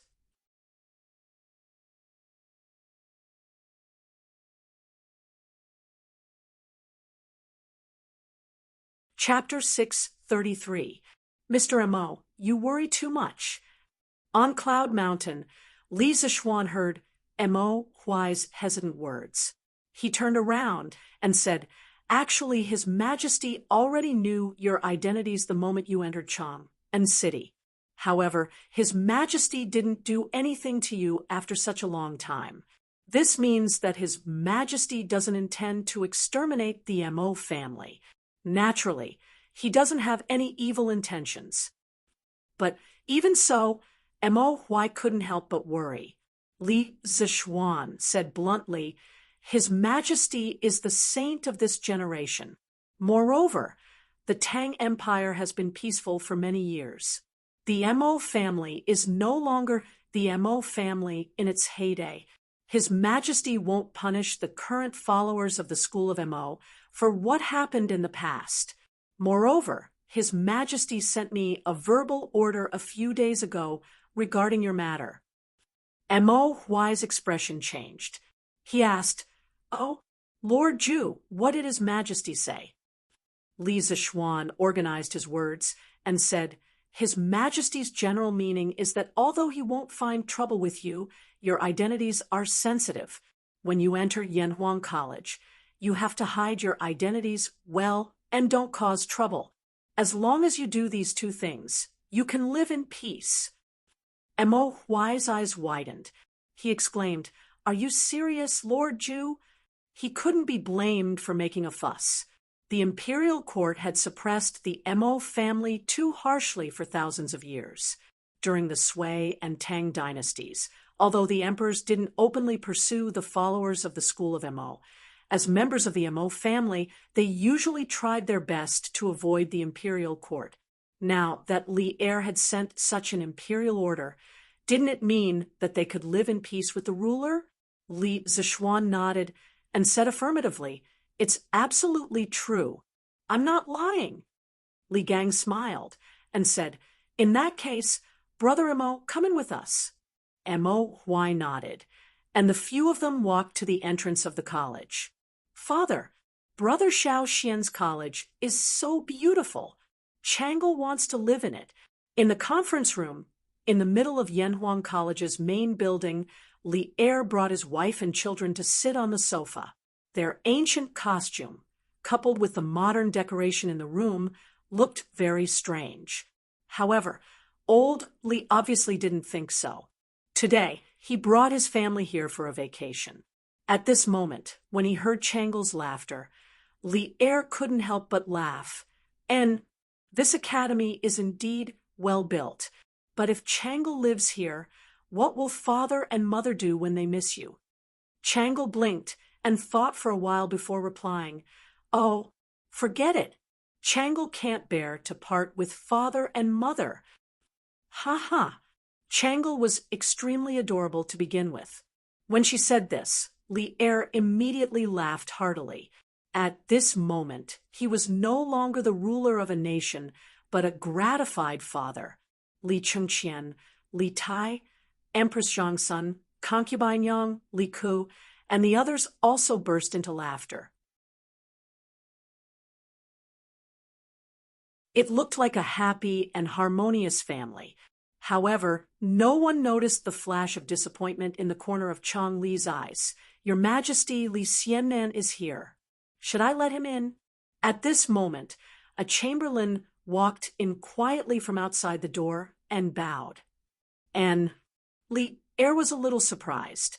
He didn't expect Li Zishuan to be willing to leave the house today after staying at home for more than a month. Thus he said, "Let him in." Logically speaking, if Li Er had come to the college alone today, he definitely wouldn't have arranged guards at the entrance of the college. As an emperor who was about to go to war, Li Er had never been particular about ostentation. He also didn't like to have people clear the place in advance wherever he went. However, he had brought his family here today. In order to avoid being offended by outsiders, he had to make an exception. "Your Majesty, there are 5 people who came with Lord Li. There is the former Grand Scholar Li Gang, the former Army Adjutant Yen Silu, an old man, and 2 young people. Your Majesty, should I let them in?" the chamberlain asked cautiously. Li Er thought for a moment and guessed the origins of the other 3 people. Thus he ordered, "Let Li Zishuan, Li Gang, Yen Silu, and Mo Huai in. The other 2 wait outside the courtyard." Yes, the chamberlain received the order and left.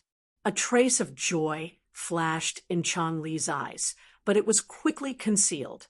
She came in front of Li Er and said half-jokingly, "Hee hee, this college originally belonged to Brother Xiao Xian. Now that he wants to enter the college, he needs to report. Father, are we considered as a dove occupying a magpie's nest?" Among Li Er's many children, only Chang Lu dared to speak to Li Er like this. It could be seen that this little girl was greatly favored by the emperor. As expected, Li Er wasn't angry. Instead, he pretended to pinch his chin and think. After thinking about it, he also felt that Chang Li's words made some sense. He couldn't help but find it interesting and laughed. Ha ha. This way of saying it is interesting. We are occupying a magpie's nest. Who asked that kid to not return after building the nest for so long? He has harmed official Yan's beloved son. As they chatted and laughed, Li Zishuan and the others had already walked in under the lead of the chamberlain. Official Li Zishuan, official Li Gang, official Yen Silu, official Mo Huai greets your majesty, and the empress. Li Gang and Yen Silu were both high-ranking officials of the imperial court during the era of martial virtue, so it was understandable that they called themselves officials at this moment. Other than his identity as the Mo family's son, Mo Huai was just a commoner. Of course, he wasn't qualified to call himself a minister, but he wouldn't call himself a commoner like in some television dramas. He could just say his name or call himself someone. Although the term commoner originally originated from Confucius's Analects of Confucius, the virtue of a gentleman is the wind, and the virtue of a villain is the grass. The wind on the grass will bend. However, it only started to be called by commoners when they met officials during the Ming and Qing dynasties.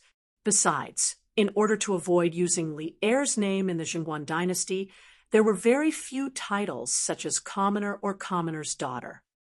You may dispense with the formalities.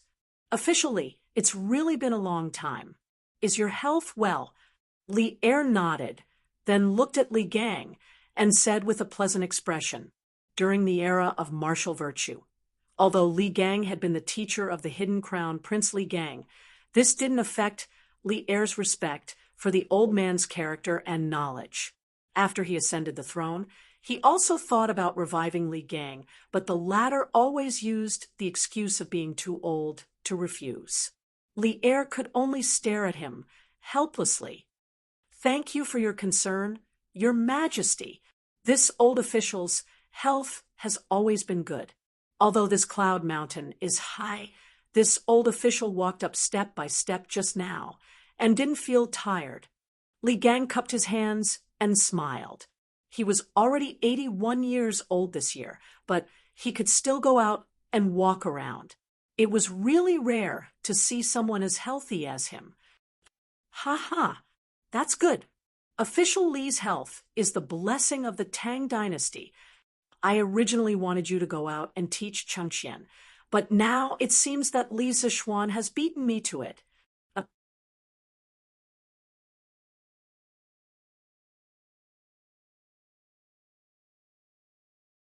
Chapter 634.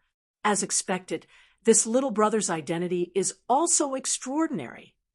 Li Zishuan, who was talking to Li Er in Yanhuang College, didn't know that when he entered the gate of the college, a sigh came from behind a big tree not far away. It was Di Jixuan. This guy just told Li Zishuan that he would go down the mountain first, but he secretly came back halfway because he didn't believe that Li Zishuan and the others would only look at the college from the outside. In the end, it was just as he expected. Di Jixuan shook his head and walked down the mountain. He murmured to himself on the mountain path. That guard's armor is bright, and his lower body is very stable. His martial arts must be extraordinary. This kind of soldier is the best of the best among the 16 guards of Tang. The capital is an important place, and someone who dares to bring soldiers to block Yanhuang College must be extraordinary. Could it be Duke Yi and Duke Lu? No, although they have a close relationship with the founder of Yanhuang College, Li Zishuan, and it's understandable that they came to visit Yanhuang College. With the temperament of the two dukes, they wouldn't let the guards block the gate of the college. Then, who was the person inside? Could it be the Crown Prince or Prince Wei? Father once said in the letter that the Crown Prince and Prince Wei are close friends with Li Zishuan. They have the conditions and the ability to do such a thing. But isn't this considered a disturbance to the people? Aren't they afraid of being impeached by the imperial censor? Also, if the person in the college is really the Crown Prince or Prince Wei, Then what is the identity of that little brother? He looks to be at most 15 years old, and he seems to be skilled in martial arts. In addition, his speech and temperament are not like that of an ordinary person, and he can easily pass the guards at the gate.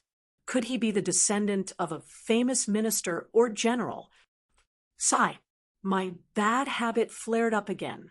If that little brother wants me to know his identity, he will naturally tell me. Why do I have to spend so much effort and guess here and there? In the end, a sigh was left on the mountain path, and then Di Jishuan's figure disappeared. Wenji, Kong, Gue, the two of you used old age as an excuse to resign from your positions. Now, you've both entered Yanhuang College. Oh, I heard that there's also that Mr. Wudo, Wang Ji. Is that right?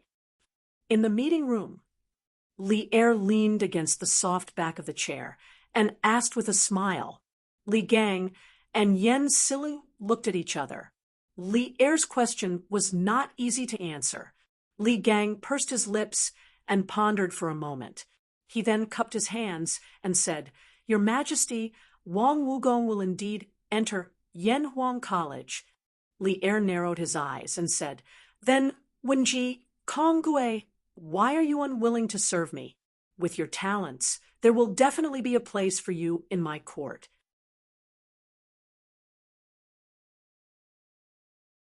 Li Gang had already expected Li Er to say this. He quickly bowed and replied, Your Majesty, it's not that I don't want to, but I can't. Most of us are already old. If we still hold important positions, it's inevitable that we won't be able to do as we wish and delay Your Majesty's important matters.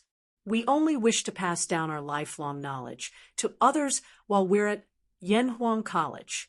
It's our last contribution to Tang Empire. Yen Silu also bowed and said, I also have the same intention. I hope Your Majesty can understand. Li Er quickly got up and helped the two of them up. He comforted them and said, My two beloved subjects, you're overthinking. I don't mean to blame you. I just feel a little regretful. Empress Zhongsun also added, Both of you are people of virtue and prestige. His Majesty is just thirsty for talents. Don't misunderstand. Li Gang straightened his body and said, Your Majesty, you're too serious. I can't bear such great favor. Now that the court is filled with civil and military talents, and all the talents of Tang Empire have been recruited by Your Majesty, I'd better use my old bones in the academy to nurture some young people for Tang Empire. Li Er pondered for a moment and nodded. All right, I just hope that Wenji will take care of yourself. Then he looked at Li Zishuan and said in a deep voice, Mr. Li Gang is not young anymore, but he's still teaching students for you. You have to take good care of him in the future. Don't let any accidents happen. Li Zishuan quickly replied, Don't worry, Your Majesty. I won't let Mr. Li tire himself out.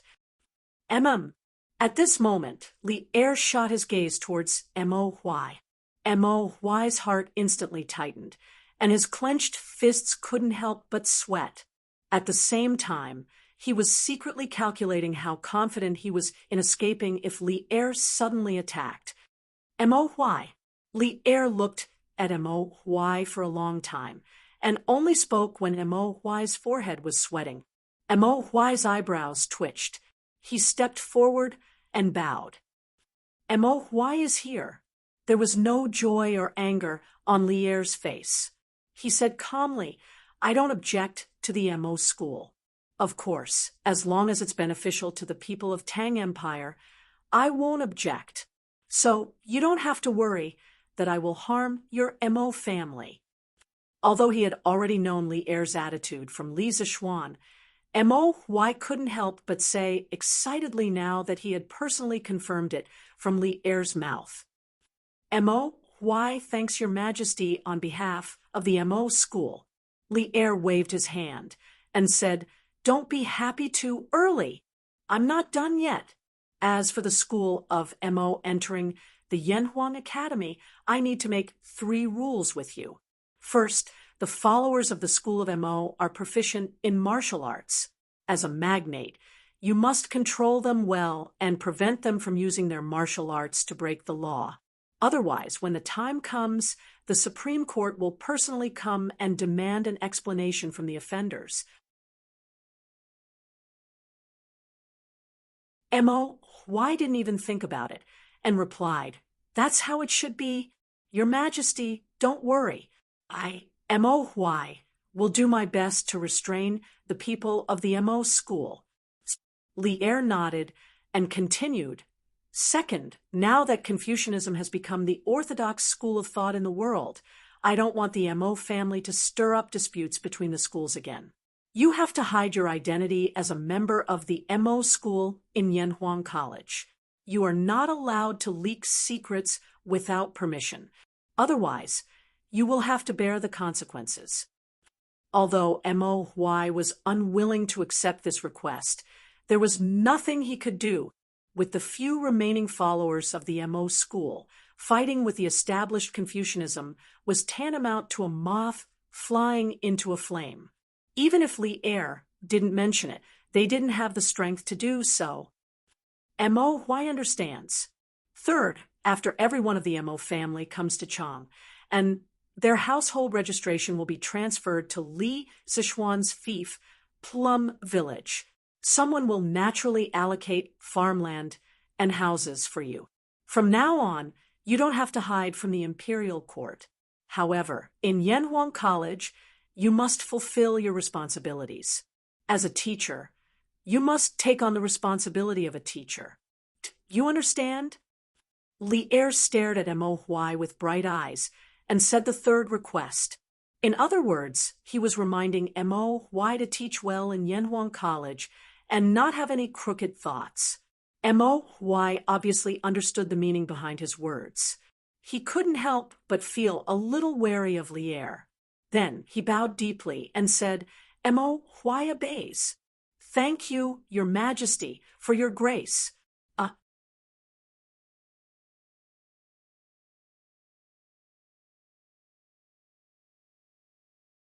Chapter 635. All right, you guys must be here today to visit Yanhuang College, right? Go, go. I won't keep you guys here. After greeting Li Gang, Yen Silu, and beating Mo Huai, Li Er had achieved his goal. He smiled and said to everyone. Li Zishuan couldn't help but feel elated. He thought to himself that it was fortunate that old Li didn't find trouble with him. Thus, he cupped his hands together with Li Gang and the others and left. However, he heard a gentle female voice coming from inside the room. "Li Zishuan, you stay. I have something to tell you." Li Zishuan's face darkened, and he stopped in his tracks. Li Gang threw him a helpless look and left with Yen Silu and Mo Huai. "What orders does your Majesty have?" Li Zishuan turned around and cupped his hands to Empress Zhongsun. The person who just asked him to stay was Empress Zhongsun. Li Er also looked at Empress Zhongsun curiously at this moment. It seemed that he also didn't know what Zhongsun wanted to tell Li Zishuan. Zhongsun stood up from the sofa beside Li Er, then waved to the side and said, Come here." "Yes, mother." Li Zishuan looked in the direction of the voice and saw a 7 or 8-year-old boy who looked 70% similar to Li Er. He was simply a miniature version of Li Er. When the little boy heard Zhongsun calling him, he quickly responded and walked over. "Greetings, Your Highness."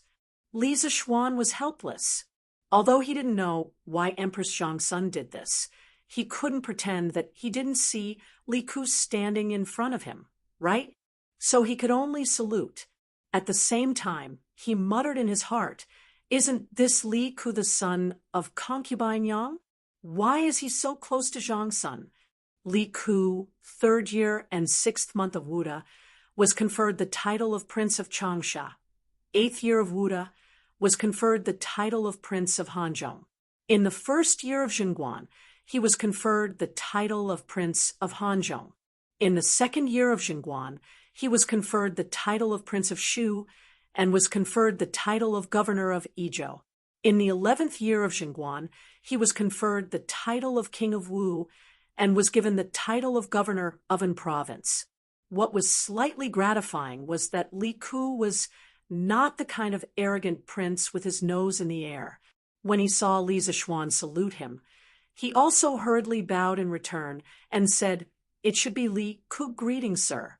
Sir is a talent that transcends the heavens and earth. Li Ku has long admired you. As the saying goes, don't slap a smiling face." Li Zixuan smiled modestly and said, "Your Highness is too kind." At this time, Empress Zhangsun patted Li Zixuan's shoulder, then looked at Li Zixuan and said, "Mr. Li, I told you before that I would give you a few students. Do you remember?" Li Ku, who was next to Empress Zhangsun, had a hint of excitement on his face. Li Zixuan's eyes flashed. Could it be that Zhangsun wanted to send Li Ku to Yanhuang College? Of Li Er's 14 sons, the most outstanding one was not the intelligent and quick-witted eldest son Li Chengqian, the fourth son Li Tai, who had outstanding literary talent and could write well. It was also not the brave and brave eighth son Li Zhen or the honest and honest 10th son Li Shen. Of course, it was definitely not the cowardly 9th son Li Ji, but rather the 3rd son Li Ku. Not only was Li Ku proficient in horseback archery, but he was also well-versed in literature and history. His reputation was also high, and he was well-versed in both literature and martial arts. His reputation was very high, so Li Er had praised Li Ku more than once in front of all the officials that he was like me. However, it was also this Li Ku is similar to me that led to Li Ku's final tragedy. Now, Zhang Sun wanted to send Li Ku to Yanhuang College. Could it be that she wanted Li Ku to leave the center of the power struggle? If that was really the case, then Empress Zhangsun's move was really clever. However, Li Zixuan did not like to be someone else's chess piece, even if that person was Empress Zhangsun. Thus, he said seriously, "I remember. Could it be that Your Majesty wants to send His Highness the King of Han to the college?" Empress Zhangsun nodded and said, "That's right. Does Li Xian'an agree?" Li Zixuan pondered for a moment and said, "Since it is Your Majesty's order, how can I not agree? However, I want to know if His Highness the King of Han really likes engineering." Zhang Sun was a very clever person. She raised her eyebrows and said somewhat angrily, "What do you mean? Do you think that because Ku doesn't like engineering, I will force him to go to Yanhuang College?" Li Zixuan was joking with Changle and Li Tai on the side and did not pay attention to what was going on. At this time, when he heard Zhang Sun's angry words, he could not help but turn his head and stare unkindly at Li Zixuan. "Sister, don't be angry. Li Xian'an, don't misunderstand the Empress." Just as Li Zixuan was feeling pressured, a voice as gentle as water came from the side. Then he saw a woman with a slightly plump figure, exuding a graceful and seductive aura, walking over. "Li Xian'an, Ku, was born and raised by me. How can I, as his mother, not know what this child likes and dislikes? Previously, I wanted to ask Sister Empress to help me and let you accept Ku as a student, but I did not expect that it would cause a misunderstanding. This is my fault. I hope Sister Empress and Li Xian'an will not take it to heart." After such a commotion, Li Ku, who was still a little confused, seemed to have understood something at this time. He looked at Li Zixuan with an inexplicable look in his eyes. After Yang Fei finished speaking, he cupped his hands and said, "Sir, Ku's yearning for engineering is absolutely sincere. There is not a bit of falsehood."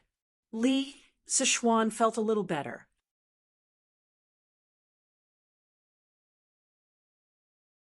Just as he was about to speak, Li Er's dissatisfied voice came from the side.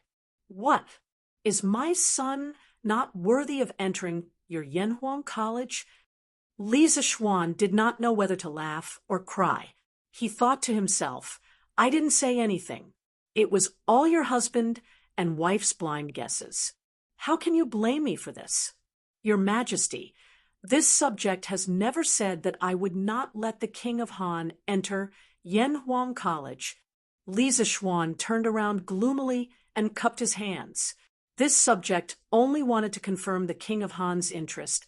There is no other meaning. Yanhuang College also welcomes His Highness the King of Han. On September 20th, Your Highness can directly report to the college. Since Li Ku voluntarily left the palace to study, and it was Li Er's two wives who begged him, Li Zixuan naturally had to open the back door for Li Ku. Li Er nodded and no longer paid attention to this side. However, Li Ku asked, Sir, doesn't the college start on September 18th? Why did you let Ku go on September 20th? Li Zixuan smiled and explained, September 18th is the entrance exam for Yanhuang College. Since the King of Han was personally entrusted to this subject by the Empress, he naturally does not need to participate in this exam. The reason why he opened this back door was not only to give face to Empress Zhongsun, but more importantly, when he thought that this clever child in front of him would be framed to death by Zhongsun Wuji in the future, he could not help but feel a trace of sympathy in his heart. Perhaps putting Li Ku in Yanhuang College could be considered a form of protection for this child. This was originally just a normal process of going through the back door. Unexpectedly, when Li Ku heard this, it was as if he had been greatly insulted. He stubbornly raised his small face and said, No, sir, the rules cannot be broken. Previously, Ku did not know that there was an entrance exam. Now that I know, Ku must participate in this exam. If Ku does not pass, Ku will not talk about going to Yanhuang College. Li Zixuan's face suddenly darkened. He really did want to curse Li Ku, but he did not know if he should say it.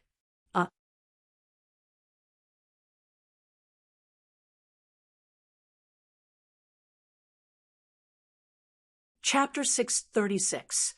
Li Zixuan was confused by Li Er and his family. After figuring out Li Ku's logical thinking and confirming that Li Ku's foundation in mathematics was enough to pass the entrance exam of Yanhuang Academy, Li Zixuan resentfully took the four little guys out of the bishop's office and left the conference room to Li Er and his two wives. I hope old Li won't do such shameless things in my conference room. Li Zixuan thought to himself in an indecent manner, Brother Xiaoxian, where are we going to play? Changle hadn't left the palace for a long time and hadn't seen Li Zixuan for a long time. She happily followed Li Zixuan and looked up at him with her blushing face. Li Zixuan had always been very patient with Changle, a girl with bright eyes and white teeth. He smiled and replied, Let's go and see where Mr. Li and the others are first. Then I'll take you around for a stroll. Oh, by the way, Changle, didn't you look around earlier? Changle shook her head and said, Not yet. Father thought that the building we saw earlier was very grand, so he brought us in to wander around. Who knew that it would be so big inside? Later on, when we were tired from walking around, Father brought us to that room to rest. Not long after, Brother Xiaoxian, you came. Oh, so that's how it is. Then I'll take you to see some interesting things in the library. Li Zixuan thought for a while and smiled. Yes. Oh, right, Brother Xiaoxian. Why didn't Sister Lan come with you today? Oh, her. She's not familiar with old Mr. Li and the rest, so she didn't come with us. Here, this is Yanhuang College's library. What do you think? Isn't it grand? After finding Li Gang and the others who were enjoying the cool air under a pavilion in the academy, Li Zixuan informed a few of the old gentlemen before bringing the 4 second generations to tour the academy. At this moment, He was a bit like a tour guide in his previous life. Little Xian, why is the shape of this library so weird? Li Chengqian complained after looking at it. For a while, Li Tai immediately retorted, Tai doesn't agree with Big Brother's words. This is clearly grand, not weird. I think that among all the buildings in the academy, only this library is similar to the style of our central plains. Li Zishuan couldn't help but nod secretly. Li Tai was right. Yanhuang College's library, the red building, used a lot of China's traditional multi-eave roofs, China's ancient auspicious patterns, and China's traditional red beams and pillars, compared to the other high-rise buildings in the academy that were purely made of cement. This library contained a lot of ancient style. But I still feel that the overall shape of this building is very weird. Li Chengqian muttered to himself, this is the academy's cafeteria. In the future, all students will line up here to eat after class. Li Zishuan didn't bring them into the library. In fact, every building in Yanhuang College was quite large. If they went into every building, they wouldn't be able to finish it even by nightfall. Wow, this place is so big. Brother Xiaoxian, how many people can eat here at the same time? Looking at the spacious and bright cafeteria with large glass doors and windows, Changle couldn't help but exclaim. Before Li Zishuan could answer, Li Tai said, if every table is full, this floor can seat 800 people. And there's another floor above. So, this building can completely satisfy the needs of the entire academy's teachers and students. The little fatty obviously didn't work for nothing in Yinshan for the past 2 months. What he said was reasonable and methodical. Wow, it can actually accommodate so many people. How many students will the academy recruit this time? Changle's eyes lit up when she heard this, and she asked again. Li Tai didn't know this, so the little fatty decisively shut up. Li Zishuan saw this and replied, there's no conclusion on how many students will be recruited, and there won't be a fixed number. This will completely depend on the abilities of this batch of students. If they all do well in the exams, then what's wrong with me recruiting all of them? If only a few people's answers are passable, then I'll only recruit those few people. Oh, Brother Xiaoxian, does your academy recruit female students? Changle suddenly blinked and asked. When everyone heard this strange question, they couldn't help but be stunned. Li Zishuan thought for a while before answering. Changle, this isn't a question of whether I'm willing to recruit or not. It's a question of whether the officials in the imperial court will allow women to enroll or not. The current Yanhuang College is still too weak. Perhaps one day, when Yanhuang College is strong enough to dominate the secular etiquette, then a female branch of Yanhuang College may appear on Yinshan. Oh, Changle nodded, as if she understood. Li Ku, on the other hand, looked at Li Zishuan in surprise. He thought to himself, Sir, you're really daring. Allowing women to enroll is simply too crazy. Ugh. At this moment, Li Chengqian suddenly let out a muffled groan. Li Zishuan's hearing was amazing, and he was the first to detect the abnormality. He hurriedly asked, Chengqian, what's wrong? Li Chengqian's expression was extremely awkward. He clutched his stomach and said with a bitter face, No, nothing. I just felt uncomfortable in my stomach and wanted to go to the toilet. Xiaoxian, where is your academy? When Li Tai heard this, he almost wanted to curse. He immediately jumped away and kept a distance from Li Chengqian, which made Li Chengqian so embarrassed that he wanted to die. Changle and Li Ku's actions weren't as obvious as Li Tai's. The two of them moved imperceptibly, wanting to get away from the troublesome place. Li Zishuan didn't immediately understand what Li Chengqian meant,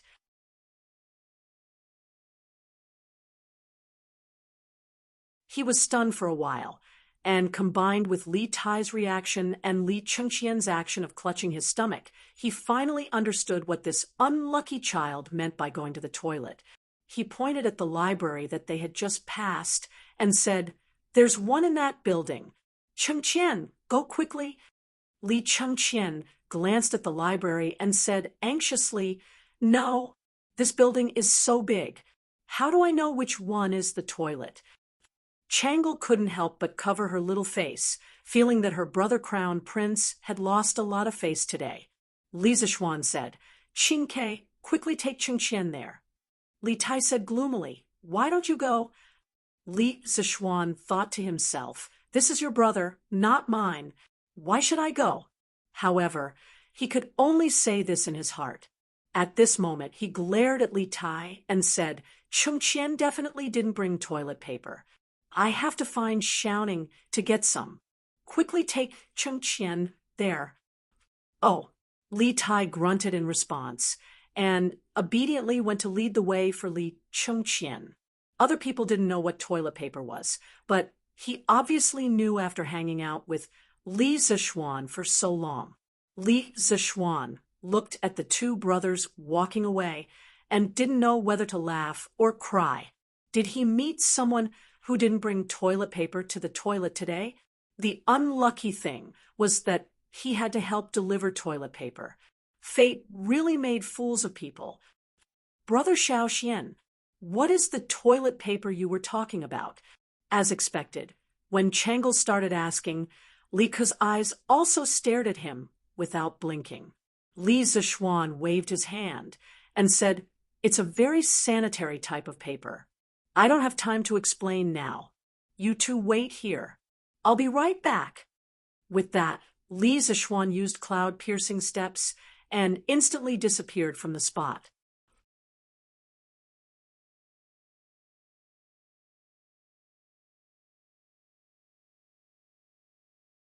Chapter 637. I've long heard that you've become a martial Tao master. Looks like it's true. Looking in the direction Li Zishuan left, Li Ke couldn't help but fall into a daze. He was also very interested in martial arts, so after seeing Li Zishuan's amazing speed, he couldn't help but yearn for it. Does third brother want to learn martial arts from brother Xiaoxian too? At first, Changle was also attracted by Li Zishuan's graceful movements. However, when she came back to her senses, she realized that Li Ke was still in a daze. She thought for a moment and guessed what Li Ke was thinking. Hence, she tugged at Li Ke's sleeve and asked, Cough cough. That's not true. Third brother, learning martial arts from General Dugu is pretty good too." Li Ke quickly came back to his senses and tried to cover it up. After knowing that he liked martial arts, Li Er arranged for Dugu Xian to be his martial arts master. As the saying went, a teacher for a day, a teacher for life. Li Ke was very principled when it came to conduct himself. He. Changle laughed and skipped the topic. She started to talk about the academy's architecture with Li Ke. The siblings didn't wait for long before Li Zishuan came over with a roll of toilet paper. "Brother Xiaoxian, you're back!" Changle exclaimed in surprise. Li Zishuan nodded. He estimated that Li Chengqian should have just squatted down. Hence, he took out the toilet paper and said, "Here, Changle, look, this is toilet paper." Changle took it curiously and touched it with her hand. Feeling the soft touch, the little girl exclaimed, Brother Xiaoxian, this paper is so soft, but why does Brother Crown Prince need this?" Cough, cough, cough. The overly naive Changle couldn't figure out the use of the toilet paper. Li Ke, on the other hand, suddenly coughed. It was obvious that this kid had figured it out. "Third brother? You know the reason?" Changle asked Li Ke. This, Li Ke didn't know how to explain it to his naive sister. He could only stutter. "This. What is this? Third brother, why are you hesitating?" Changle rolled her eyes and said anxiously. Seeing this, Li Zixuan could only helplessly explain. This thing can be used as a substitute for toilet paper. Of course, it can also be used in other places. Ah, just in time. Qingke, since you're back, help me send the toilet paper to Chengqian. Li Tai, who had just walked over, suddenly had a dark expression. Just as he was about to retort, he heard Li Zixuan say, "Brothers have to love each other. Qingke, if you don't go, Chengqian will be anxious." All right, little fatty thought for a while, and finally decided to listen to Li Zixuan's suggestion. He brought the scroll of paper to the library. After Li Chengqian came out, he naturally had an awkward expression. However, he still very solemnly instructed Li Tai, and Li Ku not to mention his stomach discomfort in front of Li Er. Otherwise, a few more people in the imperial kitchen would probably die.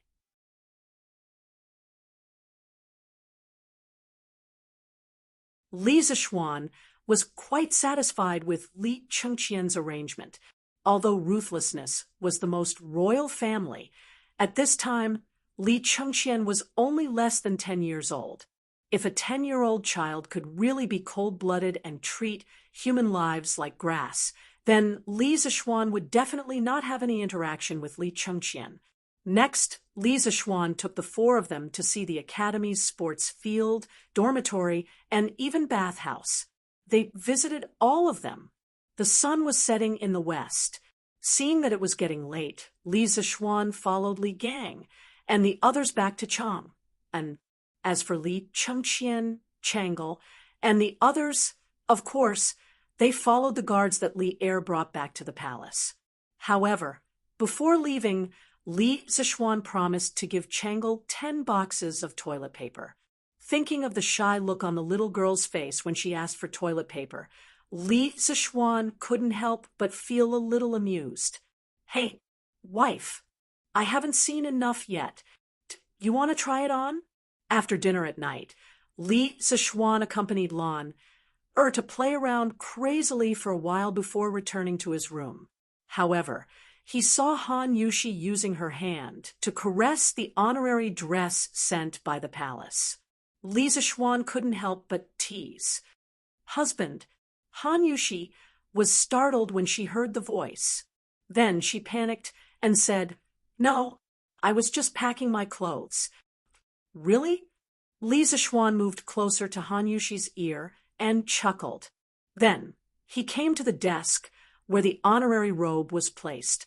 He sighed and said, "So this is what the honorary robe looks like. This is the first time I've seen it. Sigh, wife, you don't say. This honorary robe looks quite good." What he said was true. Although he had seen it in a TV series in his previous life, how could the TV series be real? The director and the costume designer weren't historians. Han Yushi thought that Li Zixuan was teasing her again. She quickly came over and took away the honorary robe and the imperial edict on it. Then she said angrily, "All right, husband, stop fooling around. Go to sleep." "Sigh, that's not right. Why is this imperial edict made of wood? Could it be that it was replaced by someone?" Li Zixuan inadvertently glanced at the imperial edict and suddenly said in surprise. Han Yushi turned around and said speechlessly, "Husband, are you sleepy?" The side of this imperial edict was originally made of sunflower ebony.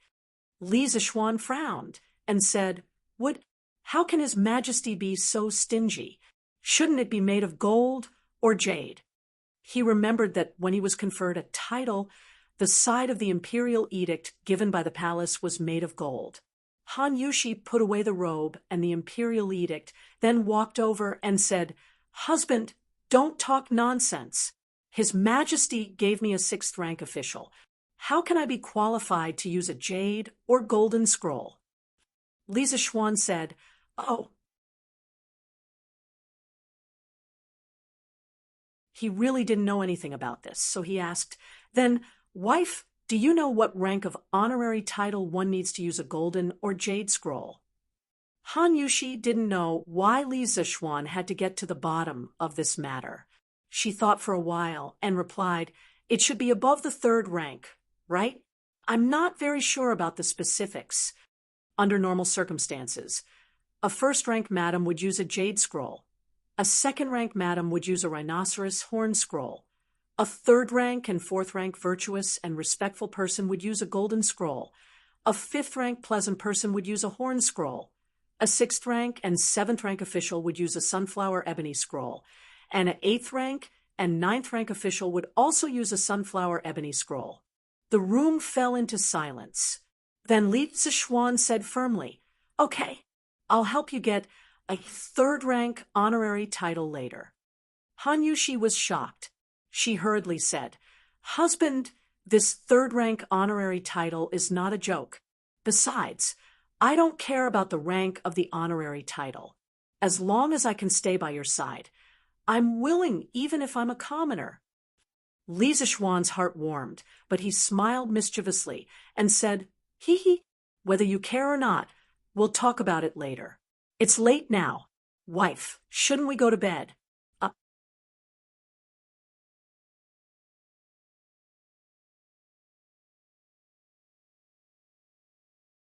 Chapter 638.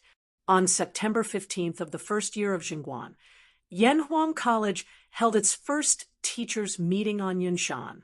In addition to letting all the hired teachers know each other in advance, Li Zixuan also announced a series of important personnel appointments.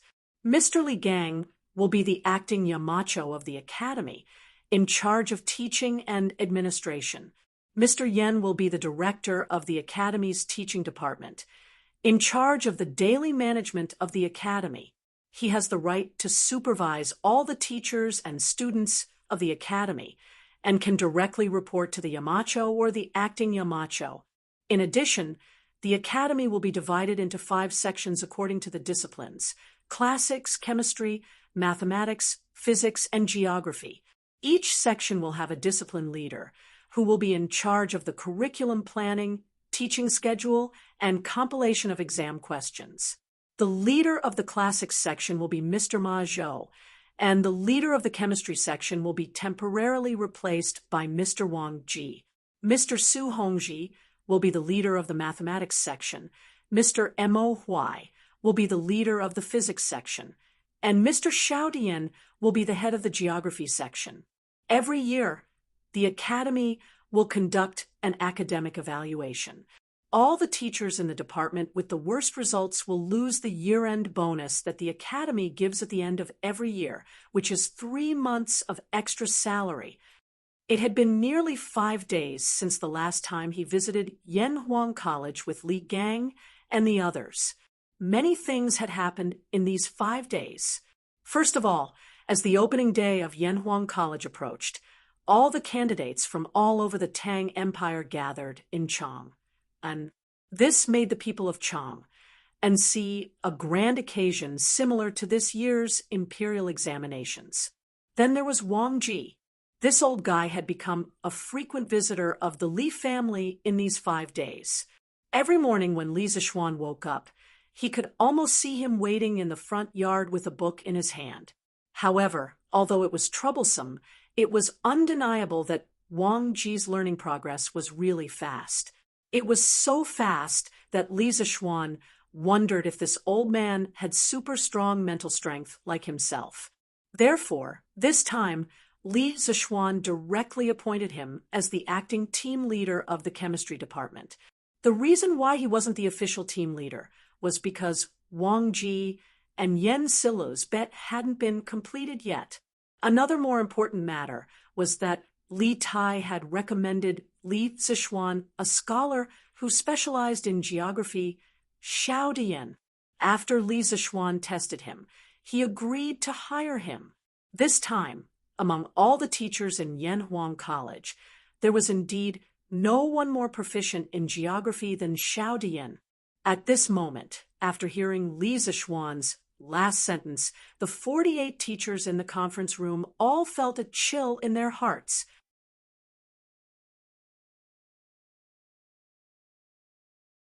They secretly thought that coming to Yanhuang College didn't mean that they could sit back and relax.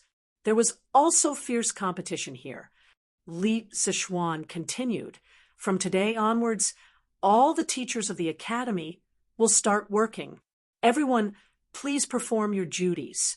The academy has specially built a dormitory for the teachers. If your home is far away, you can choose to live in the academy's dormitory. The academy has a 2-day break every 5 days. During the break, all the teachers can go home. In addition, every 6 months, the academy will evaluate the teaching ability of the teachers in each department. Teachers who are confident in their ability can sign up for a title defense. Teachers who pass the defense will receive the corresponding title. Currently, most of your titles are teaching assistants. Above teaching assistants, there are lecturers. Above lecturers, there are associate professors. And above associate professors, there are professors. The higher the title, the higher the salary. When you reach the title of professor, the academy will also give you a house with a similar architectural style to the academy. It will be located on Yunshan Mountain in the northwest corner of the academy. Therefore, I hope that everyone can work hard for the students and for yourself. This was the real clear distinction between reward and punishment. As a leader, you can't only give pressure to your subordinates. You also have to give them some motivation. Otherwise, under the pressure, they will all become pressure monsters. How can they do normal things? Sure enough, after Li Zishuan finished speaking, many people in the conference room were eager to give it a try. Yamacho, may I ask what the content of the teaching ability assessment is? The person who spoke was a young man in his early 30s. His name was Tang, a frustrated scholar who failed 3 times. In the previous round of interviews, Li Zishuan asked him to explain a passage of the Analects of Confucius. In the end, this person not only explained it clearly and logically, but also explained it in a very interesting style. Even Li Zishuan, who didn't know the 5 classics, was fascinated by it. Therefore, Li Zishuan hired him. In terms of age, Tang Yu was considered one of the younger ones. Of course, the most important reason why Li Zishuan hired Tang Yu was that although Tang Yu studied Confucianism, he wasn't a defender of Confucianism. He only saw Confucianism as a stepping stone. In fact, none of the teachers recruited by Li Zishuan were stubborn Confucians. He wouldn't hire stubborn and inflexible people. The teaching ability assessment is divided into 2 parts. One is the assessment of the teacher's mastery of the subject taught. The other is the evaluation of the teacher's teaching method. Of course, those who follow the book will obviously not get a high score. The specific assessment rules will be distributed to each department after the Academy's teaching office has formulated them. Tang Yu, when the time comes, you can ask the leader of your geography department, Mr. Xiao. Li Zishuan replied, faintly. What was interesting was that when Tang Yu, a scholar who failed the exam, chose geography instead of Confucianism, the reason was that he felt bored after studying Confucianism for so many years.